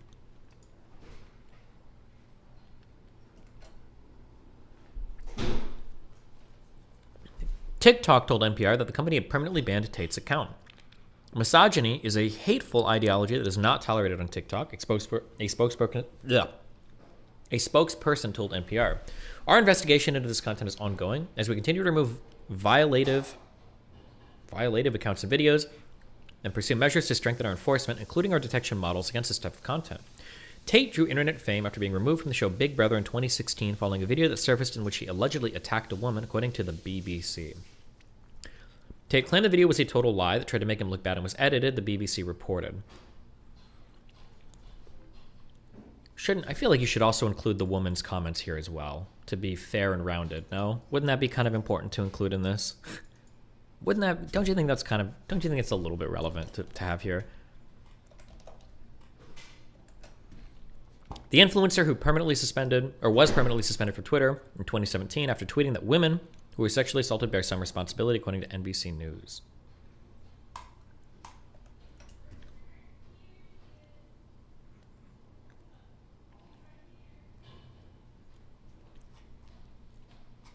That's so... What a weird ban. So it was for nothing in particular? Just...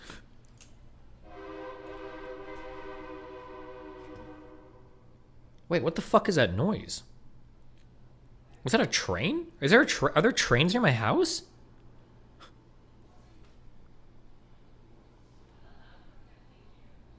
Could that have been something different?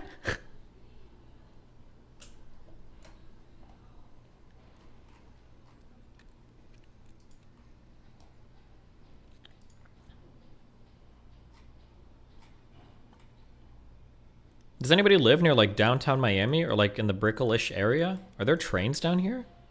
I have no idea. Okay.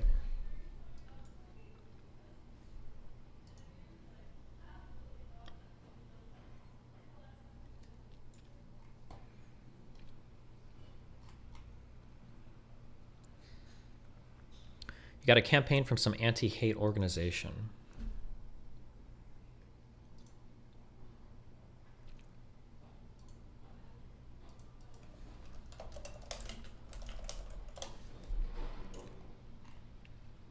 Oh, hope not hate. These guys. Tech platforms must act against dangerous misogynist Andrew Tate. His violently misogynistic, racist, and homophobic content poses a genuine threat to young people. Damn, is he homophobic too? What? Most coverage is understandably focused on Tate's wild and often violent misogyny. Come down here for me. So we need to talk about Andrew Tate. I've made videos before about, misogynists, like those TikTok dating coaches that are like, you need to dominate your women and you need to, tell them they're stupid. I get videos on them, but they've never been this alarming. This is also one of the reasons men find youth attractive. The reason 18 and 19-year-olds are more attractive than 25-year-olds because they've been through life. I'll say this right here on the internet. I don't give a shit. People sit there and go, oh, you can't say. Bro, we got him. It's not about being property. It's about the fact that she belongs to him and the intimate parts of her body belong to him because they're in a relationship. And if she wants to sell those, he has a stake in those intimate parts of her body. So if you want to chop your dick off, I have nothing against that. Leave the kids alone. You can be as transgender as you like. Don't come talk to my kid about it. Yeah. No, yeah. If you haven't seen him already, you're welcome. He's had a very, very significant impact, especially on social media. Hey, whore, go make a sandwich in the kitchen. I wish that, I agree that every single comment Andrew Tate has made here, and I think I know the full context behind all of those. I think I've seen the full clips. I agree that they're all bad comments and problematic. Ooh, I love that word, just because I know how much it fucking triggers people. But you have to do more to dissect why these comments are bad than just put them out there and go, oh, well, it's obviously bad, especially if it's like a 3-second clip. You don't have to be an activist. Not everybody has to be an activist. Maybe this person goes through the effort of taking apart those comments rather than just showing you a 5-second clip and hoping that you know it's bad because it's bad, and they're telling you that it's bad because they know it's bad and you know it's bad. It's a joke. Okay, females don't deserve rights. It's my opinion. Does anyone in here watch Andrew Tate? No? Okay, then I'll just leave since everyone wants me to freaking die. This is why men's mental health is... Recently, he was Googled. His name was Googled more than Trump, more than Mr. Beast, more than Jake Paul, Joe Biden. All of these very, very influential people with very large platforms, he's surpassing that. Videos have been posted about him or of him saying these incredibly damaging and dangerous things about women, about gay people, about transgender people. I mean, basically anyone that isn't an alpha male like him, he's talked shit about. But what's frightening about it is he has support. People are eating this up. Well, I mean, not people, but a specific group of people that he has targeted. They are loving Andrew. They are loving everything that he says, everything that he stands for, everything that he's done. They're all about it. They really are little tiny fangirls. They support Andrew with their likes, their comments, their interactions, but also literal physical money. They give him money. They pay this man for what? We're gonna find out. We're gonna talk about it. I'm gonna show you some of the misogynistic things he said, some of the transphobic things he said, some of the homophobic things he said. I'm gonna show you exactly why I think he is so dangerous. And also, I feel like we need to talk about how he's literally scamming children. I feel like that has to be breaking some sort of law. Am I wrong? Anyways, I post new videos here on my channel twice a week, so if you guys are not subscribed, go ahead and do that right now. Go ahead. I'll wait for you. I'll wait for you, bitch. Are you done? Thank you very much. So yeah, with no further ado, let's chit chat. Let's get into it. So before we get started, it is that time of the month for me. The time to show you my new Scentbird fragrances. Hold on, I'm sorry. I've lost 5,000 in stocks within 1 year of Biden's presidency. My aunt won't even tell me what she's lost because it's a lot. People are watching their 401k disappear and the elderly are also suffering. Wait. Oh, fuck! Hold on. I was almost really, really, really mean. But I'm not going to be mean, okay? And I'll give you good advice instead, okay? Stock markets go up. Stock markets go down.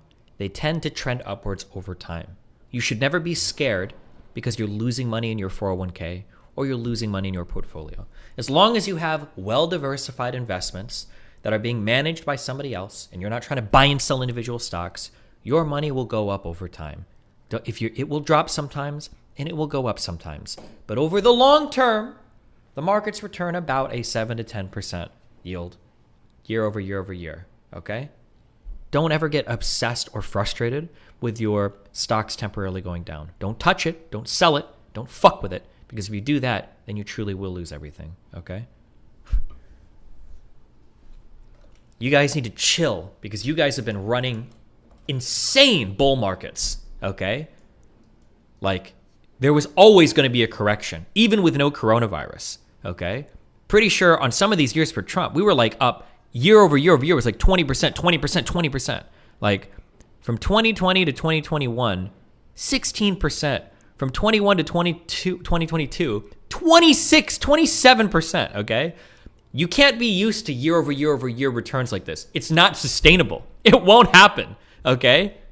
That's just part of life, okay? 2019 to 2020 was 27%, okay? You can't expect the S&P 500 is up 25% since inauguration, year over year. Is that true? Yeah, you can't be sorry. You can't have your brain in a world where you think you're going to be getting 20+% of the markets year over year over year. And if you have been getting that for a few years, get ready for a correction. There's always market corrections. That's just how it goes, all right?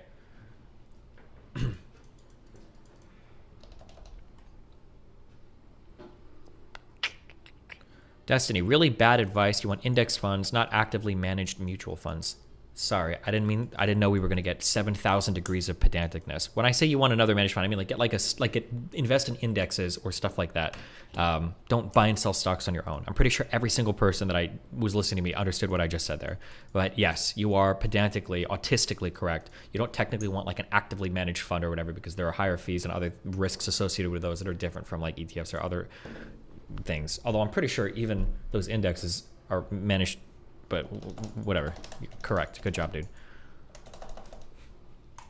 What did you think I was talking about? Today's video is sponsored by Scentbird. Thank you so much, Scentbird. I've been working with Scentbird for quite a minute now, and I genuinely love them so much. I love the brand, I love the products. If you don't know, Scentbird is a fragrance subscription service that allows you to pick from over 600 different fragrance brands. Every single month, you'll get 1 to 3 fragrances, however many you choose, which will be sent to you in these super cute vials. I just got a red one this month. Look how cute. I don't think I've ever had a red one. Most of these designer perfumes are hundreds of dollars per bottle, but with Scentbird, it's what, $16 a month? And with my code 7, their service really, really works. You know, from the quiz that they have online, it helps you pick out the fragrances that are best for your taste, to just being able to try out different fragrances every month has really, really helped me discover what fragrances I really like. I'm just so excited because I genuinely love these perfumes that I got this month so much. This is what the vial looks like. You just twist it up and then your fragrance is inside, your 30-day supply. This is actually one of my favorite scents that I got this month. It's the Red Velvet. Pink Sugar is the brand, Red Velvet is the scent. This one I really did not want to have to tell you guys about because it's so good and I don't want to share, but I love you, so you're welcome. This one is Malibu Nights by Jesus Dime. Christ. It's so good. Oh my God. It's giving very much summer vibe, very much beachy vibe, very much mimosas, very much body spray, but not like body spray, like quality. So yeah, if you're interested in trying out some new scents, a new fragrance, a new perfume, a new cologne, whatever you're into, Scentbird has it, and you can use my code for 55% off. That'll bring it down to just $7 for your first month.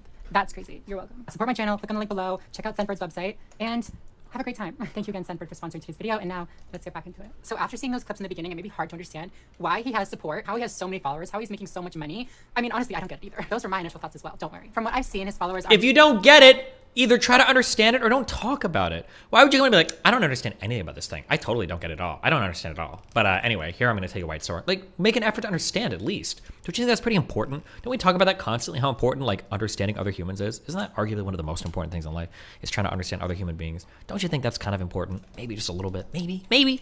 Mostly young boys. It's giving James Charles. Sorry. And the reasons that I've seen these young boys give for, you know, why they support Andrew, why they love Top G Tate, I just need a little laugh break, sorry. He's rich, allegedly. He's successful, allegedly. And this is the most alleged one. He sleeps with tons of women. This self-proclaims tons of women. I guess they redefine tons to be -4. Sorry, that wasn't funny. This is why Andrew Tate thinks that— God, I hate these people. Do you think he's not fucking? Like, women aren't funny. Except Andrew Tate's transphobic, so he wouldn't think I'm a girl. So maybe men aren't funny. I think that the main reason that these young men are looking up to Andrew Tate— wait. I'm so funny. The main reason that people are looking up to him is because these young boys want a role model. They see somebody that is super rich, super successful, has tons of girls, has tons of cars. He's got a Bugatti. I don't know what kind of accent he has. Romanian? Bugatti. And these young boys want, one, somebody strong and successful that they can look up to. He's got an Eastern European accent. Wait, what? Did she say Romani when she meant Romanian? Or what? I don't know. Never mind, don't care. But two, they want somebody to defend them against this new wave of— I was playing it too. One, somebody strong, cars. He's got a Bugatti. I don't know what kind of accent he has. Romanian? Oh, she said Romanian. Okay. And these young boys want— But even Romanian, does it sound like an Eastern European accent? Successful that they can look up to. But two, they want somebody to defend them against this new wave of— I don't want to call it feminism because I don't think that this is a result of feminism, but I feel like a lot of the reason that these young boys support Andrew is a result of this wave of like men ain't shit, man hating vibes. You know what I'm saying? I'll just start out by saying that men ain't shit.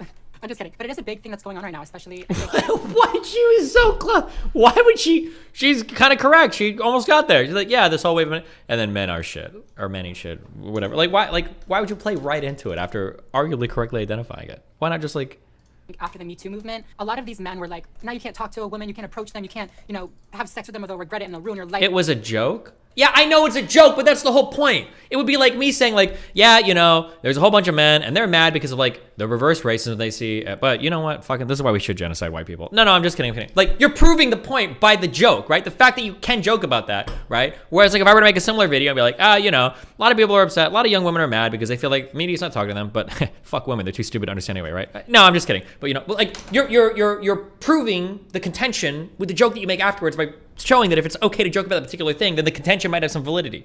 Why would you do that? That's so stupid. If that's what you're trying to convey, I feel like you've made those jokes before, to be honest. Yeah, I probably do, but I can get away with those jokes because generally people know what I stand for, my larger platform, right? I don't think anybody thinks here that I hate men or hate women. I'm not a hateful person at all. Yeah, well, women, who knows? We're getting into that one. No, but obviously we've tried to push back on the incel shit. But like, I don't know. Maybe this person does have a history of like speaking to young men or whatever, so maybe I'm not cutting them enough credit or enough slack. But I mean, she's making a video about Andrew Tate, and she's probably drawing in a lot of external audiences watching this video for the first time. So it seems kind of weird to reinforce that thing. But maybe, you know, if we're being ultra charitable, which nobody else will watch this video will be, you know, maybe it's different. Blah, blah, blah. It's those type of people that are very much pro Andrew Tate. They want to support somebody that's going to enable them to do those shitty things that they used to do and now get in trouble for. We hear it all the time on my channel that there is this widespread attack on masculinity and a widespread attempt to, you know, rewrite what it means to be a masculine man and rewrite what it means to even just be a man. And so Tate's supporters latch onto him because he is the person that is kind of like putting his foot down saying, no, this is what a strong masculine man is. You know what these men do, you know.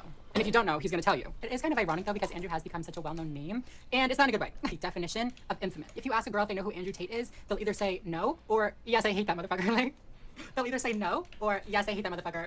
He's out here trying to teach men, or boys, sorry, how to get women and how to be an alpha top G male like him, when in reality he's just teaching them how to be a fucking monster and be single for the rest of their lives. Like if you're pursuing a girl and you tell her that you're an Andrew Tate fan, it's done. They're gonna not like you. They're gonna be turned off and honestly probably a little scared. To start off simple, I think that Andrew just doesn't like women. There's a joke going around on TikTok about Andrew that uses that audio. I think this man is gay. I really do. That boy is gay and I really believe that. I don't like that trend. I don't like that audio. I don't think that it's cute or funny or like whatever to try to emasculinate a man by calling him gay. Didn't you ever see those commercials, don't call something gay?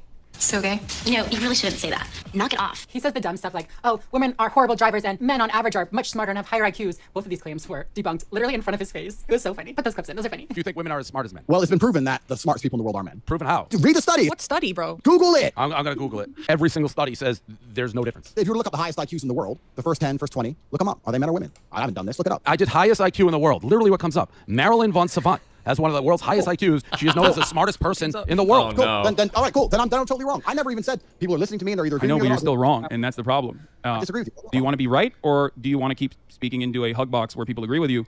And Prove to then, me I'm you know, wrong. well, if you just completely devalue empirical evidence, actuarial sciences, the entirety of the insurance industry that relies on making these sorts of calculations to ensure that these quotes are as profitable as possible, which ends up charging men higher rates than women, as a statistical likelihood that men are more dangerous drivers than women across the board and get into more car accidents across the board. If you're going to look at all of that and say it doesn't matter because that does not correspond to my own personal experiences, then you're silly. You're being silly. You're being a silly person. If everyone this will always be the biggest L that Tate will ever take, is getting crushed in a debate by Hassan. That's the real reason why he deleted all of his social media and said he got banned. You just can't come back from this one, Chief. thought like you did, right? We would have no scientific achievements on this planet. We would still be living inside of fucking caves. How are you gonna say Google it and like make this whole big thing like, I know what I'm talking about, Google it, and then be wrong? Then of course there's the standard, men are superior beings and sexually motivated and should be allowed to sleep with whoever they want while in a relationship, and you as a girlfriend should be 100% okay with that. But also, you have to remain 100% loyal. You also said that you could have multiple partners, but a female that was with you couldn't also have multiple partners? I would personally find that revolting, correct? But there are women who find what I say revolting. I think if a man is not sexually exclusive, it's not the same as if a woman is, because with a woman you have the paternity issue. With a man you don't have a paternity issue. If I have 3 girlfriends and they all get pregnant, we know who the mother and who the father is. If you have 1 woman and 3 men, you don't know who even the parents are if she got pregnant. Yeah, you could definitely figure that out. DNA tests are pretty accessible nowadays. Of course, yeah. That's such a silly argument. So I said science can step in and fix it, but that doesn't mean it's not haram and against the will of God. Look, read the Bible. Every single man had multiple wives. Not a single woman had multiple husbands. It's against the will of God. It's disgusting. You know, this is kind of interesting to me because, like, what's the point? You're not loyal to her sexually because, you know, you're a man, duh. But then you're avoidant emotionally as well. Again, because you're an alpha male and are too logical for emotions, duh. The hallmark of being a man is the ability to restrict your emotions. The difference between a man and a woman is that you suppress your emotions. Is that my eyelash literally coming off? Cut the fucking camera. But like, what is left after that? Being able to say that you own a woman? Oh yeah, he thinks that women are property too. Check that out. You say a lot of stuff about women like that they're your property. That's not what I said. I was talking about an OnlyFans company when that question was asked. But I said that if a woman is going out with a man, she belongs to that man. That's his woman. So if she wants to do OnlyFans, she owes him some money because she's his. Well, that's crazy. That one's crazy. So you think that a man going out with a girl, that's just your property? She is his girl. But what does that have to do with anything? Because she's his. So that is you saying that women are your property. It's not about being property. It's about the fact that she belongs to him and the intimate parts of her body belong to him because they're in a relationship. And if she wants to sell those, he has a stake in those intimate parts of her body. So it's reverse. Male porn star owes the woman. I don't know, because I think the women belong to the man. I think the woman. That's inherently where you get called sexist for. But yeah, very, very cringy, woman-hating stuff. It's like the He-Man woman hater club, like in the Little Rascals, except like with guns and money. But the woman hating does not stop there, babe. No. You can see my light. Gas. He takes it much farther than other dating coaches online and says shit like this. Women aren't as big as me. You're like a 55-kilo female. I will pick you up with one hand, body slam your ass. And when I'm standing on top of you, and you're like, and I'm grabbing you by your neck, and you've learned, I learned in self-defense. When he grabs me by my neck, what I do is I get my fingers in. Yeah, but you know what they didn't teach you in self-defense? Here's a little move. When I grab you by your neck and you start annoying me trying to resist. Okay, this part I like don't even want to make a joke about. This is not funny. This is not cute. This is not good advice to be giving anybody. You are literally teaching men to abuse women. I really don't know how this man is still online. Like, he has been accused of the worst things. He said. Okay, to be fair on that last one, I'm pretty sure that context was, I think we've seen that. I thought that was literally about like women claiming that they could fight like men or whatever. I don't know what the context of the clip he was responding to, but I don't know if I've ever talked about this on stream before, that it was really fucking cringe. I heard that a lot in high school. I went to an all-boys high school, and we had 3 neighboring all-girls high schools, because it's a Catholic thing, I guess. But I remember there was one day where there was like a self-defense instructor going around classes, like teaching women like some of the self-defense things. And there were a lot of cringe as fuck high school girls that came out like, oh yeah, like we learned this thing in like a 45-minute class, and I could totally fight off like any man now. And it's like, bitch, you weigh 95 pounds. Are you fucking serious right now? Why are you even saying this stupid fucking shit? Like, this is the dumbest thing I've ever heard in my entire life. That was really good. I don't know if people still tell people shit like that. I know that, like, Alabrel and other people in the past have argued, like, oh, there's no average strength differences between men and women. It's like, motherfucker, come on. Really? That quote-unquote rape victims need to take accountability for their assaults. Oh, and also that he only dates women that are 18 to 19 years old because they've been through less dick and they're easier for him to make his imprint on. Where the 19-year-old might have had one guy from high school, just broke up, she's fresh, and I could put my imprint on her and make her a good person, and without her having to go through all that detriment to learn about life. Somebody called the fucking police. He literally said at one point that I think it was either 40 or 60% of the reason that he moved to Romania was because the police there were less likely to follow through on sexual assault cases. This is probably 40% of the reason I moved to Romania, because in Eastern Europe, none of this garbage flies. If you go to the police and say you raped me back in 1988, and so we should have done something about it then. If you go to the police and say you raped me yesterday, say, okay, have you got physical evidence? Or is there CCTV proof? Where'd it happen? Okay, let's go interview him right now. And if it wasn't really, we went to the pub, we got drunk, she agreed to go back to my house, started having sex, and then we carried on having sex, and then we had sex and she didn't say anything wrong, and then she texted me afterwards and I didn't text back, and now she's saying I raped her. The police are like, okay, she's an idiot, bye. But no, not in the West. In the West, you can tell them that exact story. You're still fucked. You're fucked in the West. When people say, why did you live in Romania? And I explain my 5 reasons. One of them is the Me Too era. They go, oh, well, you're a rapist. I say, no, I'm not a fucking rapist. But I like the idea of being able to just say to do what I want. I like being free. And if you're a man living in England or Germany or America or any of the Western world right now, you've decided to live in a country where any woman, any ex, any fucking bitch who works at Greg's who you bought a pasty from, at some point in the future can destroy your life. This Me Too era bullshit has not protected women. It's just destroyed the safety of men. I think, so I'm glad she included the full context. I think there's an idea that's worth contending with there, even if you think he says it in a problematic way. I think there's something worth contending with there. And I think society at large is kind of moving in the direction of, like, some of these sexual assault allegations have gotten pretty wild and pretty crazy. We've read quite a few of these now at this point. It's giving, you need to be in jail. Andrew, tell us the real reason you don't date women your own age. Maybe women your own age are more experienced and less likely to deal with your abuse. Oh, maybe you're insecure about women your own age, maybe noticing something lackluster. Oh, Andrew. Now, obviously, Andrew has made many, many comments about women online, which we have seen, but he's also made comments about gay people and about transgender people. And what kind of trans content creator would I be if I didn't respond to these claims? Leave the kids alone. If you want to chop your dick off, I have nothing against that. I'm not anti-gay. I'm not anti-transgender. I'm not anti any of these things. What I am anti is propagating your worldview on other people's children. If you're gay and you can't have kids, why do you now believe it's your right to go to other people's kids and tell them how to think? If you've decided... this whole line of... I don't know if I watched this... Did I watch this on stream or off stream earlier? This whole line of argumentation is really weird. I don't know where the fuck he's coming with this. That the type of sex you want to have will prevent you from procreating. That's your decision, right? You've decided that having sex with women isn't worth it for you. You don't want to have children. You want to have sex with men. Fine, your decision and you're entitled to it. That does not give you the entitlement to go to other people's families who did decide to have children and raise them and try and program their children. Leave the kids alone. You can be as transgender as you like. Don't come talk to my kid about it. That's my child. I will program my child with my worldviews. I raise them. I pay for them. They're my kid. They're not your kid. And they're not the government's kid. This whole propaganda thing, it's like, it reminds me of that audio on TikTok. That is literally all that goes through my head all the time. It's just TikTok audios. But it reminds me of that audio that's like, they're teaching kids to suck cock in school. Play a TikTok that says that, please. Giant cult-like brainwashing. They're teaching 5-year-olds how to suck cock in public school. What school is that? Let me write it down. Now let's hear what he had to say about trans people. I'm so excited. In England, we have this whole Muslim debate. Someone was saying to me, their countries are crazy. And I say, okay, their countries are crazy, but they're not chopping their sons' dicks off. We're getting to a point where almost you can view some parts of our culture and we're more crazy than anybody. Chopping their sons' dicks off.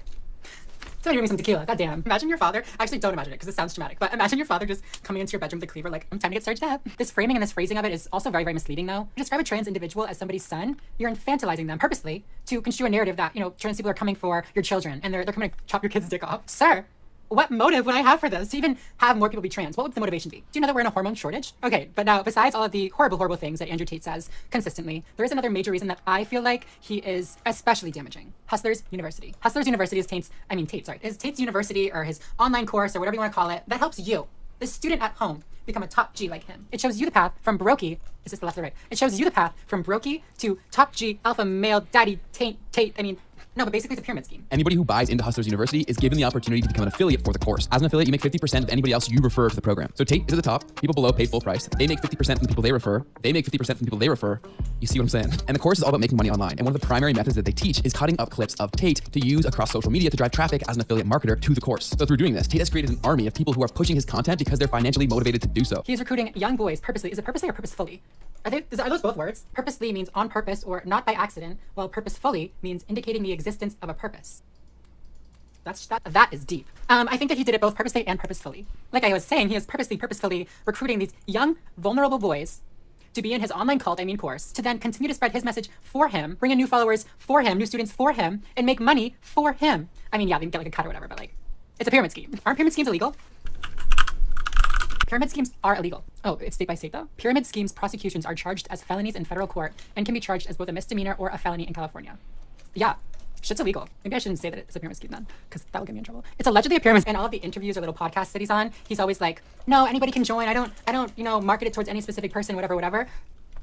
What's this, Andrew? The only people who genuinely adore you when you have a Lamborghini, they see it drive past and they start, and their eyes light up and they start waving their hands, and they'll do anything to get in your car, are 10-year-old boys. So unless you're a pedophile, there's no point buying a Lamborghini purely to get pussy. Buy it because you enjoy yourself. He talks about how the only people that care that you have Bugattis and shit like that are young boys. While filming this, literally right now, I can look at his Instagram, and the last post is of his Bugatti. You literally just told on yourself. From his Hustlers University, this pyramid scheme, whatever, he has created a swarm. I almost said like army, but I feel like swarm is more appropriate, like little bugs, He's created a swarm of little Tates that go around and bully and attack anybody that stands up and stands out against, things that Andrew has said. They also perpetuate these negative attitudes, these negative stereotypes, and these negative actions towards women. So yeah, if you see this Andrew Tate guy online on TikTok, I'm sure you will. I'm sure you already have. Just be aware, if you're talking to a guy, ask him if he supports Andrew Tate. I feel like that would be a good red flag test. That's pretty much everything that I had to say about the situation. Maybe there'll be a part 2, probably not, but maybe. If you like this video, make sure to give it a thumbs up down below. Post new videos twice a week here on my channel, so subscribe if you're not already. And yeah, other than that, I think I'm going to go. So thank you all so much for watching, and I will see you in the next one.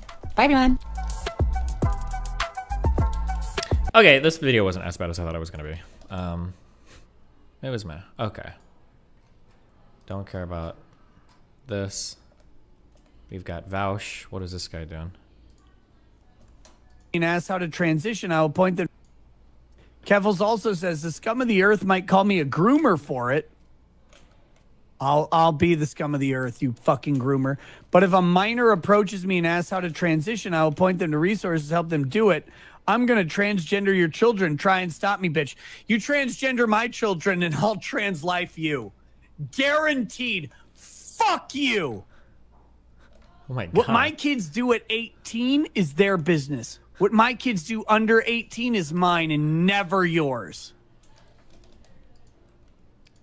Kevels also says the scum of the earth. Jesus, Nick. Let's see, what is this? Twitch partner brings on my Instagram live on stream. Indirectly calls my face ugly. Comments on my tits saying I have a good package during Twitch Rivals. طب خلينا خلينا اشوف شو مبند كمان. بان اري يا حبيبي خليها تعمل لي تشار. عايزه يعمل لي تشار عايز. نيفر مايند انا بعد ما شفت الشكل ما بدي تشار. What the fuck? Why the fuck would you do this? That's nice. I'm joking. Very good. كلنا بجد لازم نتجوز يا جدعان. How fucking stupid. Dude, tell her to use charm on me. Ari reference. Actually, after seeing her, I don't think I want to use charm on me anymore.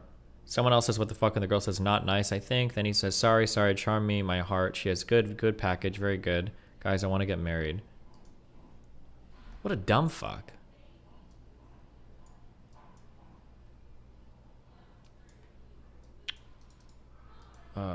Do we fuck? After watching that Vosh video yesterday, it was painful. I feel like he's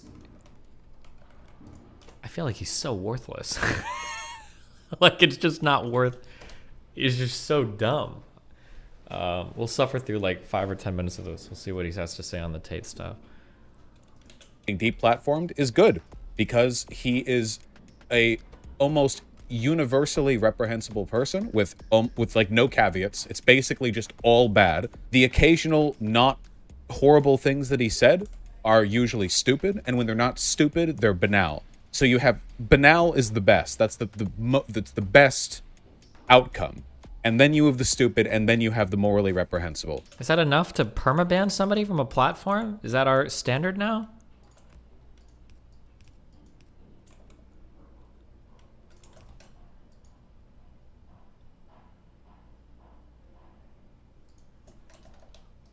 Okay. And there are serious social consequences to allowing ideas like those to fester and propagate freely.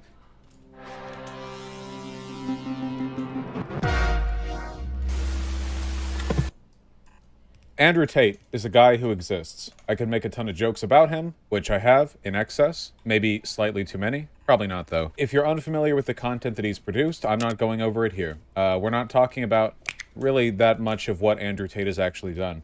What we're talking about is his deplatforming. This is one of the most high-profile, synchronized deplatformings of a public figure that I've ever seen, which is really impressive. For those of you who don't know, Andrew Tate, a former somewhat MMA fighter, I think he did acting at some point, I don't know, recently blew up. I mean, really blew up. I think his tag on TikTok, which was his main platform, had 14 billion. That's with views. a B, Nico. And he sold himself basically as like an ultra-wealthy, hyper-masculine red pillar who was teaching people the, I don't know, virtues of dehumanizing women and sexual assault, I'm guessing.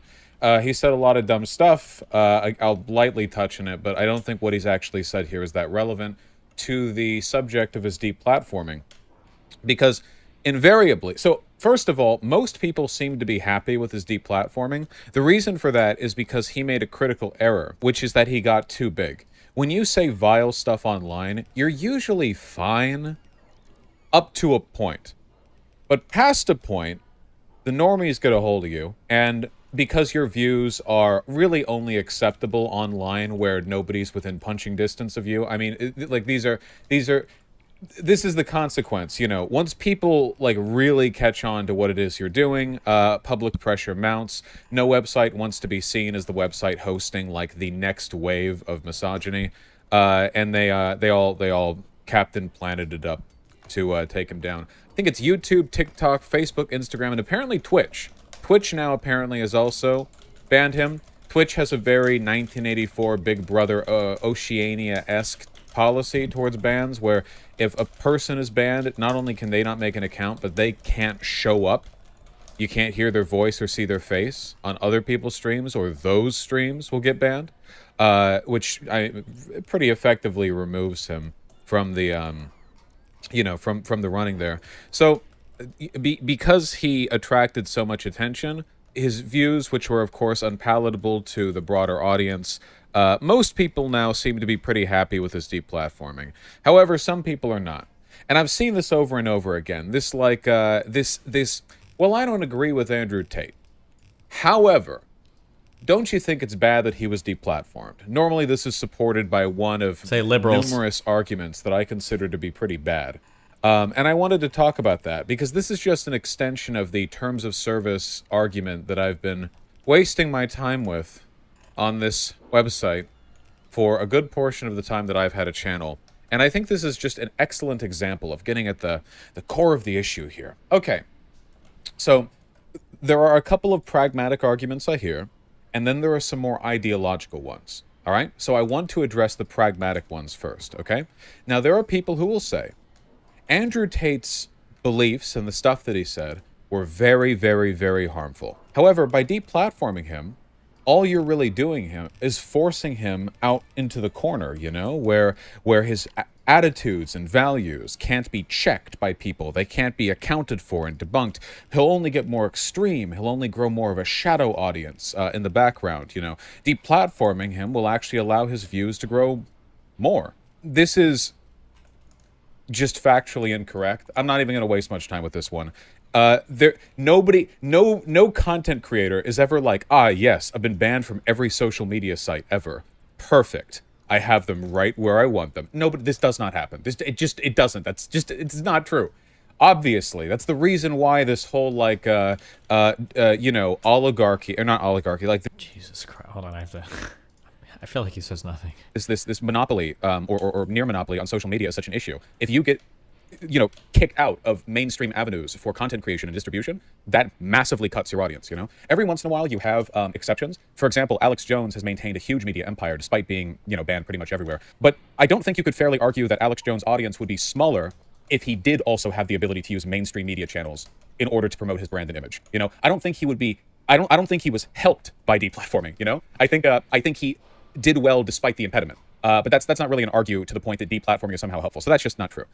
Just not true at all. And then there's this whole by keeping them, by keeping them in the shadows, you don't learn to debunk their arguments. The best way, tell me if you haven't heard this before, okay? The best way to tear apart bad ideas is to expose them to the sunlight. It's to keep them out there in the open so you can learn those arguments. This is what I generally believe. Okay? I hear this said so often, which is weird because nobody really believes this, right? Like, does anyone actually believe, genuinely, sincerely, in their heart of hearts, that bad ideas will always get corrected and disbelieved if they're exposed publicly? Is that what you think? The interesting thing is that a lot of the people who say this, the whole sunlight is the best disinfectant, the people who will say that are also people who are, let's say, have some very contentious opinions on broader political issues. If you believe that misinformation and harmful values will get fixed through exposure, then why do you hate the mainstream media so much? Right? Have you ever noticed that? Isn't that a bit interesting? It's like, oh wait, so if you Is Wash correct? On the first argument, he is. The idea that deplatforming something makes them more popular, that's not true. Anybody that says that is in a massive cope mode. Generally, deplatforming you will fuck you pretty hard. If that was the case, people just try to get intentionally deplatformed. There's a reason why people fight against it so much and why people complain about it so much. If anybody's ever saying oh, well, getting deplatformed actually helps this person, that's never true. That's almost always bullshit. So that is true. So you believe that exposing bad arguments leads to the defeat of those bad arguments. So why are you arguing against the broader institutional ideologies you disagree with? They shouldn't exist by your metric, unless you're implicitly conceding that you must be in the wrong, because if those continue to exist in the sunlight, they must be correct. Nobody actually believes this. Oh, and by the way, nobody, even leaving aside the irrationality of that perspective, right? Because obviously it's not true. Humans do not have some innate bias towards things that are morally or empirically correct. Who thinks that? Have you interacted with a human ever? Have you talked with anyone? Have you done anything? Do you live? Do you exist? Am I arguing with a dead man or a concept? Of course we don't. Humans overwhelmingly been just a hodgepodge of biases and anecdotal arguments and flagrantly, provably false beliefs. The whole scientific revolution has been this relatively recent, desperate effort at clawing together something approximating empirical analysis. People spend their lives learning how to refine the processes by which they can learn what's true. We do not have a natural affinity, any of that crap. So don't even. And that's leaving aside the fact, by the way, that the biggest audience for Andrew Tate's content wasn't fully rational adults with well-developed brains, as though those people never get stuff wrong. It was 14-year-old boys, And if you don't think the average person has a natural predilection towards the truth, which they don't, that is just not a defensible belief, you can't possibly believe that high schoolers do too. That's ridiculous. Obviously they don't. And I know that nobody believes that for reasons that I'm about to illustrate. First of all, has anyone, pardon me for bringing this argument out, walk up to one of these people? Oh, sunlight's the best disinfectant, right? Okay, so don't you think we should have maps and destigmatization groups be given mainstream attention and coverage? Surely the public expression of their beliefs would lead to more people being willing to debunk them. I mean, after all, the more pro people we have arguing their positions in public, surely. What people? What is he saying? I don't even know what he's... This would benefit society. Do they believe this? No, they don't. No, they don't. They do not. No, they don't. I'm not even going to tolerate any, any devil's advocacy here. None of these people would ever stand up for that position, okay? And the reason for that is because nobody fucking believes it. Nobody believes it. Why is everyone saying Mr. GrR? That's not even the argument. I know your brains are latching on to some kind of parallel equivacy that you're drawing on here, but that's not even what I'm talking about. I'm talking about the very idea that if there is vice in the world, that vice should be promoted and exposed and popularized because it reduces the vice. Nobody actually believes this, but they pretend to sometimes when it fits into this pseudo-libertarian, deplatforming is actually harmful because when you have people like Andrew Tate who are basically pro and they're being listened to by millions and millions of middle school boys, somehow the middle school boys being exposed to those beliefs will make them better at not believing those things. It doesn't make any sense. It makes no sense whatsoever. It's completely nonsensical. It's not even worth talking about, really. Those are the pragmatic arguments that I see against deplatforming in the sense of actually deplatforming is the wrong strategy to take, The main thing that people tend to bring about is the ideological argument, right? And that gets a little bit more complicated. It's like this, you can't just get rid of ideas that you don't like, which, yeah, we can. We have a legal system. People don't seem to understand, but what? All of the legal distinctions that we make, whether it comes to murder versus self-defense or murder versus manslaughter, when is it or is it not sexual assault? When is this person in the right, this person in the wrong, slavery, any of these things, all these laws that we have are based on political biases that we have. They are, in essence, discriminatory against people, certain political dispositions. People tend to believe that law is somehow amoral, that it's separated from morality, that law is like this separate... Nobody's saying law is amoral, but to try to conflate like what is moral and what is commonly thought of as political is a little silly. Like, law is kind of the codification of our collective moral thought, right? Like, don't murder, don't steal, whatever. But to say like, well, if we've got laws against murdering, that's political in the same way that laws against certain types of speech is political. That's a little bit of a silly...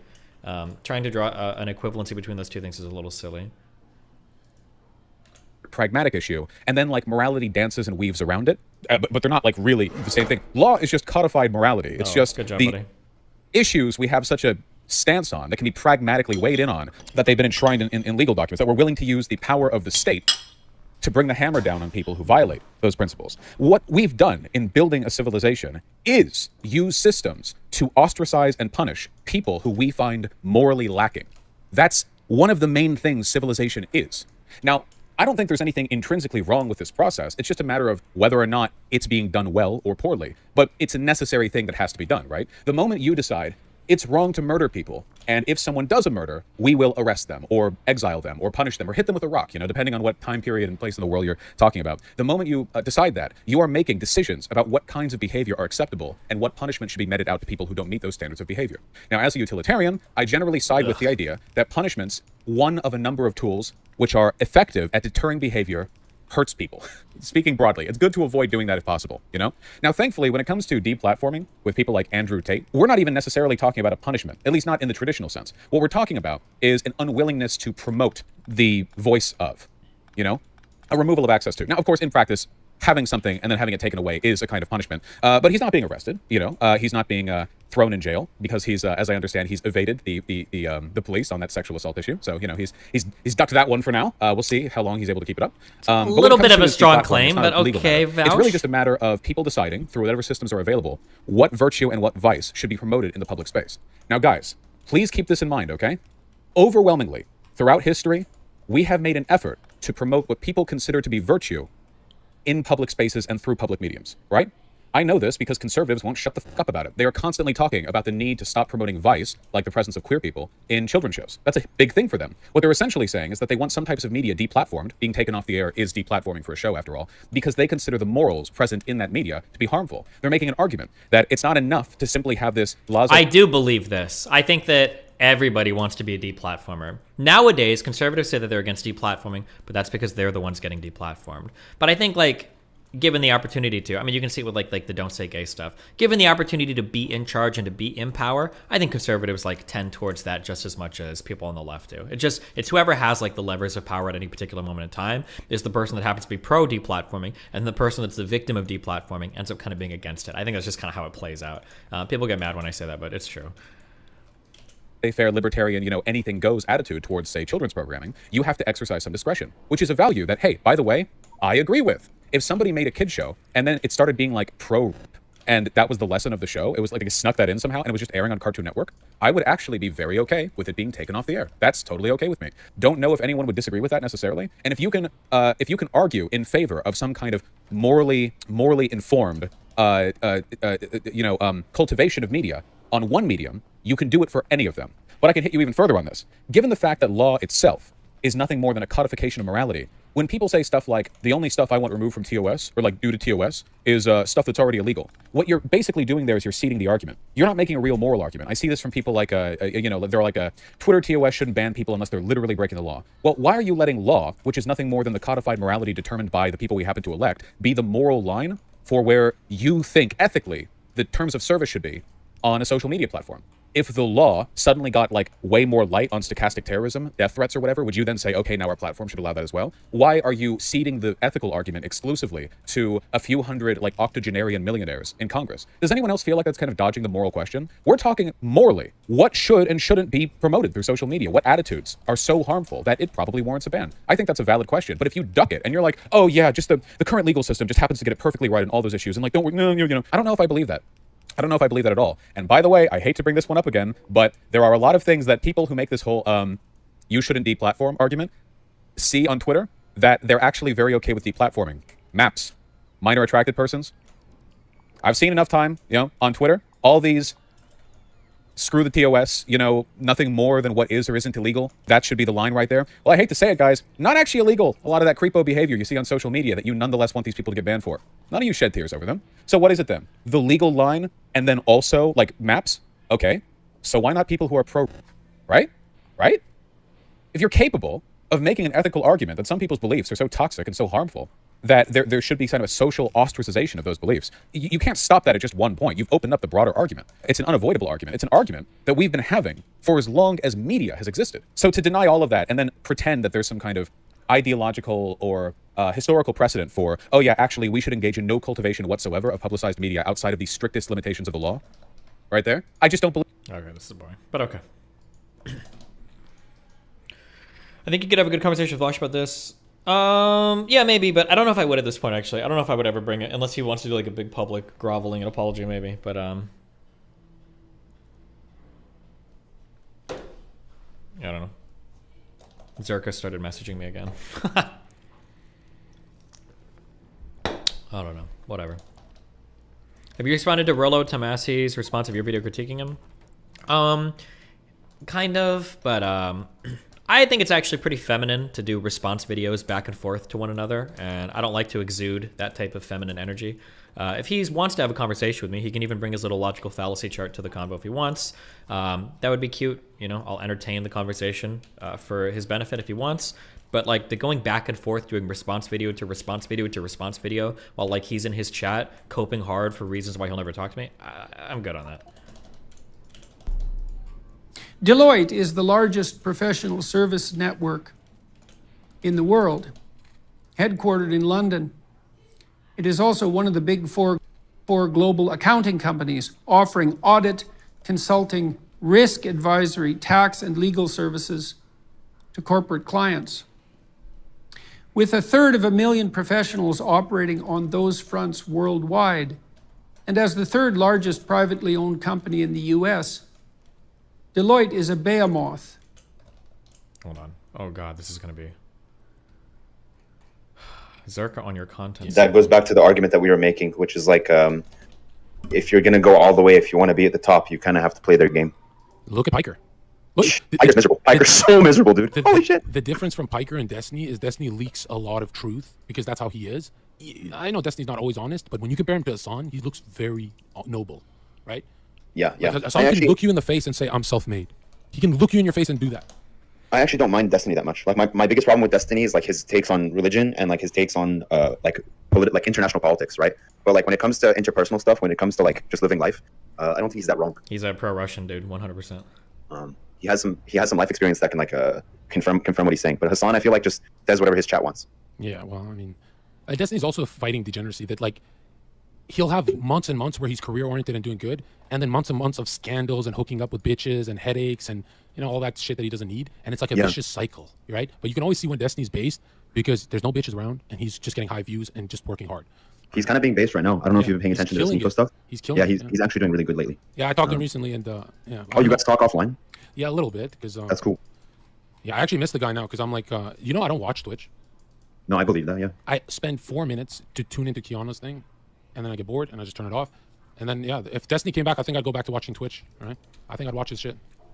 Yeah, he's actually the only like YouTube person that like I watch clips of. Like anytime he posts something, I usually, not all the time because some of it's stupid, but for the most part, when he posts stuff, I'll watch it. He has good conversations with people, especially nowadays. Where like I think what happened to him is he like saw how crazy things are getting, especially on the far left side of things, and he's like, hold on, I need to bring things back to the middle a little bit. But didn't we? Our side, we all predicted the left's going to eat him. We used to joke. Yeah, about it. yeah. I remember saying it like a couple years ago. Yeah, I was waiting for that. He had the idea that since he defended them for 10 years, that they're not going to be snakes. Yeah, it's funny because like as soon as he started trying to be like an ally, especially to like the LGBTQ stuff, as soon as he went really hard on that side of the content, they like picked him apart for all of that because it's impossible to be right when it comes to that stuff. No, it's crazy when you look at the LGBTQ. All that like hardcore emotional stuff is not actually in the real world. It's internet. Like if you've ever worked with gay people, they're nothing like the internet is this hyper. If you're a part of a group on the internet, you turn into like this hype. Okay, I'm good. All right, sorry. Okay, Peterson's well-written, well-researched message. Okay, sorry. Let's start this again. Is the largest professional service network in the world, headquartered in London. It is also one of the big four global accounting companies offering audit, consulting, risk advisory, tax, and legal services to corporate clients. With 1/3 professionals operating on those fronts worldwide, and as the third largest privately owned company in the US, Deloitte is a behemoth with numerous... Is behemoth like an unbelievably and previously unknown way of pretentiously saying behemoth? Is that actually an actual way to say, is behemoth? Is that a real pronunciation? Am I crazy, or it's another mythical creature? Okay, maybe it's a way to say it. And far-reaching tentacles. In short, it's an entity we should all know about, not least because such enterprises no longer limit themselves to their proper bailiwick, profit-centered business strategizing, say, but consciously or not, have assumed the role as counselors to globalists whose policies have sparked considerable unrest around the world. If you're seeking the cause of the Dutch agriculture and fisheries protests, the Canadian trucker convoy, or before that, the rise of the so-called Yellow Jackets in France, the farmer rebellion in India a few years ago, the recent catastrophic collapse of Sri Lanka, or the energy crises in Europe and Australia, you can instruct yourself by the recent pronouncements from Deloitte. While not directly responsible, they offer an insight into the elite groupthink that has triggered these events, into the cabal of centralizing globalist utopians operating in the media, corporate, and government fronts, wielding a nightmarish vision of environmental apocalypse. Okay. Outlandish claims. In May of this year, Deloitte released a clarion call to precipitous action, trumpeting the climate emergency that currently confronts us, called The Turning Point, a global summary. It is a stellar example of the kind of thinking characteristic of the European Union's bureaucratic overreach that generated Brexit, a very good decision on the part of the Brits, in my view, yeah, and one that is now threatening the very survival of that self-same EU. The report opens with two claims.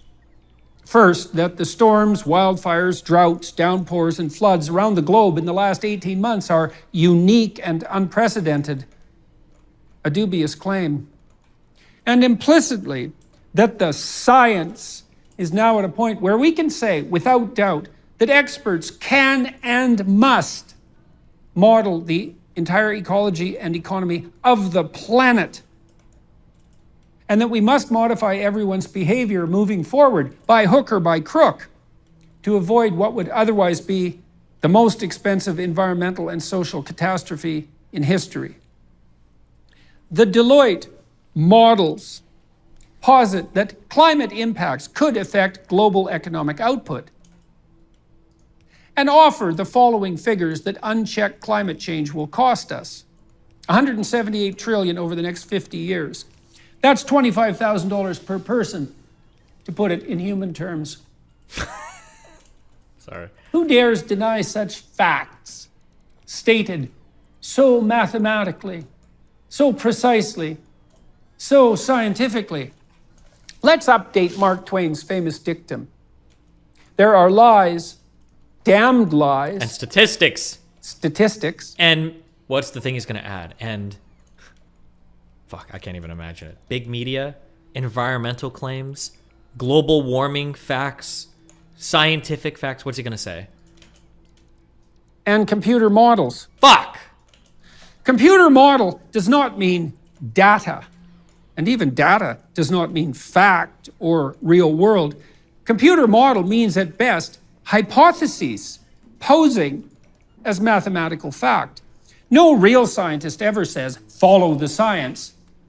Yet, this is exactly what bodies such as the EU consistently pronounce, pushing for collectivist solutions that often and inevitably do more harm than good. Solutions in sovereignty. What might we rely on instead to guide us forward in these times of accelerating trouble and possibility? Valid authority rests in the people. Truly valid structures of authority are local, not centralized for reasons of efficiency and emergency. This must not become the generation of yet another top... Did drugs rot his brain? Will you turn like this in 20 years? It feels like every time he speaks now, it feels like a 19-year-old trying to write a villain in a Harry Potter fanfic. That feels like what he's going for with every single sentence. It's so over the top. And he's not even saying anything of substance. Down Tower of Babel that will not solve our problems, just as similar attempts have failed to solve our problems in the past. Ask yourself, are these Deloitte models, which are supposed to guide all the important decisions we make about the economic security and opportunity of families and the structures of our civil societies, accurate enough even to give those who employ them any edge whatsoever, say, in predicting the performance of a stock portfolio? One based on green energy, say, over the upcoming years. The answer is no. No. I like the pause between everyone. Why would you think that being able to predict some system like a climate means that you should necessarily be able to predict, like, that doesn't logically follow. Oh, you're telling me you can predict the climate? Well, then predict the stock market. Like, I don't know if A follows from B there, my friend. Or B follows from A, I should say. How do we know? Because if such accurate models existed and were implemented by a company with Deloitte's resources and reach, Deloitte would soon have all the money. That is never going to happen. The global economy, let alone the environment, is simply too complex to model. It is for this reason, fundamentally, that we have and require a free market system. The free market is the best model of... Wouldn't you be able to predict certain types of stocks, such as oil or renewables, though?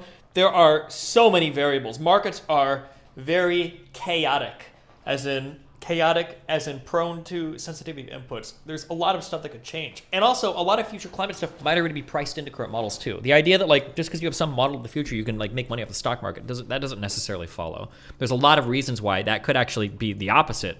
Yeah, it's just... of the environment we can generate. Let me repeat that with a codicil.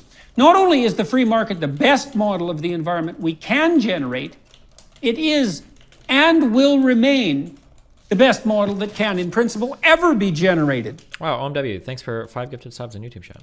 With its widely distributed computations, constituting the totality of the choices of 7 billion people, it simply cannot be improved upon, certainly not by presumptuous, power-mad globalist utopians who think that hiring someone, mysteriously manipulating a few carefully chosen numbers, and then reading the summarized output means genuine contact with the reality of the future and the generation of knowledge unassailable on both the ethical and the practical front.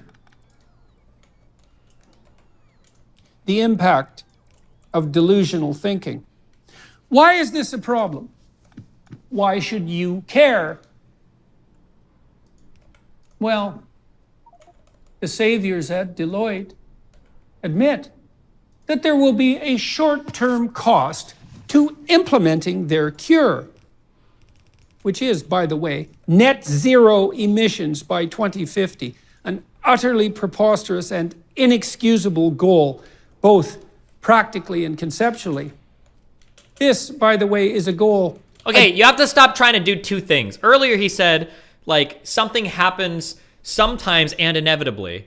Well, if it's inevitable, it's not sometimes, it's always. And now we just said something is impossible practically and conceptually. Well, conceptually, I can think of 50 million ways we could conceptually be at net zero emissions by 2050. One is with some totalitarian world government. Second is nuclear fucking war. It's not conceptually impossible. It feels like he's voshifying his statements. He's like adding in words to like make it sound deeper than it actually is. Okay? You can just say 1 or 2 adjectives. It's fine. You don't have to have 3 or 4 for every fucking sentence you give. Identical to that adopted last week by the utterly delusional leaders of Australia, who additionally committed that resource-dependent and productive country to a 40% plus decrease by 2005 standards in greenhouse gas emission within the impossible time frame of 8 years. This will devastate Australia, as the framers of such plans, with their "it justifies everything" emergency, know, and even somewhat admit to knowing. Here is the confession, couched in bureaucratic doublespeak from the Deloitte consultants. During the initial stages, the combined cost of the upfront investments in decarbonization, coupled with the already locked-in damages of climate change, would temporarily lower economic activity compared to the current emissions-intensive path. The omniscient planners then attempt to justify this with the standard empty threats and promises. The suffering is certain, the benefits ethereal. Those most exposed to the economic damages of unchecked climate change would also have the most to gain from embracing a low emissions future. Really? Tell that to the African and Indian populations in the developing world, lifted from poverty by coal and natural gas. And think, really think about guys. this statement. Think about this one, guys. Bet you didn't think about this one. Hit us. Existing industries would be reconstituted as a series of complex, interconnected, emissions-free energy systems. Energy, mobility, industry, manufacturing, food and land use, and negative emissions. That sounds difficult, don't you think? Impossible even, Doctor. To rebuild everything at once, and better, without breaking everything. Fixing everything in a few decades in a blindly panicked rush while demonizing anyone who dares object. And what will it take to do so? Here's the most alarming part. Okay. Nothing more than, quote, a coordinated transition that will require governments, along with the financial services and technology sectors, to catalyze, facilitate, and accelerate progress, foster information flows across systems, and align individual incentives with collective goals. A clearer statement of totalitarian inclination could hardly be penned. Okay. There's nothing mysterious about a bunch of people saying, hey, we need to do something to help climate change in the future if we truly believe that to be a big problem. Well, that's going to be kind of difficult because there's a lot of incentives to using cheap but dirty energy. That's true. If we wanted to make it so that alternative energy sources were more attractive, there'd have to be some kind of global coordinated effort to ensure that some people aren't motivated to use cheap and dirty energy producing methods versus other people that would use more expensive energy producing methods and then would be like non-competitive. Sure, requires some level of global coordination. I think one of the chief criticisms that I can remember, could be wrong, but I can remember, one of the chief criticisms of global climate policy historically has always been the wicked exception that developing countries have gotten. That India and China are able to skirt by in the most dirty energy ways possible, while larger players and more first world countries like Western Europe, the United States, Australia, New Zealand, we're kind of forced to be held to a higher standard. It's like, well, hold on. Everything I make in my country is 10x more expensive because I've got to pay my workers more, and because I've got to be careful with how I pollute. That's bullshit. And these countries get away with doing like insane shit. That's fucked up. Obviously, you need globally coordinated incentive structures and globally coordinated action to deal with a global problem. Otherwise, the negative externalities of any energy project are always going to prohibit your ability to make any progress when it comes to global problems. That's like obvious. It's not even like a controversial statement. Like, that's obviously true. But everything is like so conspiratorial. Like,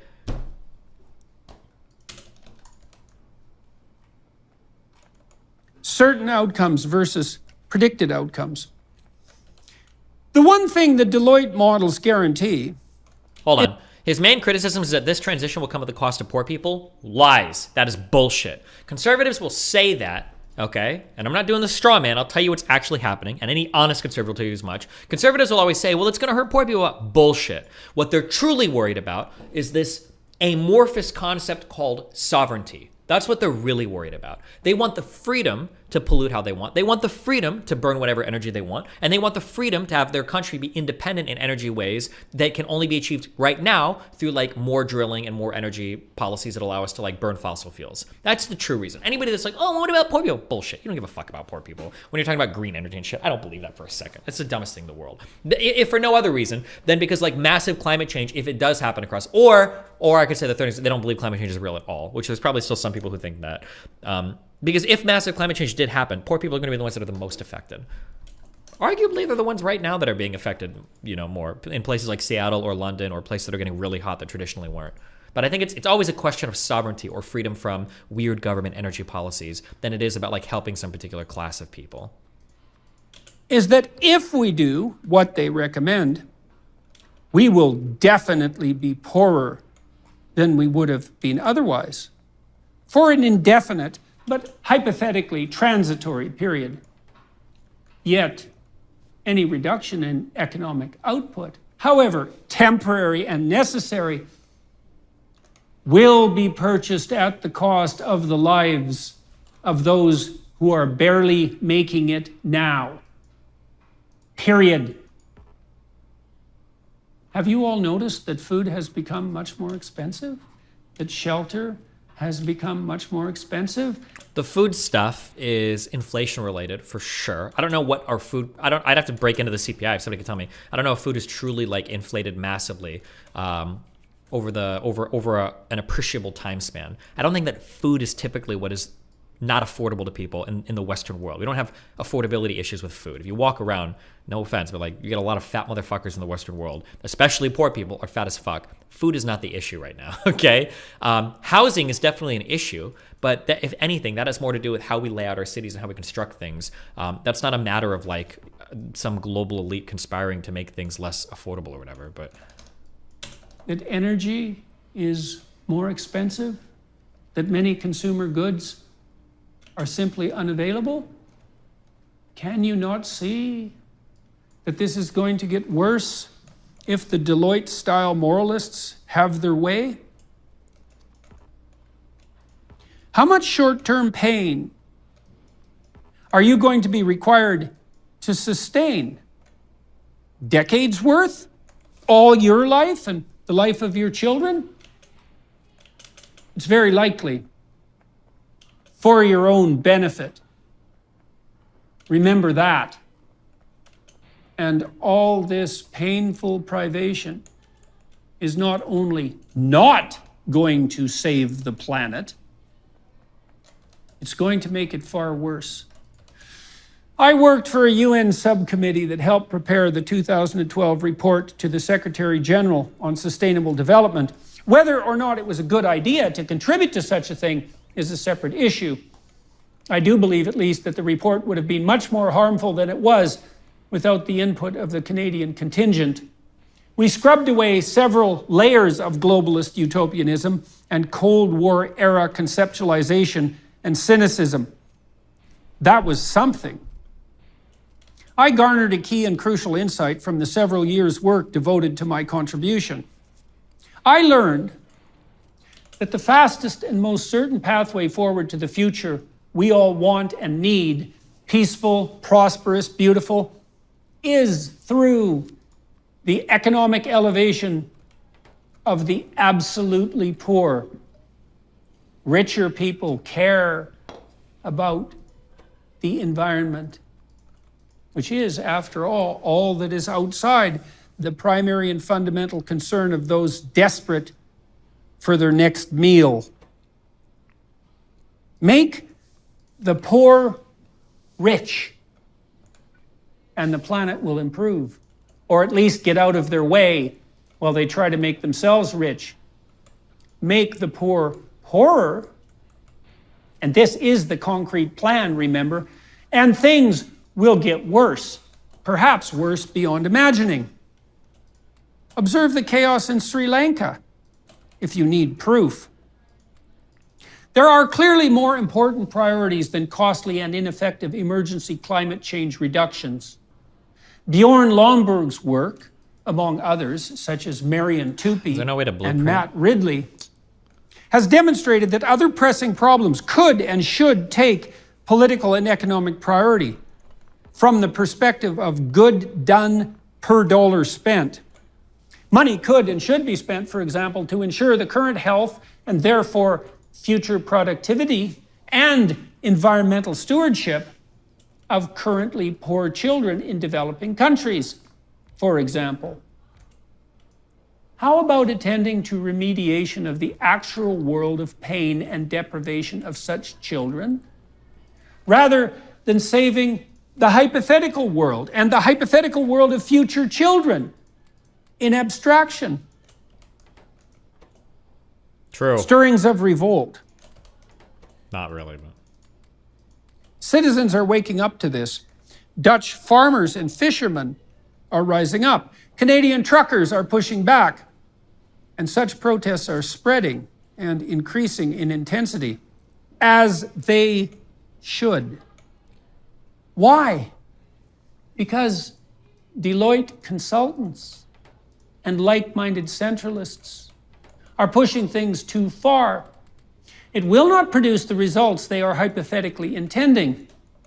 This agenda, justified by emergency, will instead make everyone poorer, particularly those who are already poor. This use of emergency force will instead make the lives of the working men upon whom we all depend for our daily bread and shelter more difficult and less rewarding. Finally, this use of emergency force will also make the... You know what's kind of weird? What's kind of funny? In like a weird kind of like post-apocalyptic dystopian novel kind of way. A lot of these guys feel kind of religious, you know? Like, it's funny because they accuse progressivism of being religious, and I think it kind of is a little bit. I think it does feel like a religion sometimes. You've got strict holy texts that you have to adhere to that are very resistant to change, or if you question things, you get ostracized or executed for apostasy, and you know you've got all these parallels you could draw between like progressive orthodoxy and religion. But I think these guys on the right do it as well. And he fancies himself a pastor right now. This is what it feels like. I don't know if you guys have been to church before, but I feel like I'm in mass right now. My pastor is giving like an impassioned sermon right now, trying to preach to us about the evils in the world and how to guide us and dictate. I don't know. It feels kind of cringe to me, but like. There's some funny world where you write like a dystopian novel, and in the future there's no religion, everybody's like an atheist, but there's like 5 new churches that have opened up that are all like a-religious in nature. I know that he is religious, but like obviously he's not preaching a particular like theistic or theological religion right now. He's not talking about God, but it all still feels like very religious in terms of like delivery and aesthetic. Not that that's necessarily a bad thing, but just interesting.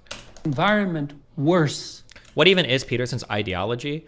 At its root, honestly, from what I've gathered, like listening to him recently, he kind of just sounds like a libertarian. Like he just wants like freedom and sovereignty for everybody, and that's kind of like his big kick lately. That's kind of what it feels like at its simplest, but... Not better. Why? If you wreak your... Yeah, I know, but no one's addressing it, and rich people like Destiny are just saying it's not that big a deal when that could be the difference between a family eating a decent meal every night or not. What is this guy saying? Groceries cost like 20% more than they did before. Of course, it's a big deal for people living paycheck to paycheck. Okay. Temporary economic havoc to eventually remediate the world. Those whom you sacrifice so casually in the attempt will descend into chaos. I have to be careful not to project my experiences too much. I should just go meet and talk to more poor people. My issue when I was poor, I just don't remember this. And I could be wrong, or maybe I had a unique experience being poor. I just never remember food being the thing that was always the issue. My huge bills were my car and my house or apartment. Those things dwarfed everything else. Those are the two things that fucked me the hardest.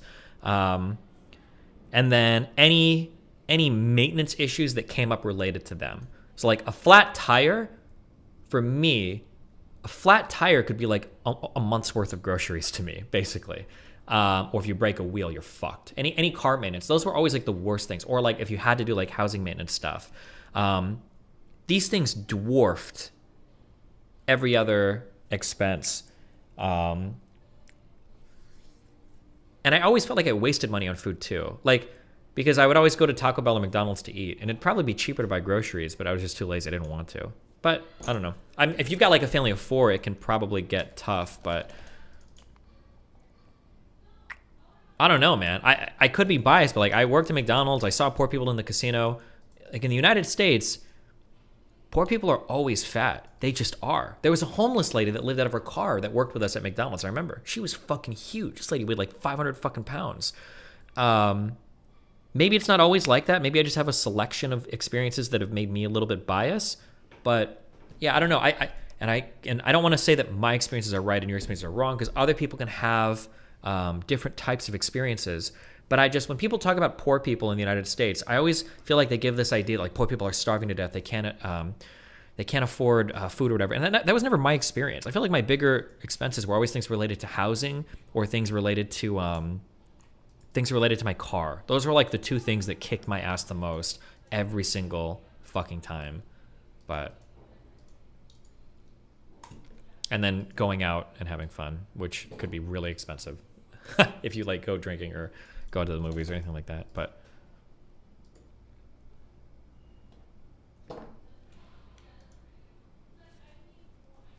in that chaos, they will then, by necessity, turn their attention to matters of immediate survival, and in a manner that will stress and harm the complex ecosystems and economies that can only be maintained with the long-term view that prosperity and nothing else makes possible. Critics of my view will say, we have to accept limits to growth. Fine, accept them. Personally, abandon your position of planet-devouring wealthy privilege. Join an ascetic order. Graze with the cattle. Or, if that's too much, and it probably is, then purchase an electric car, if you want one. But no diesel-powered emergency backup vehicle or electric power generator for you. Buy some stock in Tesla. That's probably the best bet on that front. But you don't approve of the likes of Elon Musk, do you? Stop flying. Stop driving, for that matter. Get on your bike instead in your 3-piece business suit. In the winter, if you dare, I'll splash you with icy and salty slush as I drive by in my evil but warm Ford Bronco SUV, and help you derive the consequent delicate pleasure of your own narcissistic martyrdom. Save the planet with your own choices. But quit demanding that the rest of us blindly follow your diktats. Quit. I feel we need to go on another league arc. I get frustrated when people should be smarter than this. This is just like such a boring, you're not actually engaged. Like the problem with public policies, you kind of need the whole public to do it for it to be effective. This idea of like, oh, you want to fix climate change? Well, why don't you stop driving? Like, okay, well, that doesn't really solve the problem, does it, bucko? Oh, you want to help the poor? Well, why don't you pay more taxes? Okay, well, you know, I can't do it alone, buddy. Usually when we're talking about government policy, it's something that all of society kind of sort of has to be bought in on. It can't just be like a few people or even hundreds of people, even thousands of people like doing it. You kind of need everybody bought into the same concepts for it to work. It's just such a boring engagement with the subject matter. Demonizing and castigating us merely because we don't just happily cede to you all the extant power. We're not evil just because we don't believe that you are omniscient. We're not evil just because we don't want you to assume omnipotence and omnipresence too. True. There is simply no pathway forward to the green and equitable utopia that necessitates the further impoverishment of the already poor, the compulsion of the working class, or the sacrifice of economic security and opportunity on the food, energy, and housing front. There is simply no pathway forward to the global utopia you hypothetically value that is dependent on force. And even if there was, what gives you the right to enforce your demands on other sovereign citizens equal in value to you? An alternative solution. A better way forward would be to prioritize the problems that beset all of us on this still green, functional, and increasingly abundant planet, with the requisite focus and attention demanded of a true political class elected by the people, capable of and willing to look at everything, trying to fix where necessary, trying to maintain as much freedom and autonomy as possible, and stop simply capitalizing narcissistically on the mere appearance of action, knowledge, and virtue. We should obtain true cooperative consent from those affected, farmers, truckers, working class people, who have turned in irritated desperation to figures such as Trump, and work with them rather than forbidding them with your power or improving them so they will be finally worthy of your time and attention. Help replace dirty energy with clean if you must, but do it on your own dime, and make sure that the results are cheap and plentiful if you want to help the poor and the planet. The warning bells are ringing. Listen to them before they turn into sirens. Jesus. We will not advance without resistance through the straits of your enforced privation. We will not allow you to steal and destroy the energy that makes our lives bearable and that produces our food and shelter and housing and the sporadic delights of modern life just to address your existential terror, particularly when it will fail to do so in any case. We will not allow our children to be criticized first for having the temerity to merely exist, and then deprived of the prosperous and opportunity-rich future we strived so hard to prepare for them. We remain unconvinced that your frightened and self-congratulatory moralizing and intellectual pretension, ignorance of the limits of statistics, and misuse of arithmetic. We do not believe, finally, and most absolutely, that your declared emergency and the panic you sow because of it means that you should now be ceded all necessary authority. So, leave us alone, you centralizers of power, you worshippers of Gaia, you sacrificers of the wealth and property of others, you would-be planetary saviors, you Machiavellian pretenders and virtue signalers, objecting to power. Jesus Christ. All the while you gathered around you madly. Leave us alone, to prosper or not, as a result of our own choices, as a result of our own actions, in the exercise of our own requisite and irreducible responsibility. Leave us alone, or reap the whirlwind. Wow. And watch the terrible destruction of what you purport to save in consequence. Okay. It was a little dramatic, but okay, dude.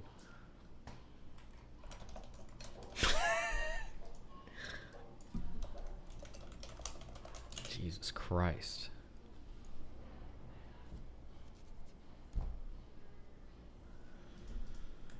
What do you want me to read this Devin Nash thing? Hold on.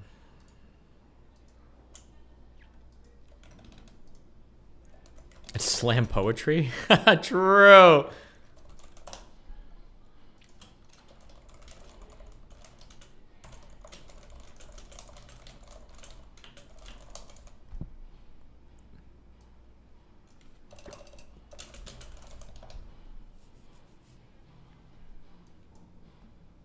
Thanks. Yoink on that tweet.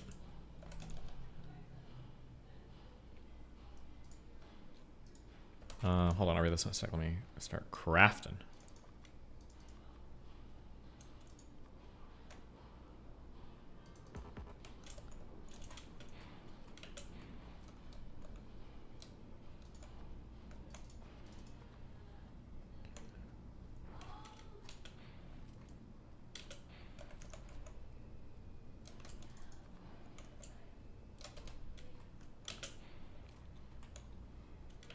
Quick 9-10. I'm beyond that game right now. Okay.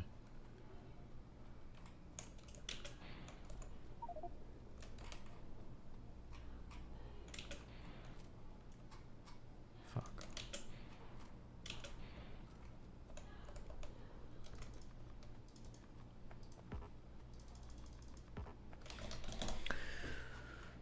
What is this? No one in media got the Twitch exclusivity announcement right. Headline news and feared clickbait. Streamers will misinterpret this news. Here's what really happened. Should read the announcement. It says clearly you still can't multi-stream simulcast on any of their competitors. We know that. Wait.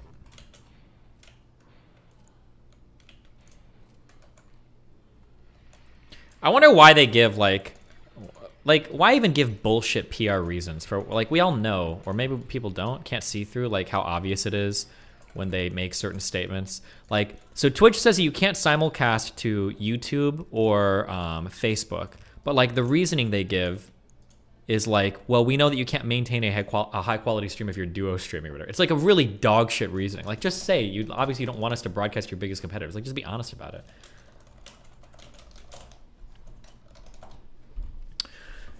They should raise an immediate red flag. Why is Twitch calling the shots on what is good or bad for your community? None of the data on simulcasting supports this. Yeah, of course. It's just, you should call the shots. A lot of people are saying, well, now Twitch streamers can stop their Twitch stream and stream somewhere else, which is completely wrong.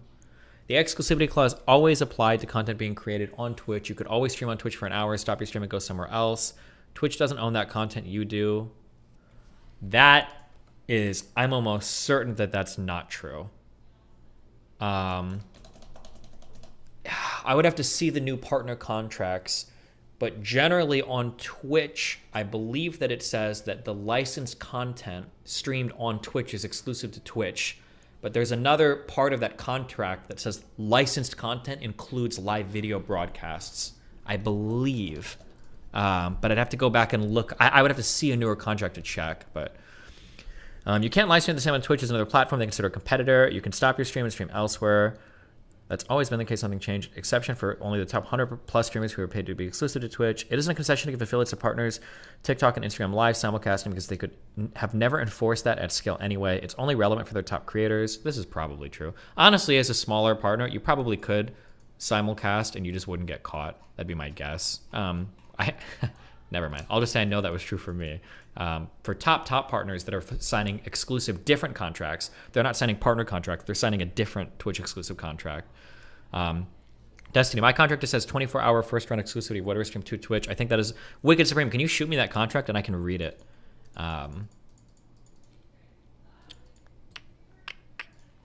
Because I think the trick is in how they define licensed content. I think me and Devin might have disagreed on this before, but the wording was ambiguous at best, although I don't know if I would have agreed, but I can check. If you shoot me your contract, I can look real quick.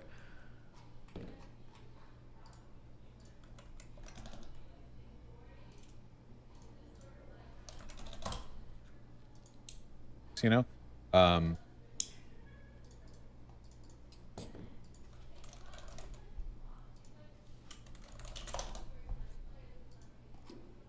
If everyone's coming in chat, hold on. Yeah, let me just finish reading the fucking thread. One sec. Affiliating most partners simulcasting was unenforceable, especially on short-term platforms. So that is a genius PR move by Twitch. It doesn't cost them anything. I'm impressed. Great marketing here. Twitch's underestimation here is the power of TikTok Live. TikTok Live viewership has already exceeded Twitch in IRL categories. The discovery is massive there. I think they just recently made it so you can stream from your computer on TikTok. I don't know how much that'll ever catch up, though, or catch on. I'm not sure. Every Twitch streamer should absolutely take advantage of this and stream to TikTok Live alongside their Twitch broadcast. Two of my Patreon communities and 2 dividers did this. On one day, they'd TikTok Live will probably surpass Twitch in total hours watched by 2024. That's probably true, but I think it's a different type of audience that watches TikTok. The amount of misinformation sounds insane.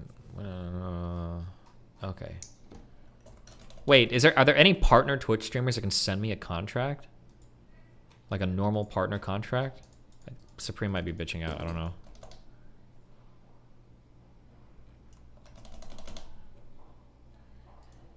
Rage Pup, if you have a partner contract, shoot me one. A food for thought for Nick next time. Does racial purity matter to you? If yes, why? Does it bother you your kids will be mixed forever? Oh, I could ask them that.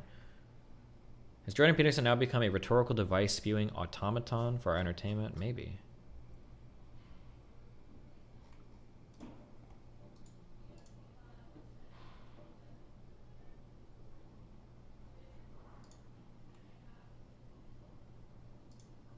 Okay, hold on. Give me 1 second.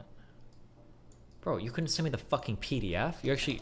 Supreme, actually off yourself. Oh my god. Okay, let's see. Control F.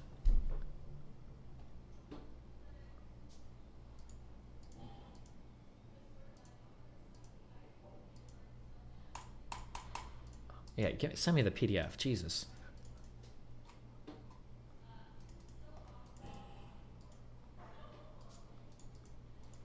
Just kidding. He's not sending me anything.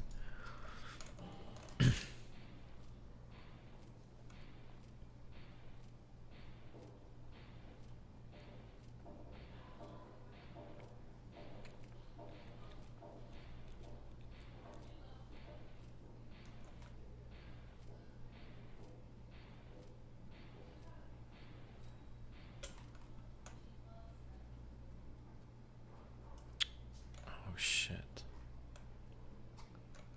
I don't know how many things can be like supported here.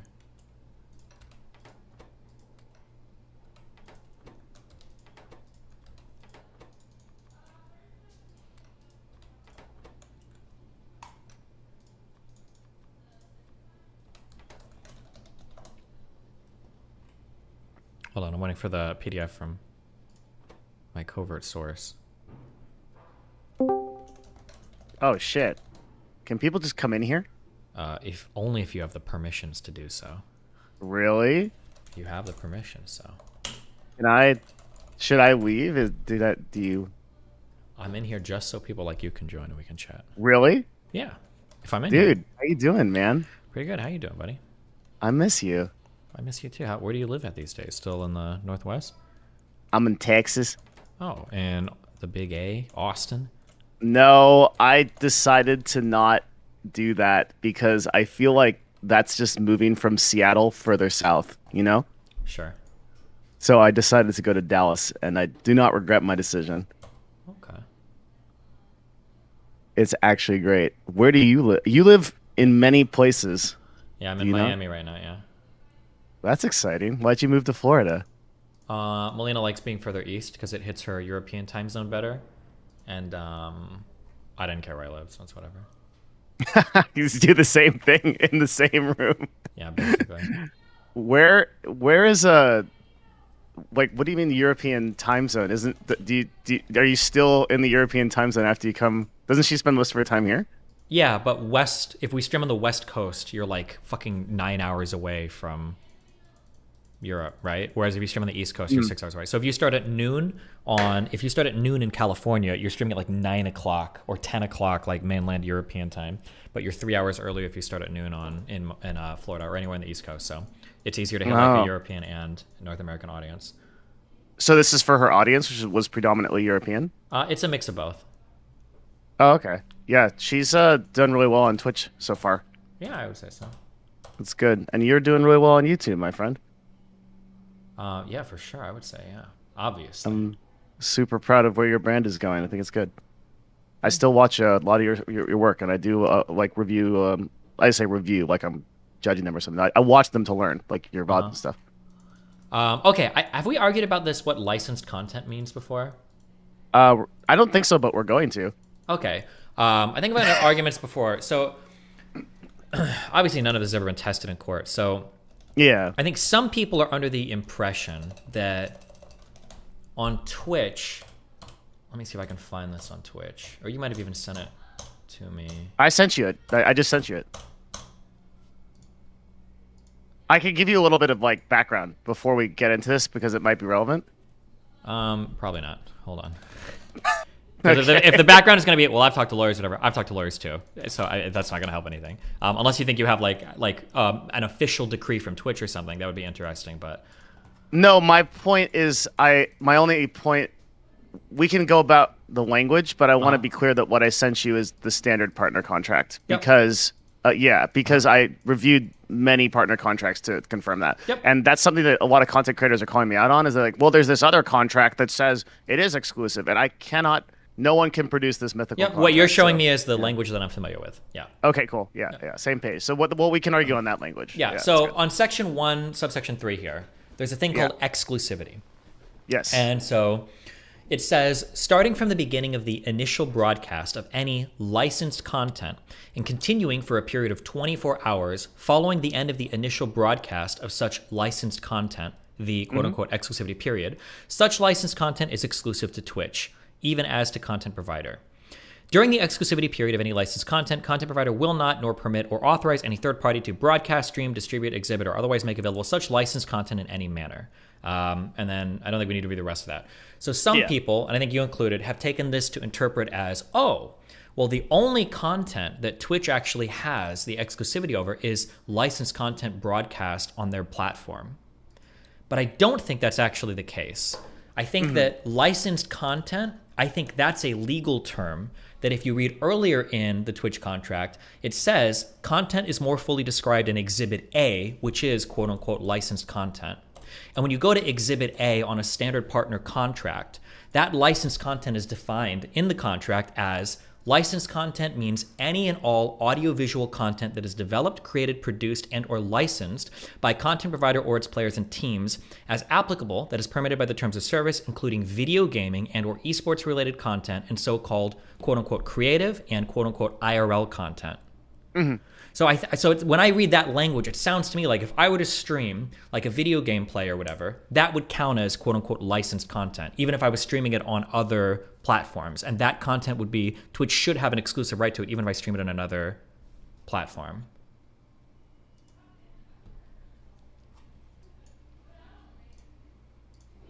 So I'm also reading Exhibit A right now, and I've read this before.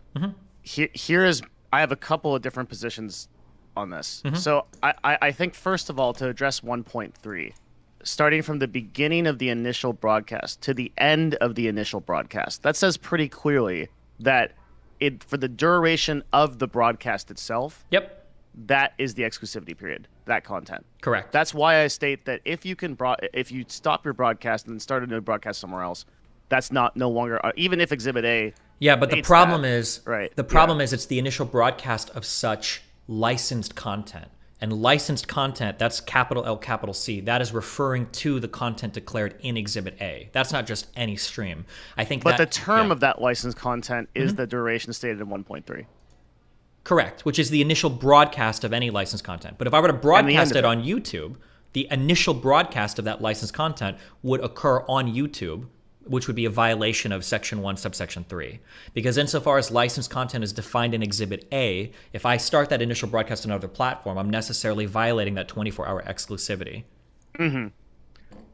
I think that how can Twitch dictate the terms of where that broadcasted content is in on a platform that isn't theirs, right? Like, well, because you license that's standard contract. You can license like an appearance of somebody. Like you can only. You can if you pay for it, but these are 1099 contractors. These are not people who. Well, now you're getting into another W-2 versus 1099 debate, which you can. We can fight over the enforceability of the contract. But I'm saying, as written, this is what the contract implies.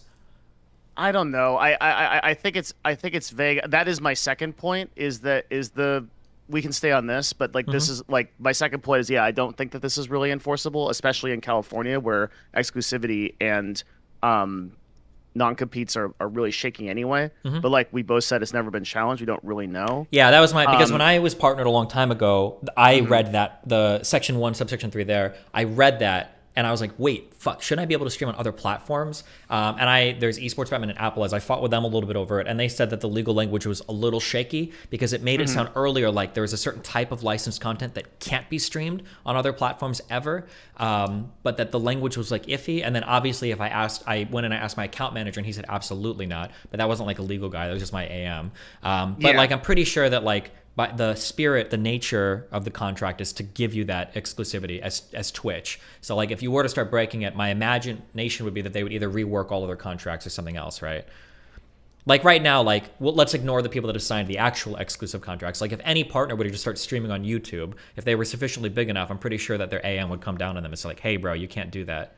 Oh, and it happened to me actually when I was banned from Twitch and I tried to stream on other channels. I remember Kevin would reach out to me and he'd be like, hey, you're going to get fucked if you do that, just let you know. And I'm like, oh, okay, whatever.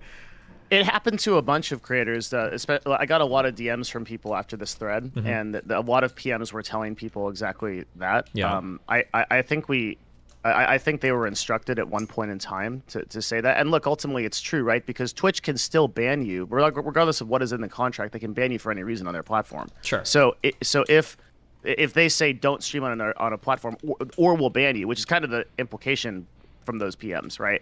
It's not we're going to sue you or put you in court or call you to contract on this. It's we're going to terminate your service, and that's the ultimate threat to any Twitch creator. Well, right? The language that I heard was that you could lose your partnership, not that you would get banned. Obviously, they can ban for any reason, but so would you lose your partnership on a breach of contract, or they just remove your partnership? Those are the same thing, right? They're different. Like you lost your partnership because of I assume they called it a for-cause breach because of the comments and stuff. Like that was actually a legal issue, right? Yeah, it was a legal issue, but they never actually told me what it was for, which I thought was wild. Really? Let's see. It's legal. I don't want to misquote this. Let me find the exact. The video I made about this with you? About your ban? Maybe a long time ago, but yeah, it was. That's some horseshit. I didn't even know that. That's crazy.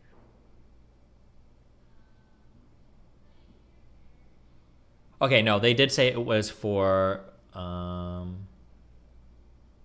pursuant to section 5.2.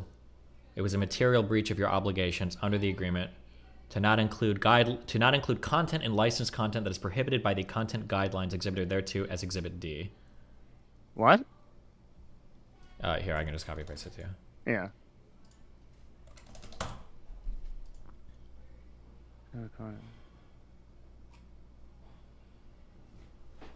Yeah. Yeah. So this is a legal severance of the contract they're claiming. Yeah, so correct. That's what I meant. So that's different from we're just removing your partnership because we feel like it, because we can, because we're Twitch, because we own the platform. Yeah, for sure. I don't know if you can just do that though, right?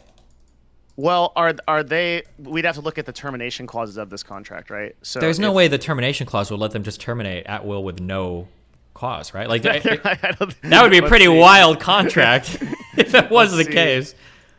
Termination for breach, termination for bankruptcy, return of confidential information, and effective termination. So it looks like they can only terminate here for an actual breach of contract. So then that would mean that, yeah, there's not even any mutual like, hey, I want to. So I guess what I don't understand about this, maybe you can help me understand this better.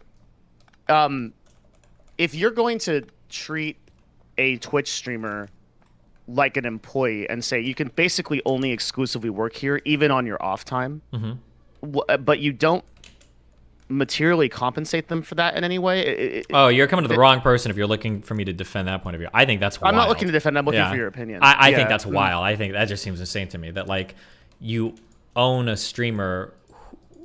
Like you can do that on like a 1099. That was an argument that I think me and Dan are kind of hashed out a long time ago. The idea that like, should you be considered, like, how long would it take for you to be considered a W-2 employer? Like, depending on the types of restrictions they place against you. Because if you go through that like 1099 versus W-2 checklist, they crossed off quite a few boxes.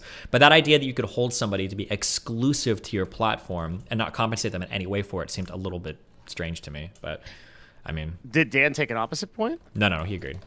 Yeah. So ultimately, if let's like play out the scenario that somebody is streaming on YouTube on their off time. Like I've never disagreed that multi-streaming is. I mean, actually, I think that this would happen in either case. But let's say that like somebody is multi-streaming, and then Twitch takes them to contract and terminates their partnership for breach. I assume they just ban them, so it's easier and they don't have to deal with this. But let's assume they have to. I don't think do they have to terminate your contract with a ban? No, I don't think they do. I don't think that's actually normal because when my contract was terminated, I wasn't banned. Mitch Jones and Jenna both had their contracts terminated with no ban. So I don't think it necessarily follows that if they're terminating your contract, there's going to be a ban following it up. I don't think that's always the case. Sorry, I'm saying the opposite case. They ban you, but they don't terminate your contract. Oh, I don't know if they can do that. Yeah, that's what I'm asking, because in that case, what I'm saying is, like, let's say somebody that is pretty big gets the idea to multi-stream, and then Twitch says, okay, you can't do that, we're going to ban you, and then that person takes this to court. Like, what happens? I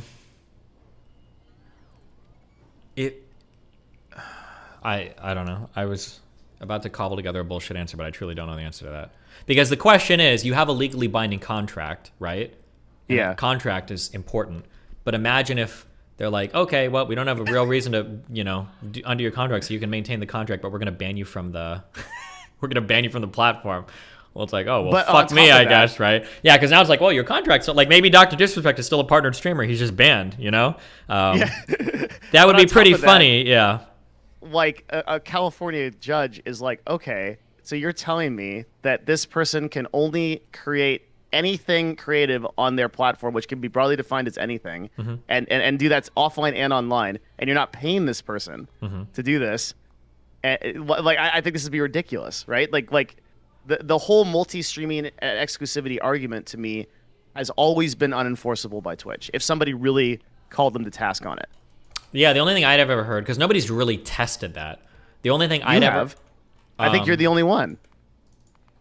Because you started streaming on Destiny.gg, and and I don't think anyone ever gave you any trouble for it. Amazingly, I couldn't believe this. Like and then once you lost your partnership, you were on Twitch and YouTube at the same time, right?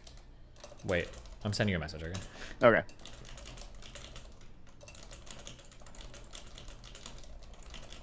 I often refer to you as like one of the only people that actually like tested the dual streaming thing.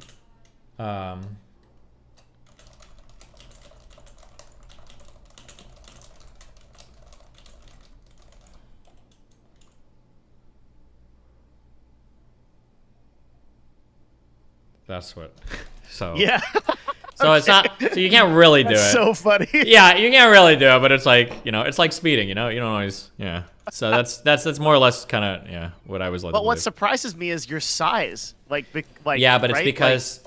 Hold on. Sorry. No, you're good.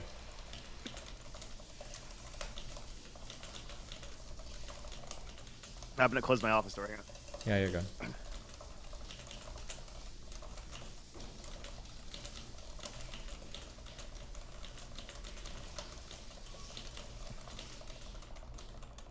Okay.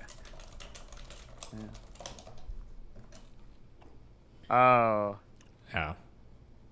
So maybe in the future that would change with more manpower or something, but How could it? There's just so many yeah, more broadcasters, right? too busy working with that trust and safety team. Whatever the hell they're doing. Yeah. Are you on another note, are you like at this point, now that you've kind of like had a lot of time, are you upset about your Twitch ban? Like, do you mind it, or has it not really impacted your life? I mean, spiritually, I guess I'm a little upset because I feel like I did so much on that platform and for that platform, so it kind of hurts that you kind of got tossed out at the end, or I got tossed out at the end. That was a little annoying. But I mean, obviously, at the end of the day, I guess it benefited me. I could open up my content a lot more. I don't have to constantly worry about being banned for some stupid shit on Twitch. I don't have to constantly worry about, like, if I watch a YouTube video or if I see a thing, it's going to fuck me over or whatever. So, like, YouTube is a lot more concise in that I know that there are certain things I can say here to get banned because it's in their TOS, but I think, and this is going to sound really conspiratorial, I don't mean it to sound that way, I do believe that Twitch genuinely does have kind of like, this is so cringe to say this, but I think they do have like an activist moderator team. Like, I think they have like I've always heard stories. I don't know if it's true or not, but like I've had people tell me that it is literally like a bunch of San Francisco yuppies that are like ultra progressive that run a lot of the parts of these moderation teams, and they take like a personal eye to a lot of the types of content violations, and they will act stuff that they feel like doesn't play into the types of community agendas that they want to sell on Twitch. Whereas on YouTube, it's all fucking robots. So as long as you don't trip like the algorithm on YouTube, there's not a fucking dude at the end of the day. There's not some 26-year-old guy with, you know, purple hair that's trying to see if you're being an evil person or not on YouTube. It's just like all of their algorithms that are making sure you're not saying horrible fucked up things or that are tripping certain formulas. So the chances of getting banned on YouTube, you have to fuck up like in a pretty specific way. Whereas on Twitch, like you can be ideologically targeted. Whereas I don't think that's the same on YouTube, as upset as that makes some conservatives here. But yeah. I used to actually take the opposite point. I think even talking to you a long time ago, I would say that like Twitch had a pretty fair moderation policy, and I think they did at one point. I do believe that. When we argued about it, they probably did. I don't think it's always been like ultra ideologically driven. And I got away with like I got banned quite a few times, and like I came back and stuff, and it was like okay. But like I've heard that that's kind of a thing that has been kind of slowly changing, and I think you can kind of see it in the statements that Twitch puts out and the way that they interact with their fan base and everything. That's kind of slowly changed over time as the values of the company have changed. Like they just recently folded on, and dude, I am the biggest. I suck off vaccines. I'm like triple boosted. I approve of all the much. But like they just buckled recently, said that they're going to require like vaccines and masks and shit for their event. And I think those are standards that I don't think anybody in the United States is doing anymore. Like that's pretty wild to me. So yeah. Do you disagree with Evo? Just did it. Do you did disagree Evo do with, it? Evo did masks. I don't know if is the vaccine thing like they're checking if you have a vaccine or not? Fuck, I'd have to go back. I don't want to misquote their official statement. I know at the very least. I made an angry tweet about this, so I can. I know at the very least they required masks. I don't remember if they required vaccines and a negative test as well. Does anybody know? Can somebody just tell me? Someone said Evo's probably just masks. Yeah, that's probably right. The negative test thing is actually a big difference. I don't know if the vaccine and mask thing was checked, so let me check, okay? Because I don't want to misquote.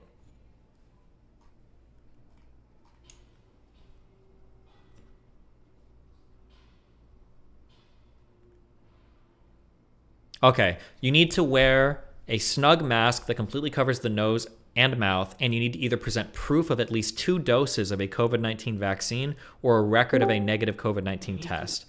So, Evo was vaccines, by the way. They did require vaccines. Evo required vaccines as well? Oh, okay. My understanding, I haven't seen any other place in the United States that's still doing this level of like safety checks. But I guess maybe other people are. Yeah, I don't know. So your point in that was that you think I think Twitch is kind of like betraying their ideology through that action. No, I don't want to say showing. Not betraying their ideology. By showing. Sorry. Yeah, Like betraying the truth, the wizard behind the curtain. You know. Yeah, I think they're moving, or not. It's not that they're showcasing. They always were. I think they've just slowly kind of been moving in that direction over time, like ideologically. It's one of the things that's changed for me since we last talked is I'm really deep in the agency world now. So I used to look at all these issues from the perspective of a Twitch streamer. Sure. And now I look at them from the perspective of someone that like regularly does like ad deals with Twitch like every week and all these companies. And I could tell you 100,000% that's right. Like Twitch as a whole company has shifted towards that culture. Yeah.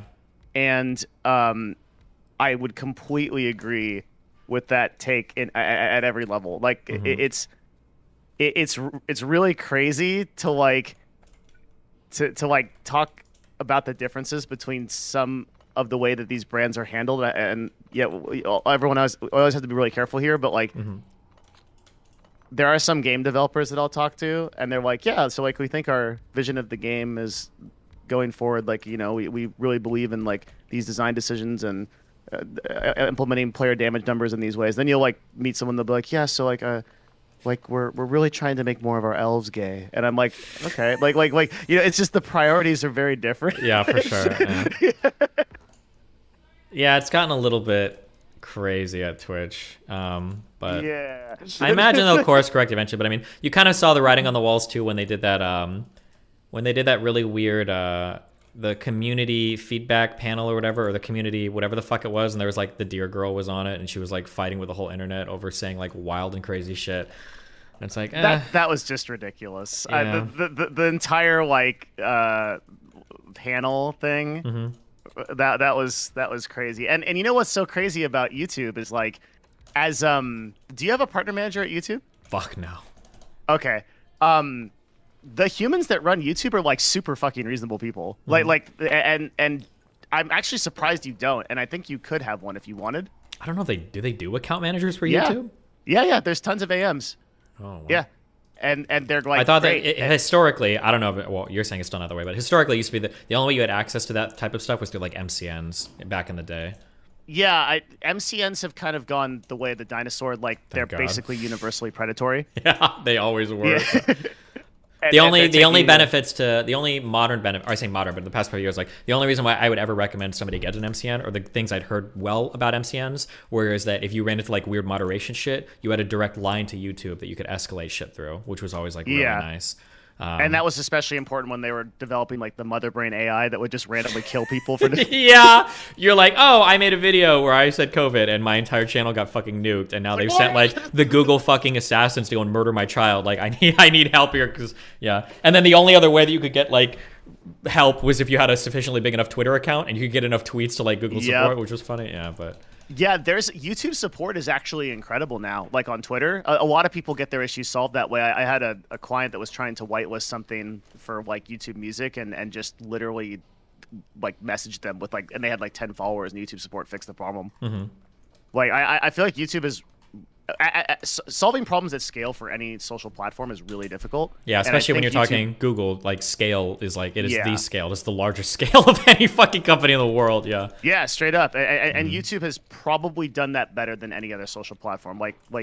You have so much experience with problems with moderation. Twitter. Yeah. I was worried for a minute that you were gonna get Andrew Tated, man. Like the tech companies, they seem to all move as like one organism. They do. And as soon as I got banned from Twitch, the same fucking hour my fucking Discord server got unpartnered too, and I'm like, oh well, here it's finally happening. Here we go. Here it goes. It was like the end of the. You remember the Dark Knight Rises? When all the kids are in the school bus and he's like, get down, this is it, and it's like, oh shit, it's all coming down now. Yeah, you either die a hero or live long enough to see yourself become the villain. Permaban. Yeah. And I was surprised at that point, like how few people actually really stood with you. Like as soon as the hammer fell, everyone on the outskirts that had like the ability, like they like now it was the cool thing to do to attack Destiny. And they took that advantage, man. Like even people that I thought were I had considered like acquaintances or friends of yours. It was strange to see. Like, some people did. I was surprised. Some people didn't say much. I think Asmongold had kind of positive things to say. SFan did. There were some political people in the smaller corners of the political sphere, like I'm Really Important, Pisco, and Wicked Supreme had some nice things to say. But for the most part, I think everybody just kind of like moved on. Train was really nice. He was a cool dude. He reached out to me and he was like, hey, dude, do you want like 100K to weather the storm? I'm like, I appreciate it. I'm good. I was really friendly though. I was like, damn, that's a friendly gesture. Thank you. Everyone that is in Train's immediate vicinity just periodically gets offered some life-changing amount of money. Yeah. It feels like when he's walking up to me though. Have you seen The Wire? I have, yeah. Yeah, he's like Marler from The Wire. It's like, yeah.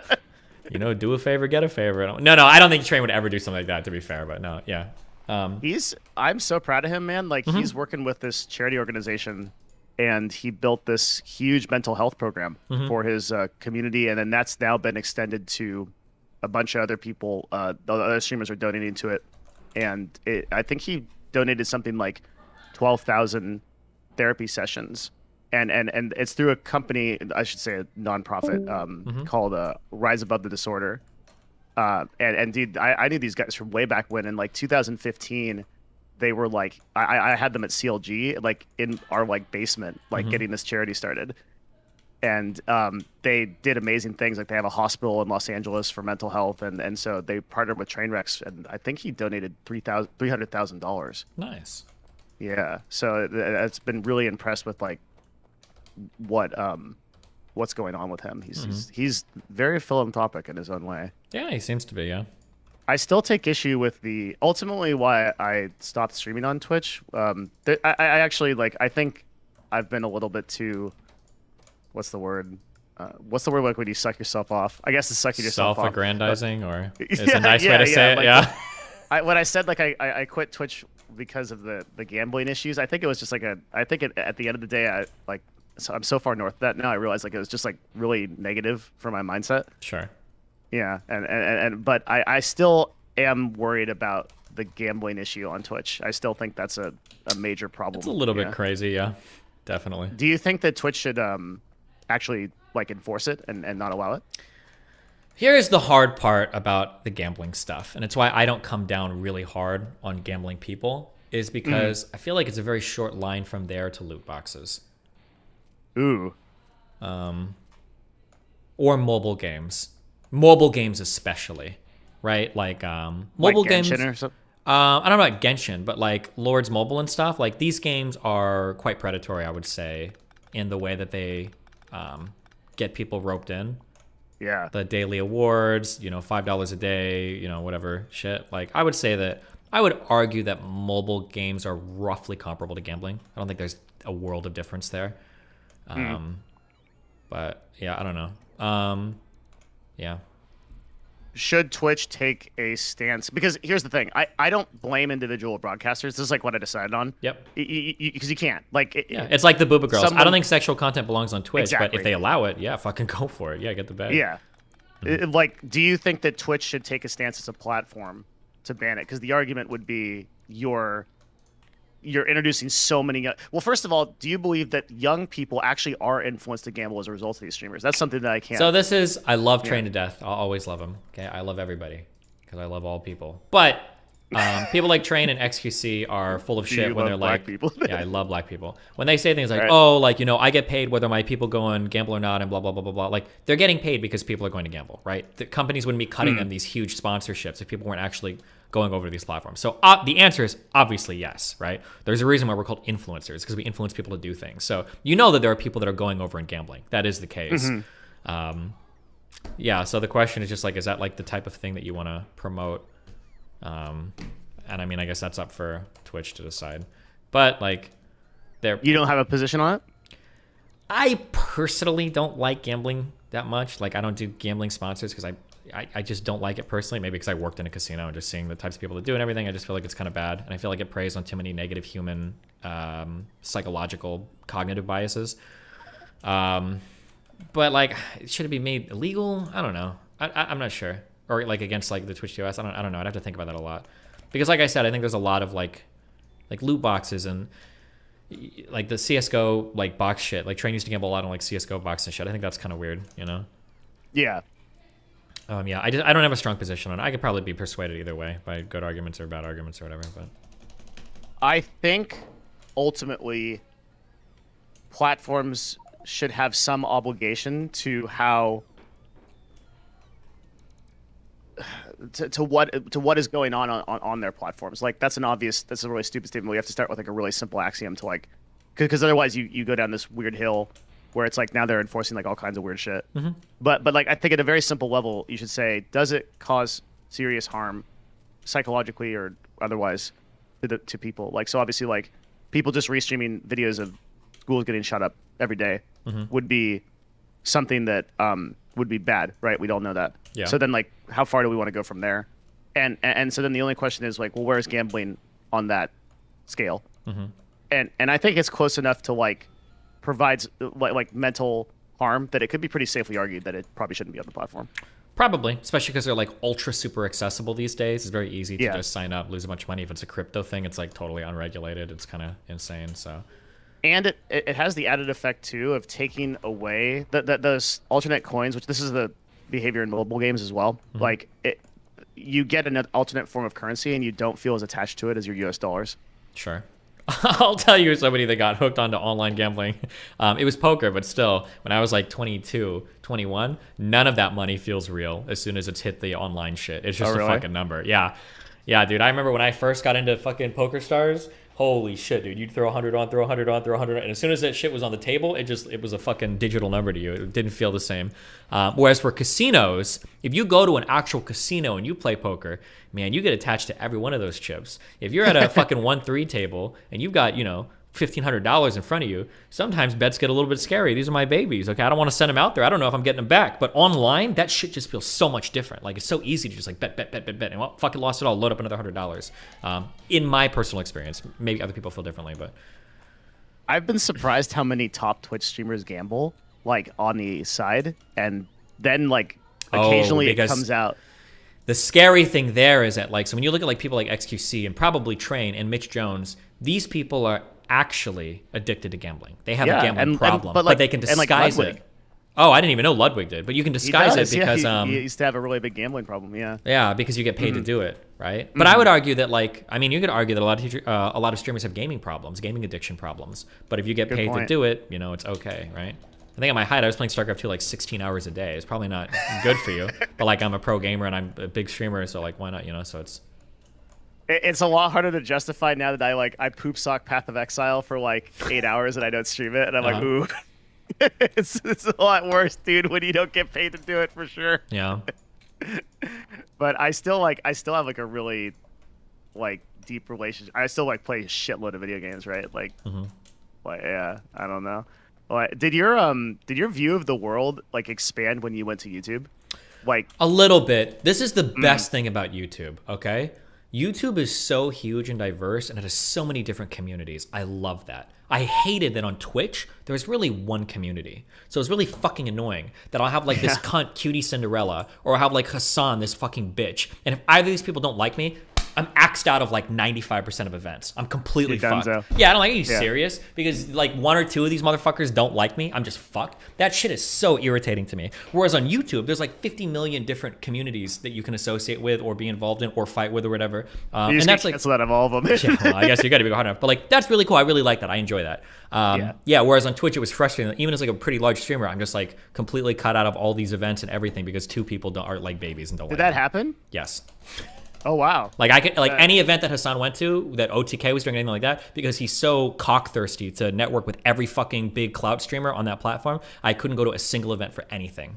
And then Cutie and Casey Tron got caught up with Weird Drumming and Bob Seven shit, so me and Melina kind of pushed to the side on a lot of those events too. But it was just super annoying that like I'm really close with XQC. I think I've got a pretty good relationship with S-Fan. I make really good content with Mizkip. We did really fun shit with Alinity and the Cutie Girl. Like we have like good relationships with all these people, and we do good content with all these people. We get the big viewer numbers on their streams, but because Hassan has more clout sharking than me, and because he's got bigger viewership numbers, if there's ever a conflict between who to invite in an event, I'm always getting axed there because these guys won't ever show up in the same place as me. It's like, okay, well, fuck me. But just annoying. But on YouTube, this is you don't all have to worry done about like that. behind closed doors, right? No, Yeah. not behind closed doors. Hassan very Really? openly has said he will never be at any place that I've ever gone to or whatever. Like, yeah, they very openly don't like me. Cutie is a little bit more. So how does the thread is? It's him or me, and obviously because he has like more concurrent viewership, they always select for him every time. Yep. That's so stupid. Feels bad, man. The gatekeepers on Twitch are the streamers, which is always horrible. Yeah. But the gatekeepers on YouTube is the platform. You have to fuck up so bad, I feel like, to like when I see like news like Alex Jones gets banned from like YouTube or something like that, I'm like, yeah, okay. Like you have to talk about interdimensional vampires eating babies in Congress to like get banned from YouTube. It's like super hard. Sure. But a like, little bit. on Twitch, like you said, it's like it's almost like this like organism that moves against you, and then you die. Yeah. Yeah. To be fair, on YouTube, you could get axed if you're getting into certain dicey topics. Like if I've got a channel dedicated to talking about like I think that vaccines are misinformation or something, and you end up in like political hot water, you could get fucked on that. But generally on YouTube, you're pretty safe as long as you know not to be too fucking crazy on things. Can't you broach those? So you get pretty close to the edge on some of those topics that definitely would have and did. Yeah, I can get way more real on this platform. Absolutely, yeah. Yeah. I feel like you can have that conversation. Like the platform supports that conversation as long as you're not nuts. And yeah, a little bit. I mean, like Russell Brand and Steven Crowder are on. Yeah, they're on YouTube, so that's that's kind of true. Yeah, you just have to be careful. Yeah, I also keep in mind I'm lucky enough that I'm privileged enough to be large enough that I can escape some of those issues. Because like I'm a huge establishment shill. I'll suck off any government official telling me vaccines are good, and I still got a video banned and banned from YouTube for 1 or 2 weeks because they counted my vaccine video as misinformation, and it was only because I was large enough on Twitter to be like, hey, can I get an actual manual review of this and not just some guy making sure the formula ran correctly. It was only after like a few days of that I was able to get that video like unbanned. So I'm kind of lucky they're on my size as well. Yeah, I'll occasionally see them just absolutely execute somebody with like 500K subscribers and just like not that's always kind of disconcerting. Usually those issues get resolved. Hopefully, yeah. Like yeah, by some kind of human. I feel like. So I was most interested in your move to YouTube because the time up to it, when Dan and I both told you that yeah, there's always a matter of time. I know, yeah. Yeah, in retrospect though, I don't know if it could have been any different because maybe. I mean, it's hard to say. Like on Twitch, I'm making like anywhere from 10 to 20,000 a month on subs. It's hard to just be like, oh, I'm gonna say no to all of that money on the chance that eventually I'm gonna. But the inevitability is no I know anyway, right? Like, a little bit, but I mean, it had been quote unquote inevitable for like 3 or 4 years. I kind of felt that's like true. For a while. That was all lost income if you had anticipated that. That's true. And I also probably could have avoided it too. It took me, I've had a lot of personal growth over the last month or two, but something that I realized over the past like 1, 2, 3 months is I can do a better job at just strictly not engaging with certain types of people. So like I have completely removed myself from the insane like Vosh, trans advocate, like all of that like crazy Twitter shit. I got out of that completely, and that's been overall, that's probably one of the big reasons for my growth. Like I was actually a huge boon to a lot of those creators. Like I was feeding them views, I was doing really good for all of them, but I was like tearing myself down at the same time because these guys are all growing off of the drama that they're instigating with me and that I'm returning fire to them, and they're getting huge viewership off the backs of it, and I'm like losing platforms and getting like banned on shit.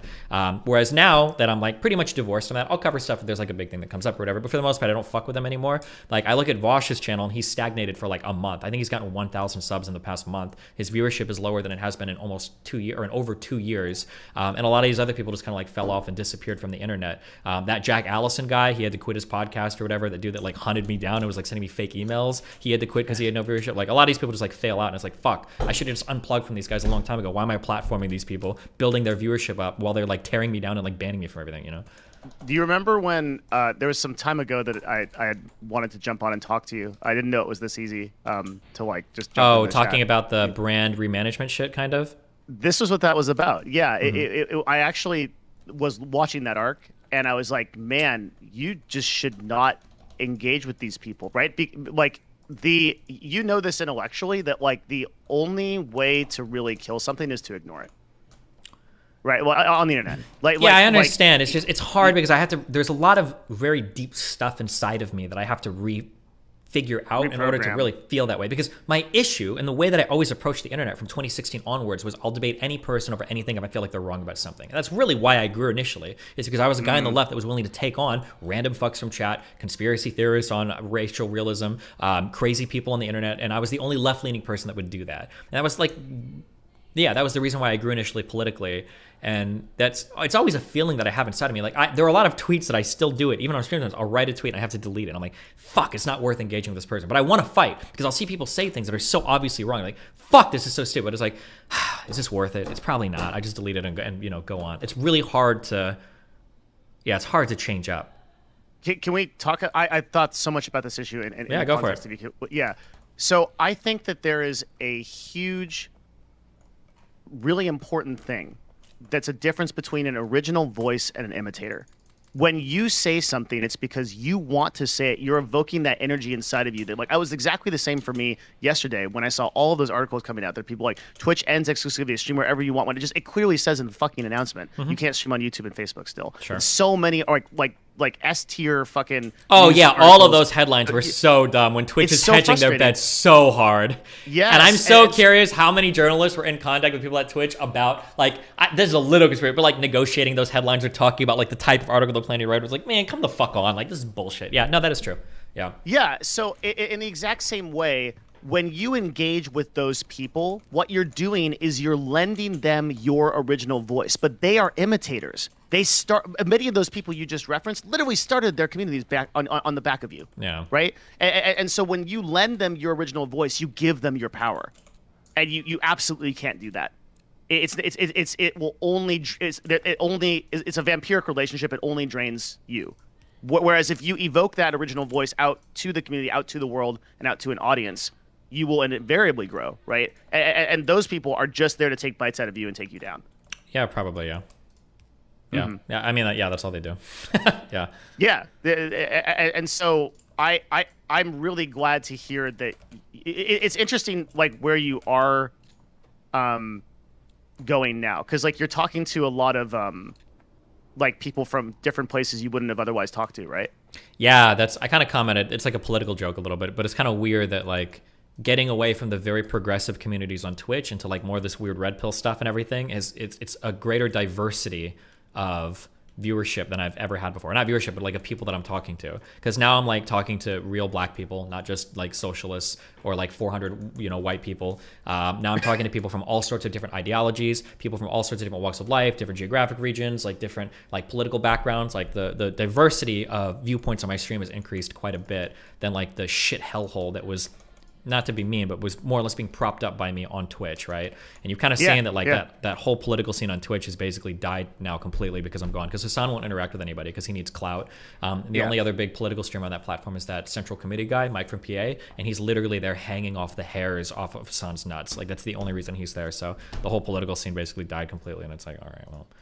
It's not advantageous to Hassan to engage with anybody because his platform in a vacuum is like actually he's actually following the same model we just talked about, right? This sort of original voice thing. He has that too. I mean, like we may disagree with it, but he is evoking a certain messaging to a community that I don't think he's like really getting from anywhere. It's like in his internal ideology. I'm sure it's based on like a bunch of different pillars of things, like we all are. But ultimately, he's talking to an audience that's listening to him. Why engage with anybody else that could challenge that, right? Yeah, of course. And that's kind of, I noticed that a while ago that like, but that's been true of everybody. Like, why the fuck waste your time doing like cringe debates or whatever when you can just preach to a choir and do so much better? Like, why would you ever challenge yourself? Yeah, there's no reason to do it. Yeah.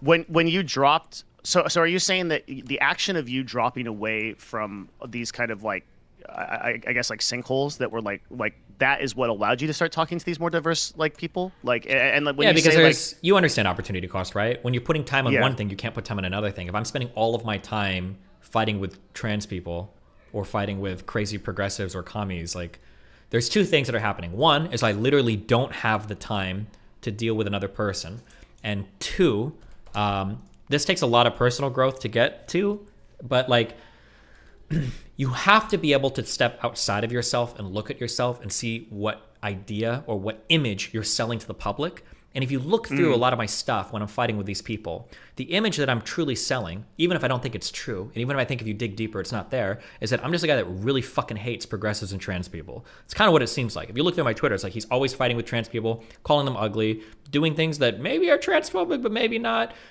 fighting with progressives over them being too progressive. Like it's at some point you become indistinguishable from progressive, or not a progressive, a conservative, or like a very far right person, depending on what you're looking at, right? Good point. Yeah, and like I don't think I know I'm not, and I know that if you dig deeper into my content, you're not. But like, how many people are you losing out on just because you're unwilling to change slightly your public presentation, right? Like, how many people do you lose out on there? And it's just at some point you have to realize it's not worth it. Why give so much and benefit all of these fucking losers so much to gain nothing, to lose something, right? Because that's really what happened, right? I lost Twitch, right? There was no point to that. I probably could have gotten by without losing that if I would have listened to the 4 million people or my YouTube editor. There were even a few people that I respected that would tell me like, hey, just stop talking to these people. It's not worth it. There's literally no fucking point in doing it. It's like, there is a point. There was a point to me because there was that me, 2 or 3 months ago that's like, well, hold on. I'm like the guy in the comic whose wife is like, honey, come to bed. And you're like, sorry, someone's wrong on Twitter. I'll be there in 6 hours, Yeah, literally. Yeah, literally. Actually, though, yeah. Why did you feel like those particular fights were important to take? Because I've known you for so many years now, and I know that like one of the big reasons that you began this kind of whole journey was because you wanted to sway, you wanted to take on things that were important, like in like the discussion ecosystem, right? Like like why did you identify that stuff as important? There's enough to take a fight on. So here's like the big shift that's happened.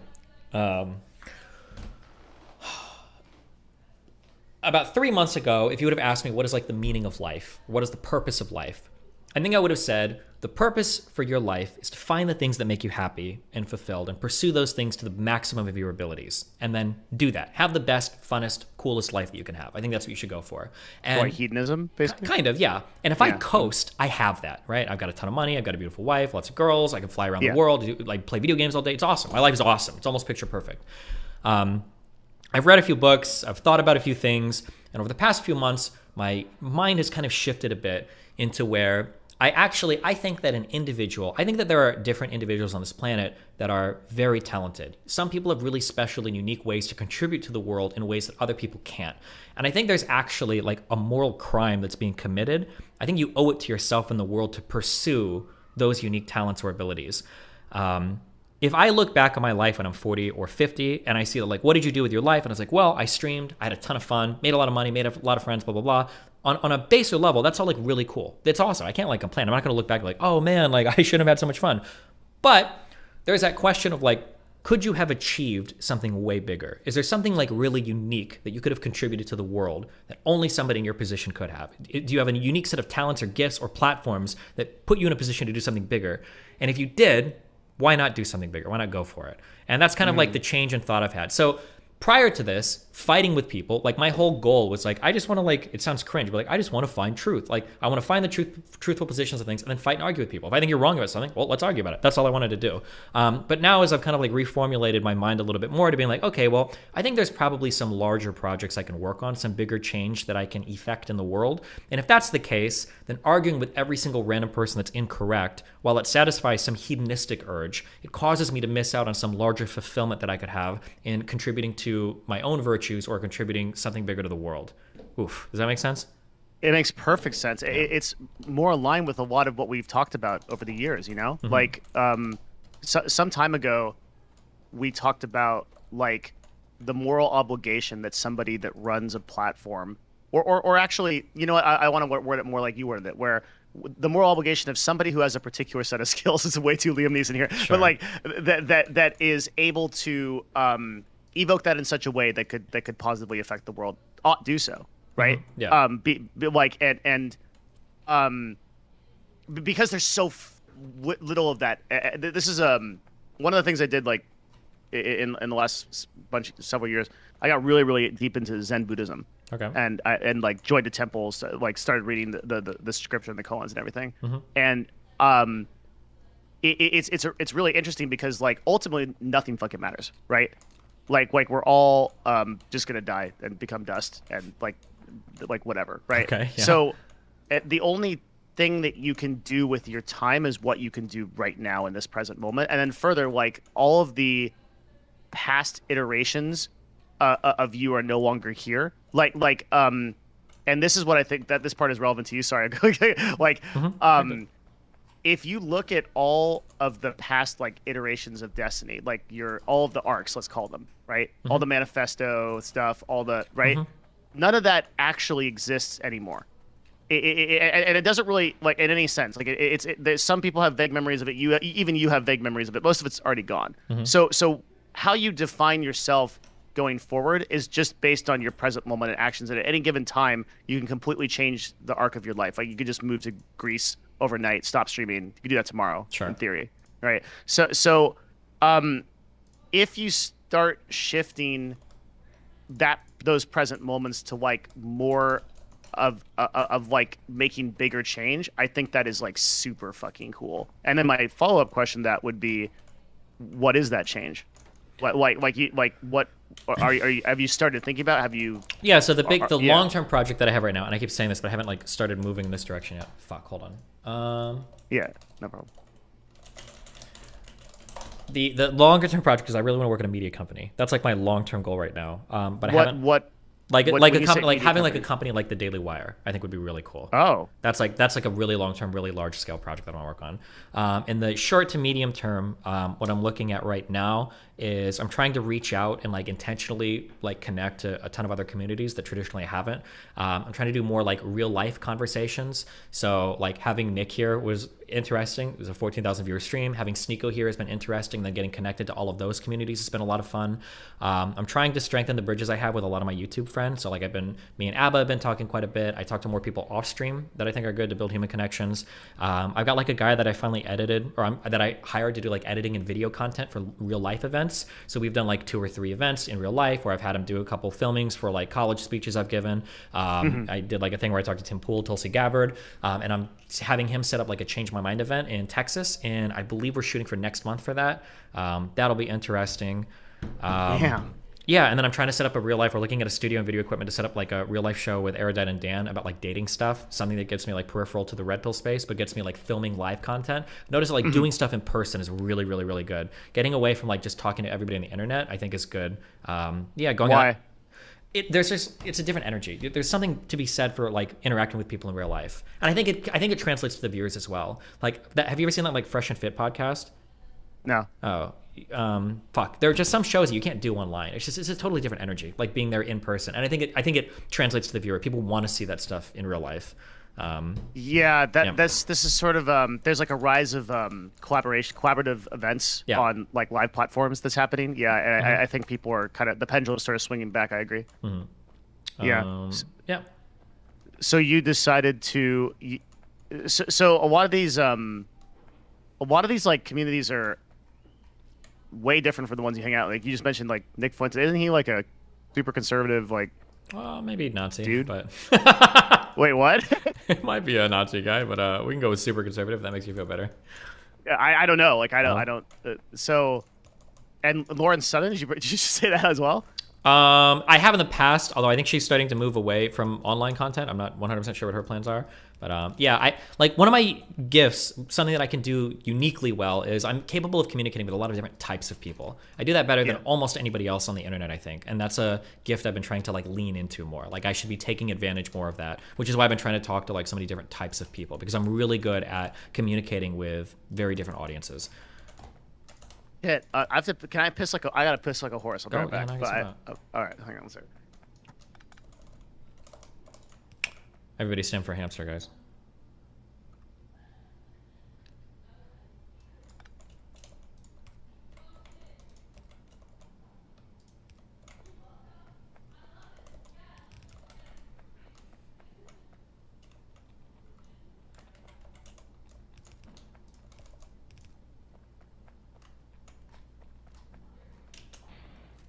Oh my god, this is fucking jerry-rigged out the ass, and I don't even care.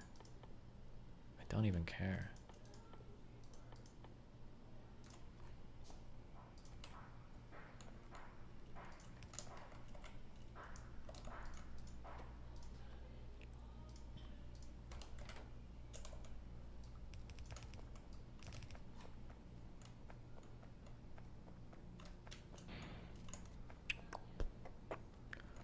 When is a new D&D campaign with Devin? I don't know what Devin does. Oh, he says he does more like agency stuff now, I guess, is his main thing.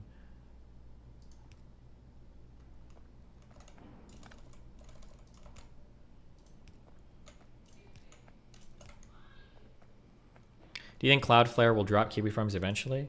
No shot. And I hope they don't. That would be really weird if Cloudflare started getting involved in like who should or shouldn't be on the internet. Isn't Cloudflare kind of seen as like the... I wouldn't say they're like a freedom of speech platform, but...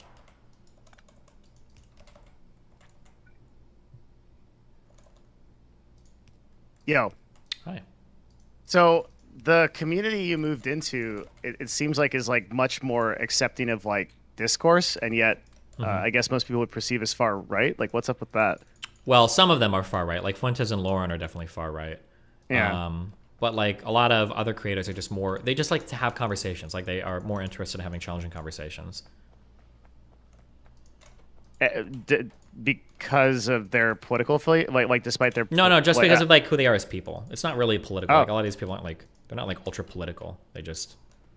So would you say that you're judging your relationships based on individuals rather than the communities they associate with at this point? I think it's always kind of been like that. Like I'm always a little bit like that. Like if you treat me as like a decent human being with respect, I'll generally be like decent towards you. Something that it took me a long time to learn, unfortunately, is that how people act in real life has almost nothing to do with their political views. Like those two things are almost completely disconnected. It took me a long time to learn that. Like I have a lot of progressive friends or had that are just like snaky backstabbing fucks. They're just not good people at all. And there are like a lot of like weird kind of racist conservatives or whatever that are like decent, friendly, fun people, even to like people that they're supposed to be racist against. Like as weird as that is. So yeah, I that was a big thing in my mind. Like learning to totally disconnect somebody's political ideology with who they are and how they act as a person. Hassan was a really great example of that, right? Like ultra super capitalist. Trainwrecks was calling it out for so long, and I was always defending Hassan, but in the end, I mean, Hassan ended up being like the king capitalist, like 100%. Why do you say that? Because Hassan fell into, I think it's that Baudrillard guy, that French dude or whatever, it said this, or it might have been a different guy, that cuck philosophy guy cites him. But I think there was some philosopher, and he said that one of the unique things that capitalism does is it integrates the criticism of itself into itself in a way that is highly commodified. So anybody that becomes a harsh critic of capitalism will invariably find success within capitalism that causes them to perpetuate the system.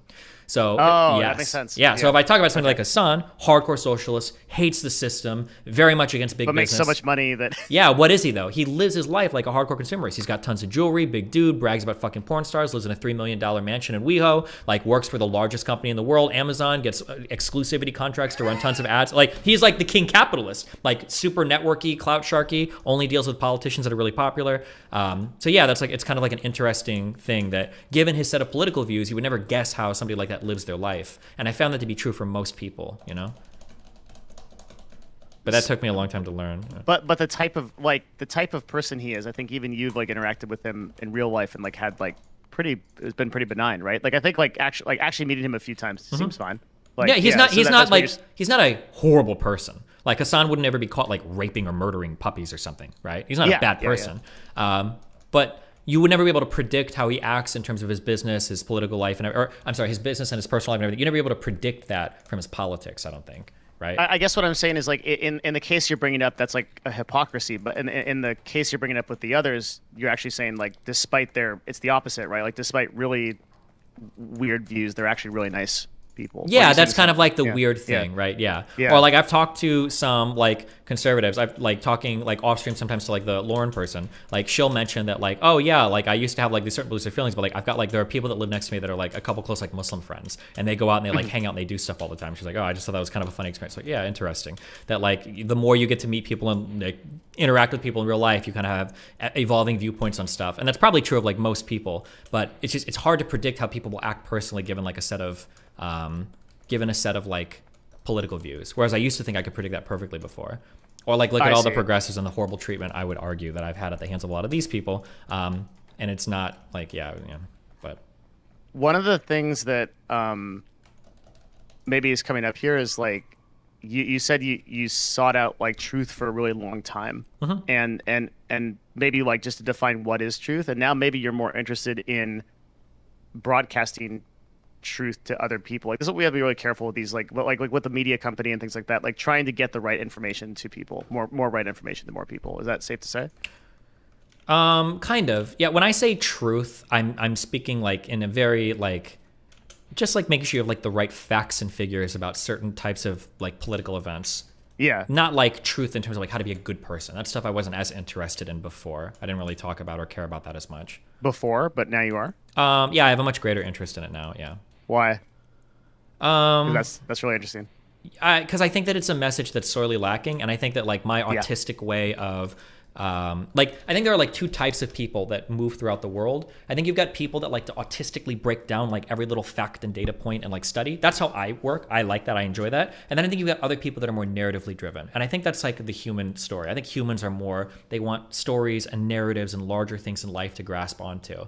And one thing that I've tried really hard recently, and I think I've had a lot of success with it, is one is I took a brief pit stop back into Christianity, and I started reading more stuff in that world to try to like map that onto my understanding of like, well, what are my values and everything. And then I've kind of like taken that and I've adopted that messaging to try to give people more coherent views of the world using my values, but in a way that's not just like, well, guys, I think that you should probably move to a smaller city because there's a 32% chance that you're gonna have a 54% higher income, blah, blah, blah, blah, blah. Rather than like giving like these types of like very heavy data-driven arguments, very heavy statistically driven arguments, I like to speak more in allegory or Jungian archetypes, like stuff like this basically to kind of like get people to understand what I'm saying. Yeah. And I think I probably had a lot more success with that because that's how most human beings like navigate the world or think about things. Yeah, man. It sounds like you've gotten a bit more spiritual.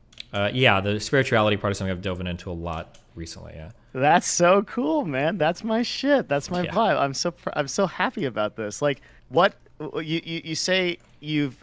Did you avoid proud there to not sound condescending? It's just that no, I feel like I've been saying this to you for a long time. so like I like even back like 6 years ago, I was like, man, like you've gotta stir the pot. Mm-hmm. Like if the soup comes and there's nothing in it, it's just hot water. Sure. Like life's about what you put in the soup. Okay. So what what values did you said you've like I assume that you know these values, right, that you've established.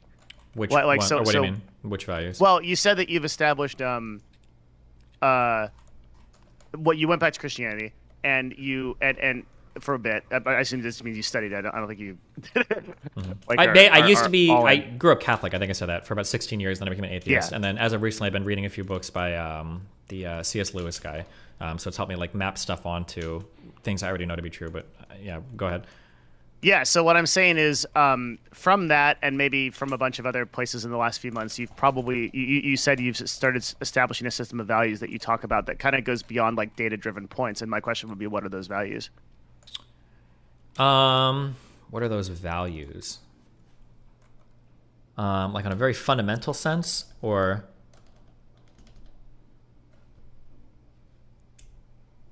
Wait, hello? Hey. Oh. Yeah, wait. So what more specifically? What do you think? Yeah. What do you mean? Yeah, what more? Well, so like here,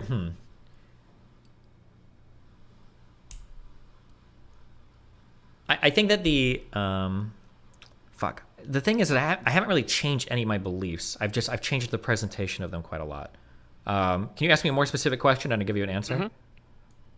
Yeah. So if you define this change by you revisiting the things that you, I just want to like, I don't want to complicate this with like dumb words. I'm just gonna try to really say it. Yeah, good. You're fine. You're good. Okay. If you, there's things that are important to you, and I'm not talking about like the type of food you eat. I'm talking about like what we're talking about. We're in the realm of spirituality. Okay, like these things that you think are important to think about, and then by proxy to broadcast to people. You have said now that the way that you communicate with people, and because you have a platform that's especially relevant, right? The way you communicate with people is changing due to you revisiting some of the fundamental values that you have. You say, you point out and you say, this is an important thing to think, or to think about at least. And my question would be, and I'm like genuinely like really always excited to hear about like what those values are for people. And so like you kind of have to know the whole conveyor belt to like where the end of it is like you communicate that out to like a stream or like to a show or a podcast or something. But like right in the fundamental like base of it, like the seed of it is, you know, I believe that all people XYZ, like that kind of shit. Like that's what I'm interested in. Okay. Like that, have you seen the Kurzgesagt video of the egg or whatever? The egg. I've seen a lot of those videos. Which one's the egg? It's like a short story by a science fiction author about how you're like every person on the planet. No, I don't think so. Well, okay, if I can't use that, I'm gonna have to use a Christian allegory. Okay. Oh, good. Yeah. Oh boy. So. Oh God, get ready. I'm so ready. I love this shit, dude. Yeah. So when God commands us to treat your neighbor as you'd want to be treated, right? Arguably, in every person, there is a bit of Christ, right? The goodness that we do stems from the redemption that God has allowed us via the sacrifice of his son and everything, right? So every time you're good to another person, you're good to the Christ in them, and it's Christ acting through you that enables you to do that goodness. Does that make sense? That, sort of. That when you're good to people, there's a goodness inside of you that is kind of reaching out to other people, and you're interacting with their goodness. So when you're treating others, to make this secular, when you treat others as you want to be treated, there's a part of their humanity that you're treating in a way, and in a way it reflects on you, and it begs for you to be treated in a similar way. Does that make sense?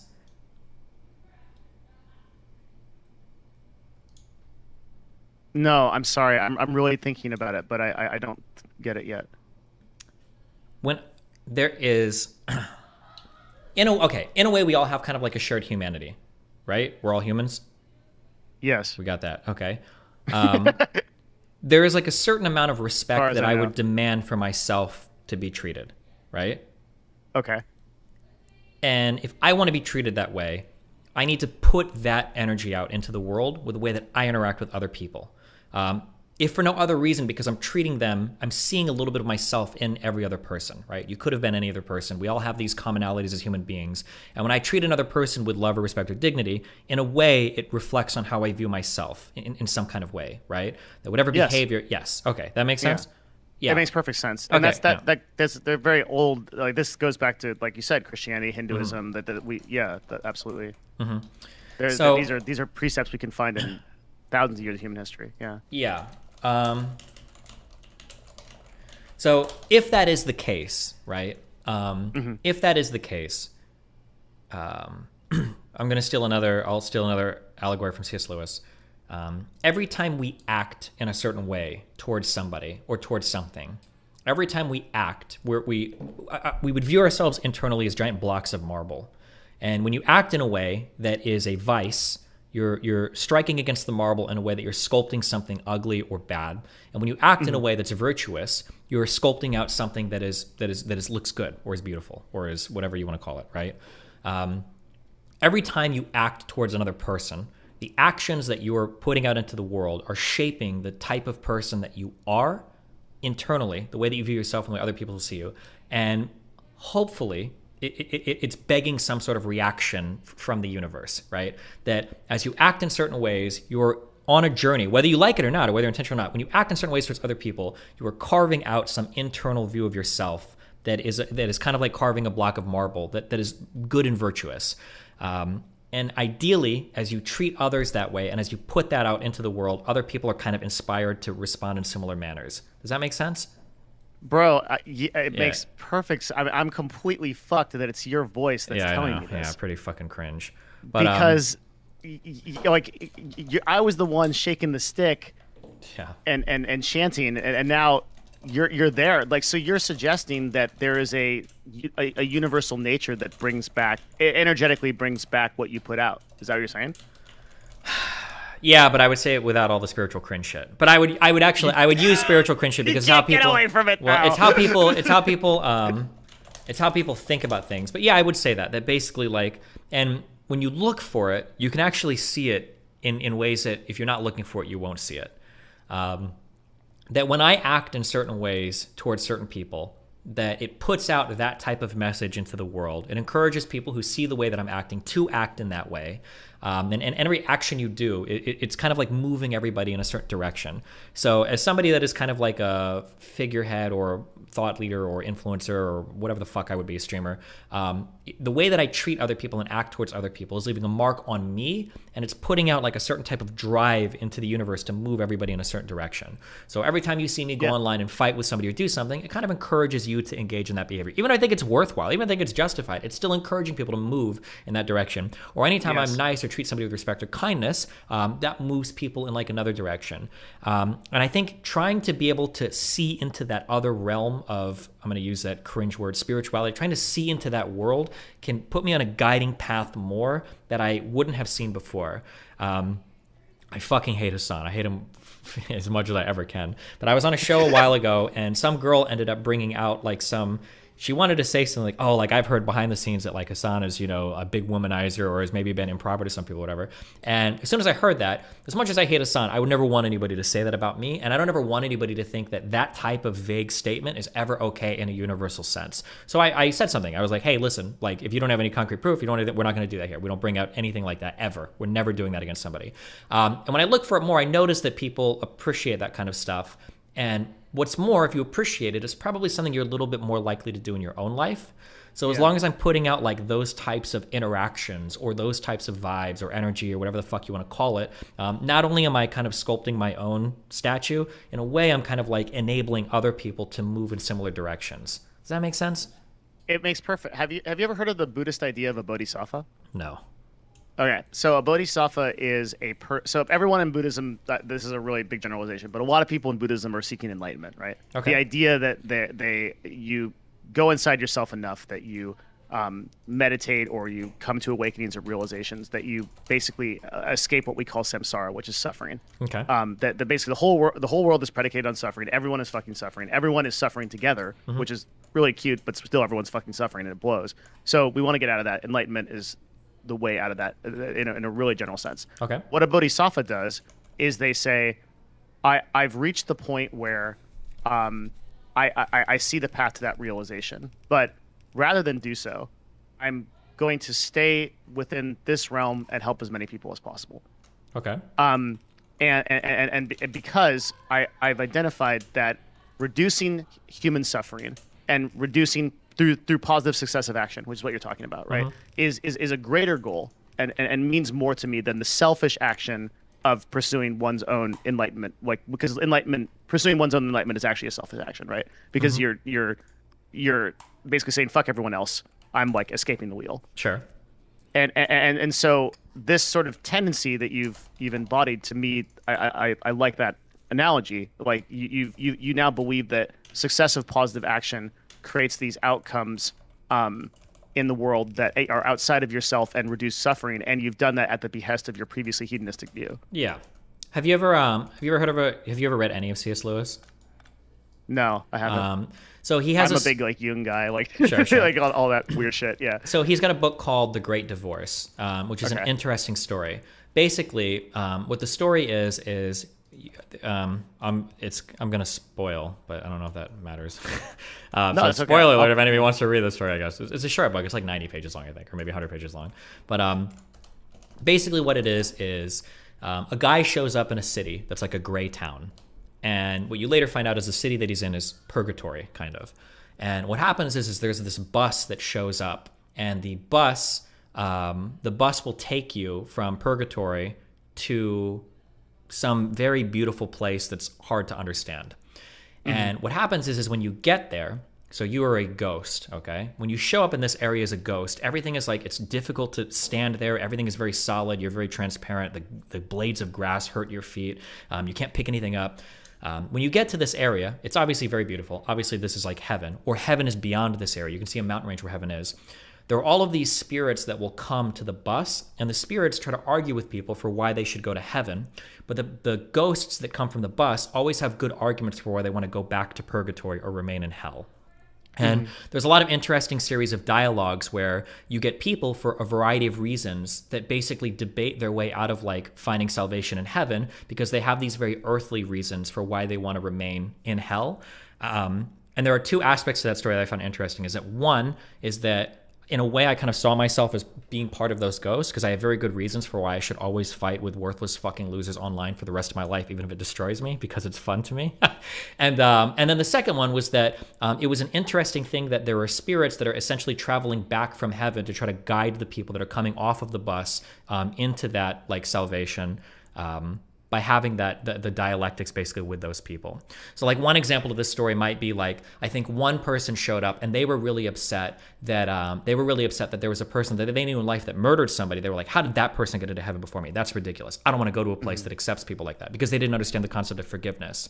There was another woman that went up and her son died, and she was like, I don't want to go to a heaven where, where God can kill children. And she talks about how much of a good mother she was, but the spirit talking to her was like, well, it wasn't that you were a good mother. It's that after your child died, you spent the rest of your life obsessing over your dead child and you destroyed your family. And she's like, well, that's because a mother's love is greater than everything. And it went on to show like, well, even a mother's love can be done selfishly, etc. There's like 10 different little anecdotes for like the different reasons why people, one guy was like a religious scholar and he's like, oh, well, I don't want to go to heaven to find truth. Like I need to write another philosophy book on how to find true happiness. So he's like ignoring the happiness in front of him to have like a debate over the philosophy of it. It's a really interesting short story, I think, but it's got a lot of like good points like that. But yeah, so I see like a lot of different parts of that story in terms of like, how can you be a better guide towards other people to showing them like ways to act better? And then how can you yourself like, because it's ironic in a way, you can be really intelligent, but like make a lot of dog shit arguments for staying in bad positions in life without even realizing it, you know? Yeah. Yeah, and many people do. There's an allegory. Sorry to use Buddhism again, because we're talking kind of spiritual religion type stuff. Like there's a thing called a hungry ghost, which is depicted in art as this like really fat creature that has a tiny mouth, And so it's always hungry. It's always trying to consume, and it lives in this despair of never having enough, whether it be like greed or jealousy, or and so in the same exact way, it's like it's always trying to seek out these like pleasures that it thinks are going to satiate it, but it can never be satiated, right? Sure. And yeah, the allegory of the ghost like is really interesting because like basically like we keep ourselves in hell. Because we attach ourselves to these ideologies that will defend to the death, literally, right? That no one actually like really cares about, like when like at the end of the day, like that there isn't anything to it. Sure. Yeah. Yeah. Or sometimes you miss the forest for the trees. Like you get so hung Yeah. up on some individual things that you ultimately forget at the end of the day, like what is this ideology supposed to be serving? Like what is the purpose of this thing I believe What are we in? even doing? Yeah, exactly. Yeah. Yeah. Yeah. Why has this become so important to you now? Because what's interesting is that you made it on the hedonism view, right? So like for the vast majority of your life, you had the different angle. And is it as simple as the fact that you're just like so comfy now that you can? I wonder not, because like you were comfortable before. Yeah, so this is really What cringe, and I happened? wish there was like a better way that I could explain this. But I learned a lot in my life. Unfortunately, it might be the best way that I learn is through conflict. And over the past like 2 months, I've had some personal, probably more conflict than I've ever had in my entire life before. And then through that conflict, these are like things that I've kind of been challenged on and pushed on by a couple people, and they're things that I've been forced to kind of like reflect on, essentially. Why is this public conflict? No. Okay. And it never will be. But Fair enough, yeah, I'll just yeah. say that much. Yeah. So certain events in your life that we can call like is traumatic the right word, or like just really challenging? Basically, just very challenging events where I was forced to confront certain people and certain ideas of myself by other people that I respected in a way that I have never traditionally had to before.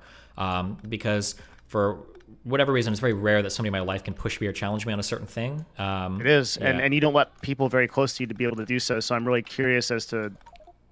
Yeah, well, listen, if that we was ever... about. Oh, you live in Texas. Maybe the next time I'm there, we can hang out and chat. For sure. Yeah. Because I think this is like it would have to, for you to move on this, it would have to be a really game-changing thing, you know? Yeah. Next time I'm in. Respectfully. It's like 2 hours from Austin to Dallas, right, I think?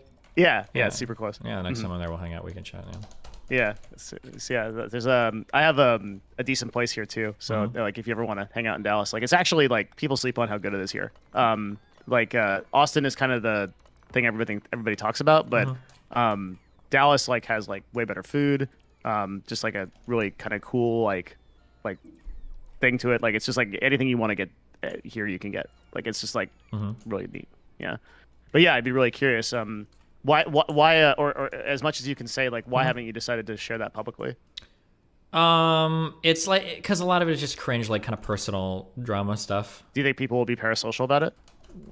No, it's hard to explain. Hold on. Okay. Yeah. You don't have I to, just. yeah.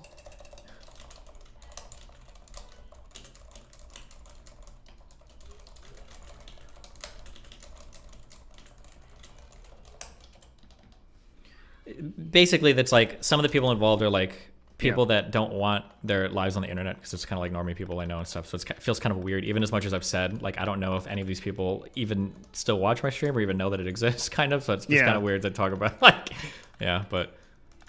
Yeah, it's. I made my life really private. Like, here, I'll write you something. It'll be like, great. what the fuck? My whole stream is getting so triggered, and I love it. Yeah. So like, what I just wrote you, I haven't told anybody. Gotcha. And it's like a really personal thing, right? And there's That's a whole crazy, dude. Isn't that nuts? Yeah, like, and there's a whole story there, right? But what's crazy is at the time, hang on.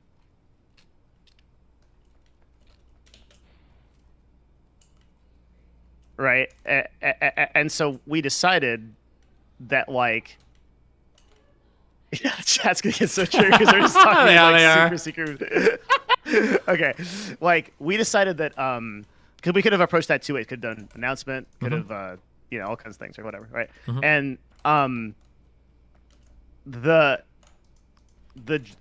it's so interesting to me, like how people will make your life relevant to them, and like every issue. I mean, you must experience this endlessly with Melina, right? Mhm. Like every issue that it becomes their issue, Mhm. and that was just not something I wanted to. You can say that, and I think you have a right to say that. I don't think most people have a right to say that, though. What do you mean? Like, I'm never going to complain that my audience is too parasocial or too invested in my relationships when a lot of my relationship stuff is like part of my stream. Like, Melina's on my stream quite a bit. Like, I kind of in a way capitalize on it. So I think it's a little bit disingenuous for somebody in my position to be like, wow, you guys are so invested in my personal life. Well, yeah, of course. My personal life is a lot of my stream. But it's not just you that gets affected by that. Like I would argue that Melina herself is like for sure, way but, more impacted from but she's also by you. Yeah, by your platform. Yeah, but she's also like part of it as well. You know, that's why like I didn't buy when like for instance like Mizkif and Maya breaking up. People are like, you guys are way too parasocial invested in that relationship. But like I don't believe that's parasocial. Like they made that relationship was a big part of their streams and a big part of what they did, and they talked about like him fighting her and else and blah blah blah. So it's like of course people are gonna be parasocial. You've like that's not parasocial. That's just part of your content. You know. But Maya just had a clip yesterday that was like, guys, it's been a year and a half, and every day in her chat, people are coming in talking about the breakup. It's like when there's no like my point, I guess, is like at some point it gets to be a lot. I agree with that. Yeah, but that point can be like really soon, and like and the problem is I don't think there ever will be an end to that. Like I think that like that just lives with Maya and Mizkif as long as they're on the platform forever, and that's kind of like a really shitty fate. And what I typed to you is why. Yeah, I understand.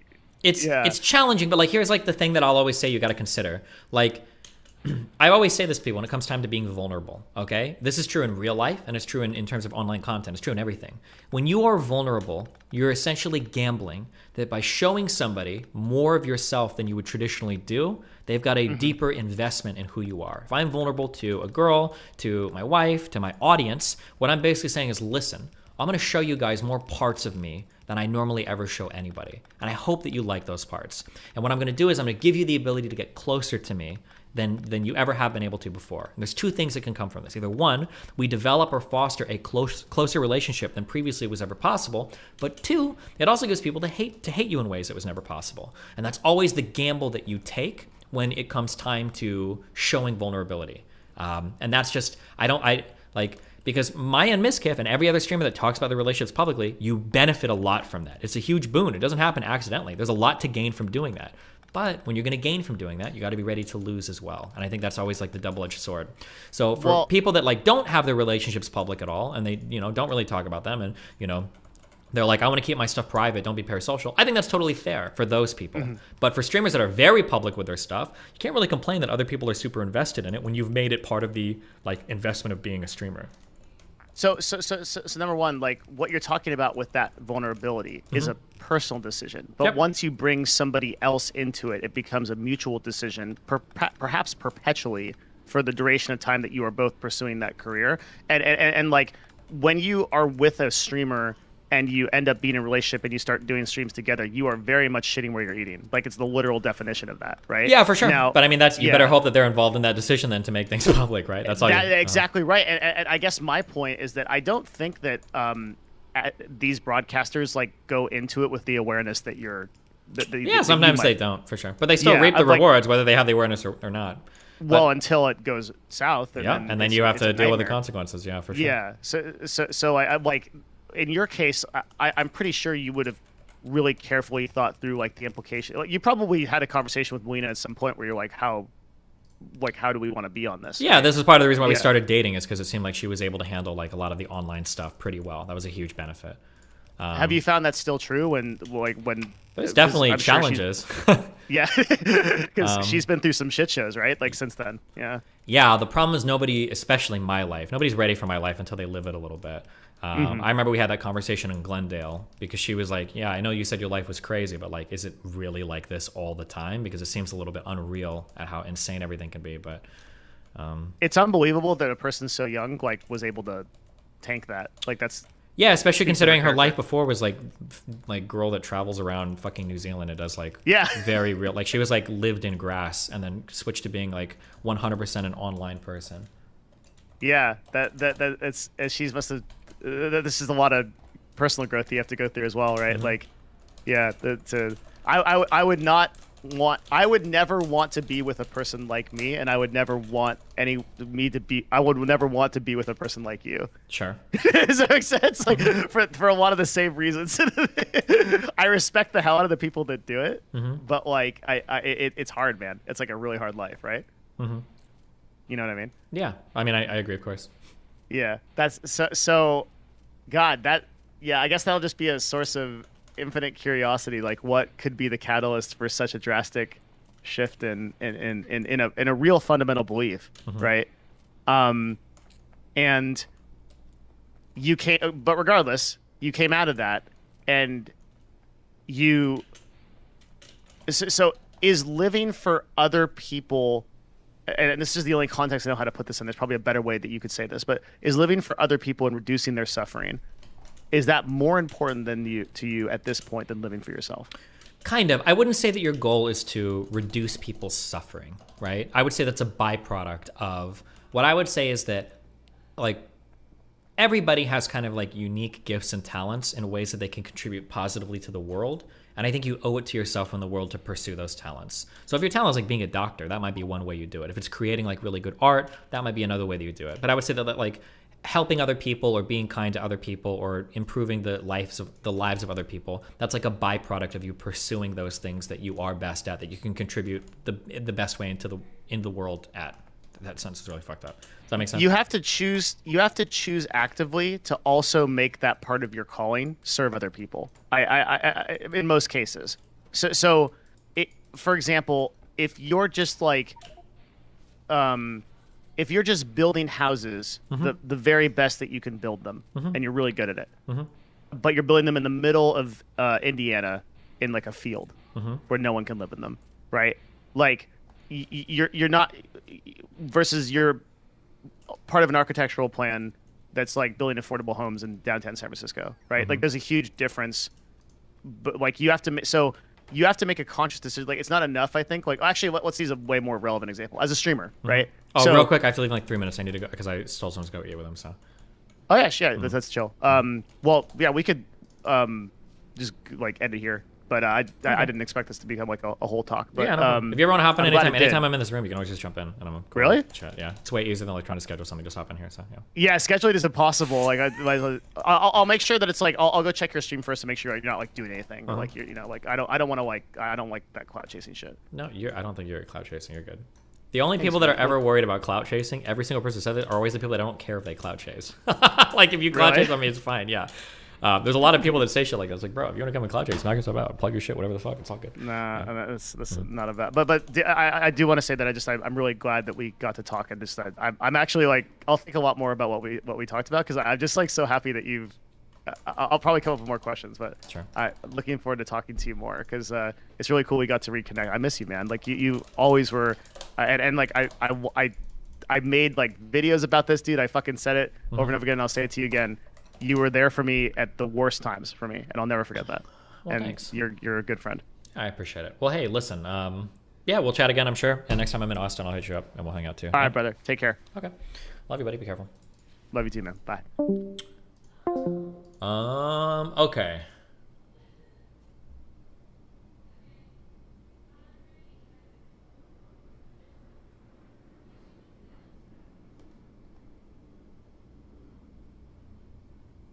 I'm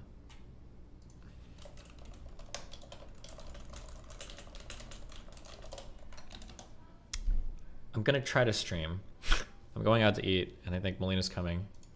We're gonna go with our good friend of the stream, Nick Fuentes. We'll see if we can stream that. We'll see how that goes.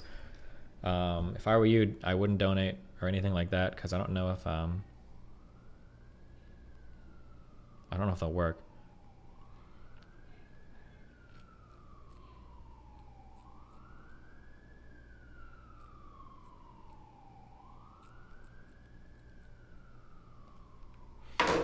We'll see if it happens. All right, I might be streaming in an hour. We'll see if shit works. You might stream. Broken promises. Yeah, I don't know. It's the problem is the connection always sucks, but we'll see. Send us to Lily. Okay. Hey, follow my TikTok, follow my Twitter. You better follow my YouTube, you motherfuckers. I love y'all very much. It's been fun. Did I miss any good donos? I give a lot of random presents to people less well off because strangers gave me one long time ago. Would it be great if Biden was more... Okay, hold on. And imprinted that happy feeling on me, so that spreads even on small interactions. Okay, nice. It's time, Steven. The Rift is calling. That ain't what the story's about, Chief. SEK20. Wait, what? You might like C.S. Lewis's science fiction trilogy. The last one, The Hideous Strength, is an interesting dystopian novel about technocratic evil. Progressives have defined themselves into being good. $5 from Lawson Harrison.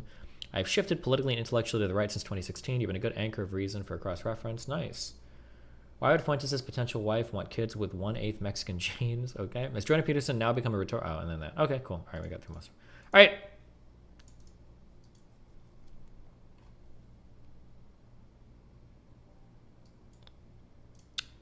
I love you guys. I might be live in a bit with our good Nazi friend. We'll see.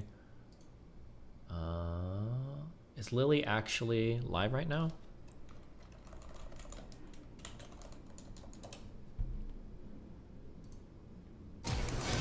Oh no. Wait, did she just say oh no at the same time I did? Did it work?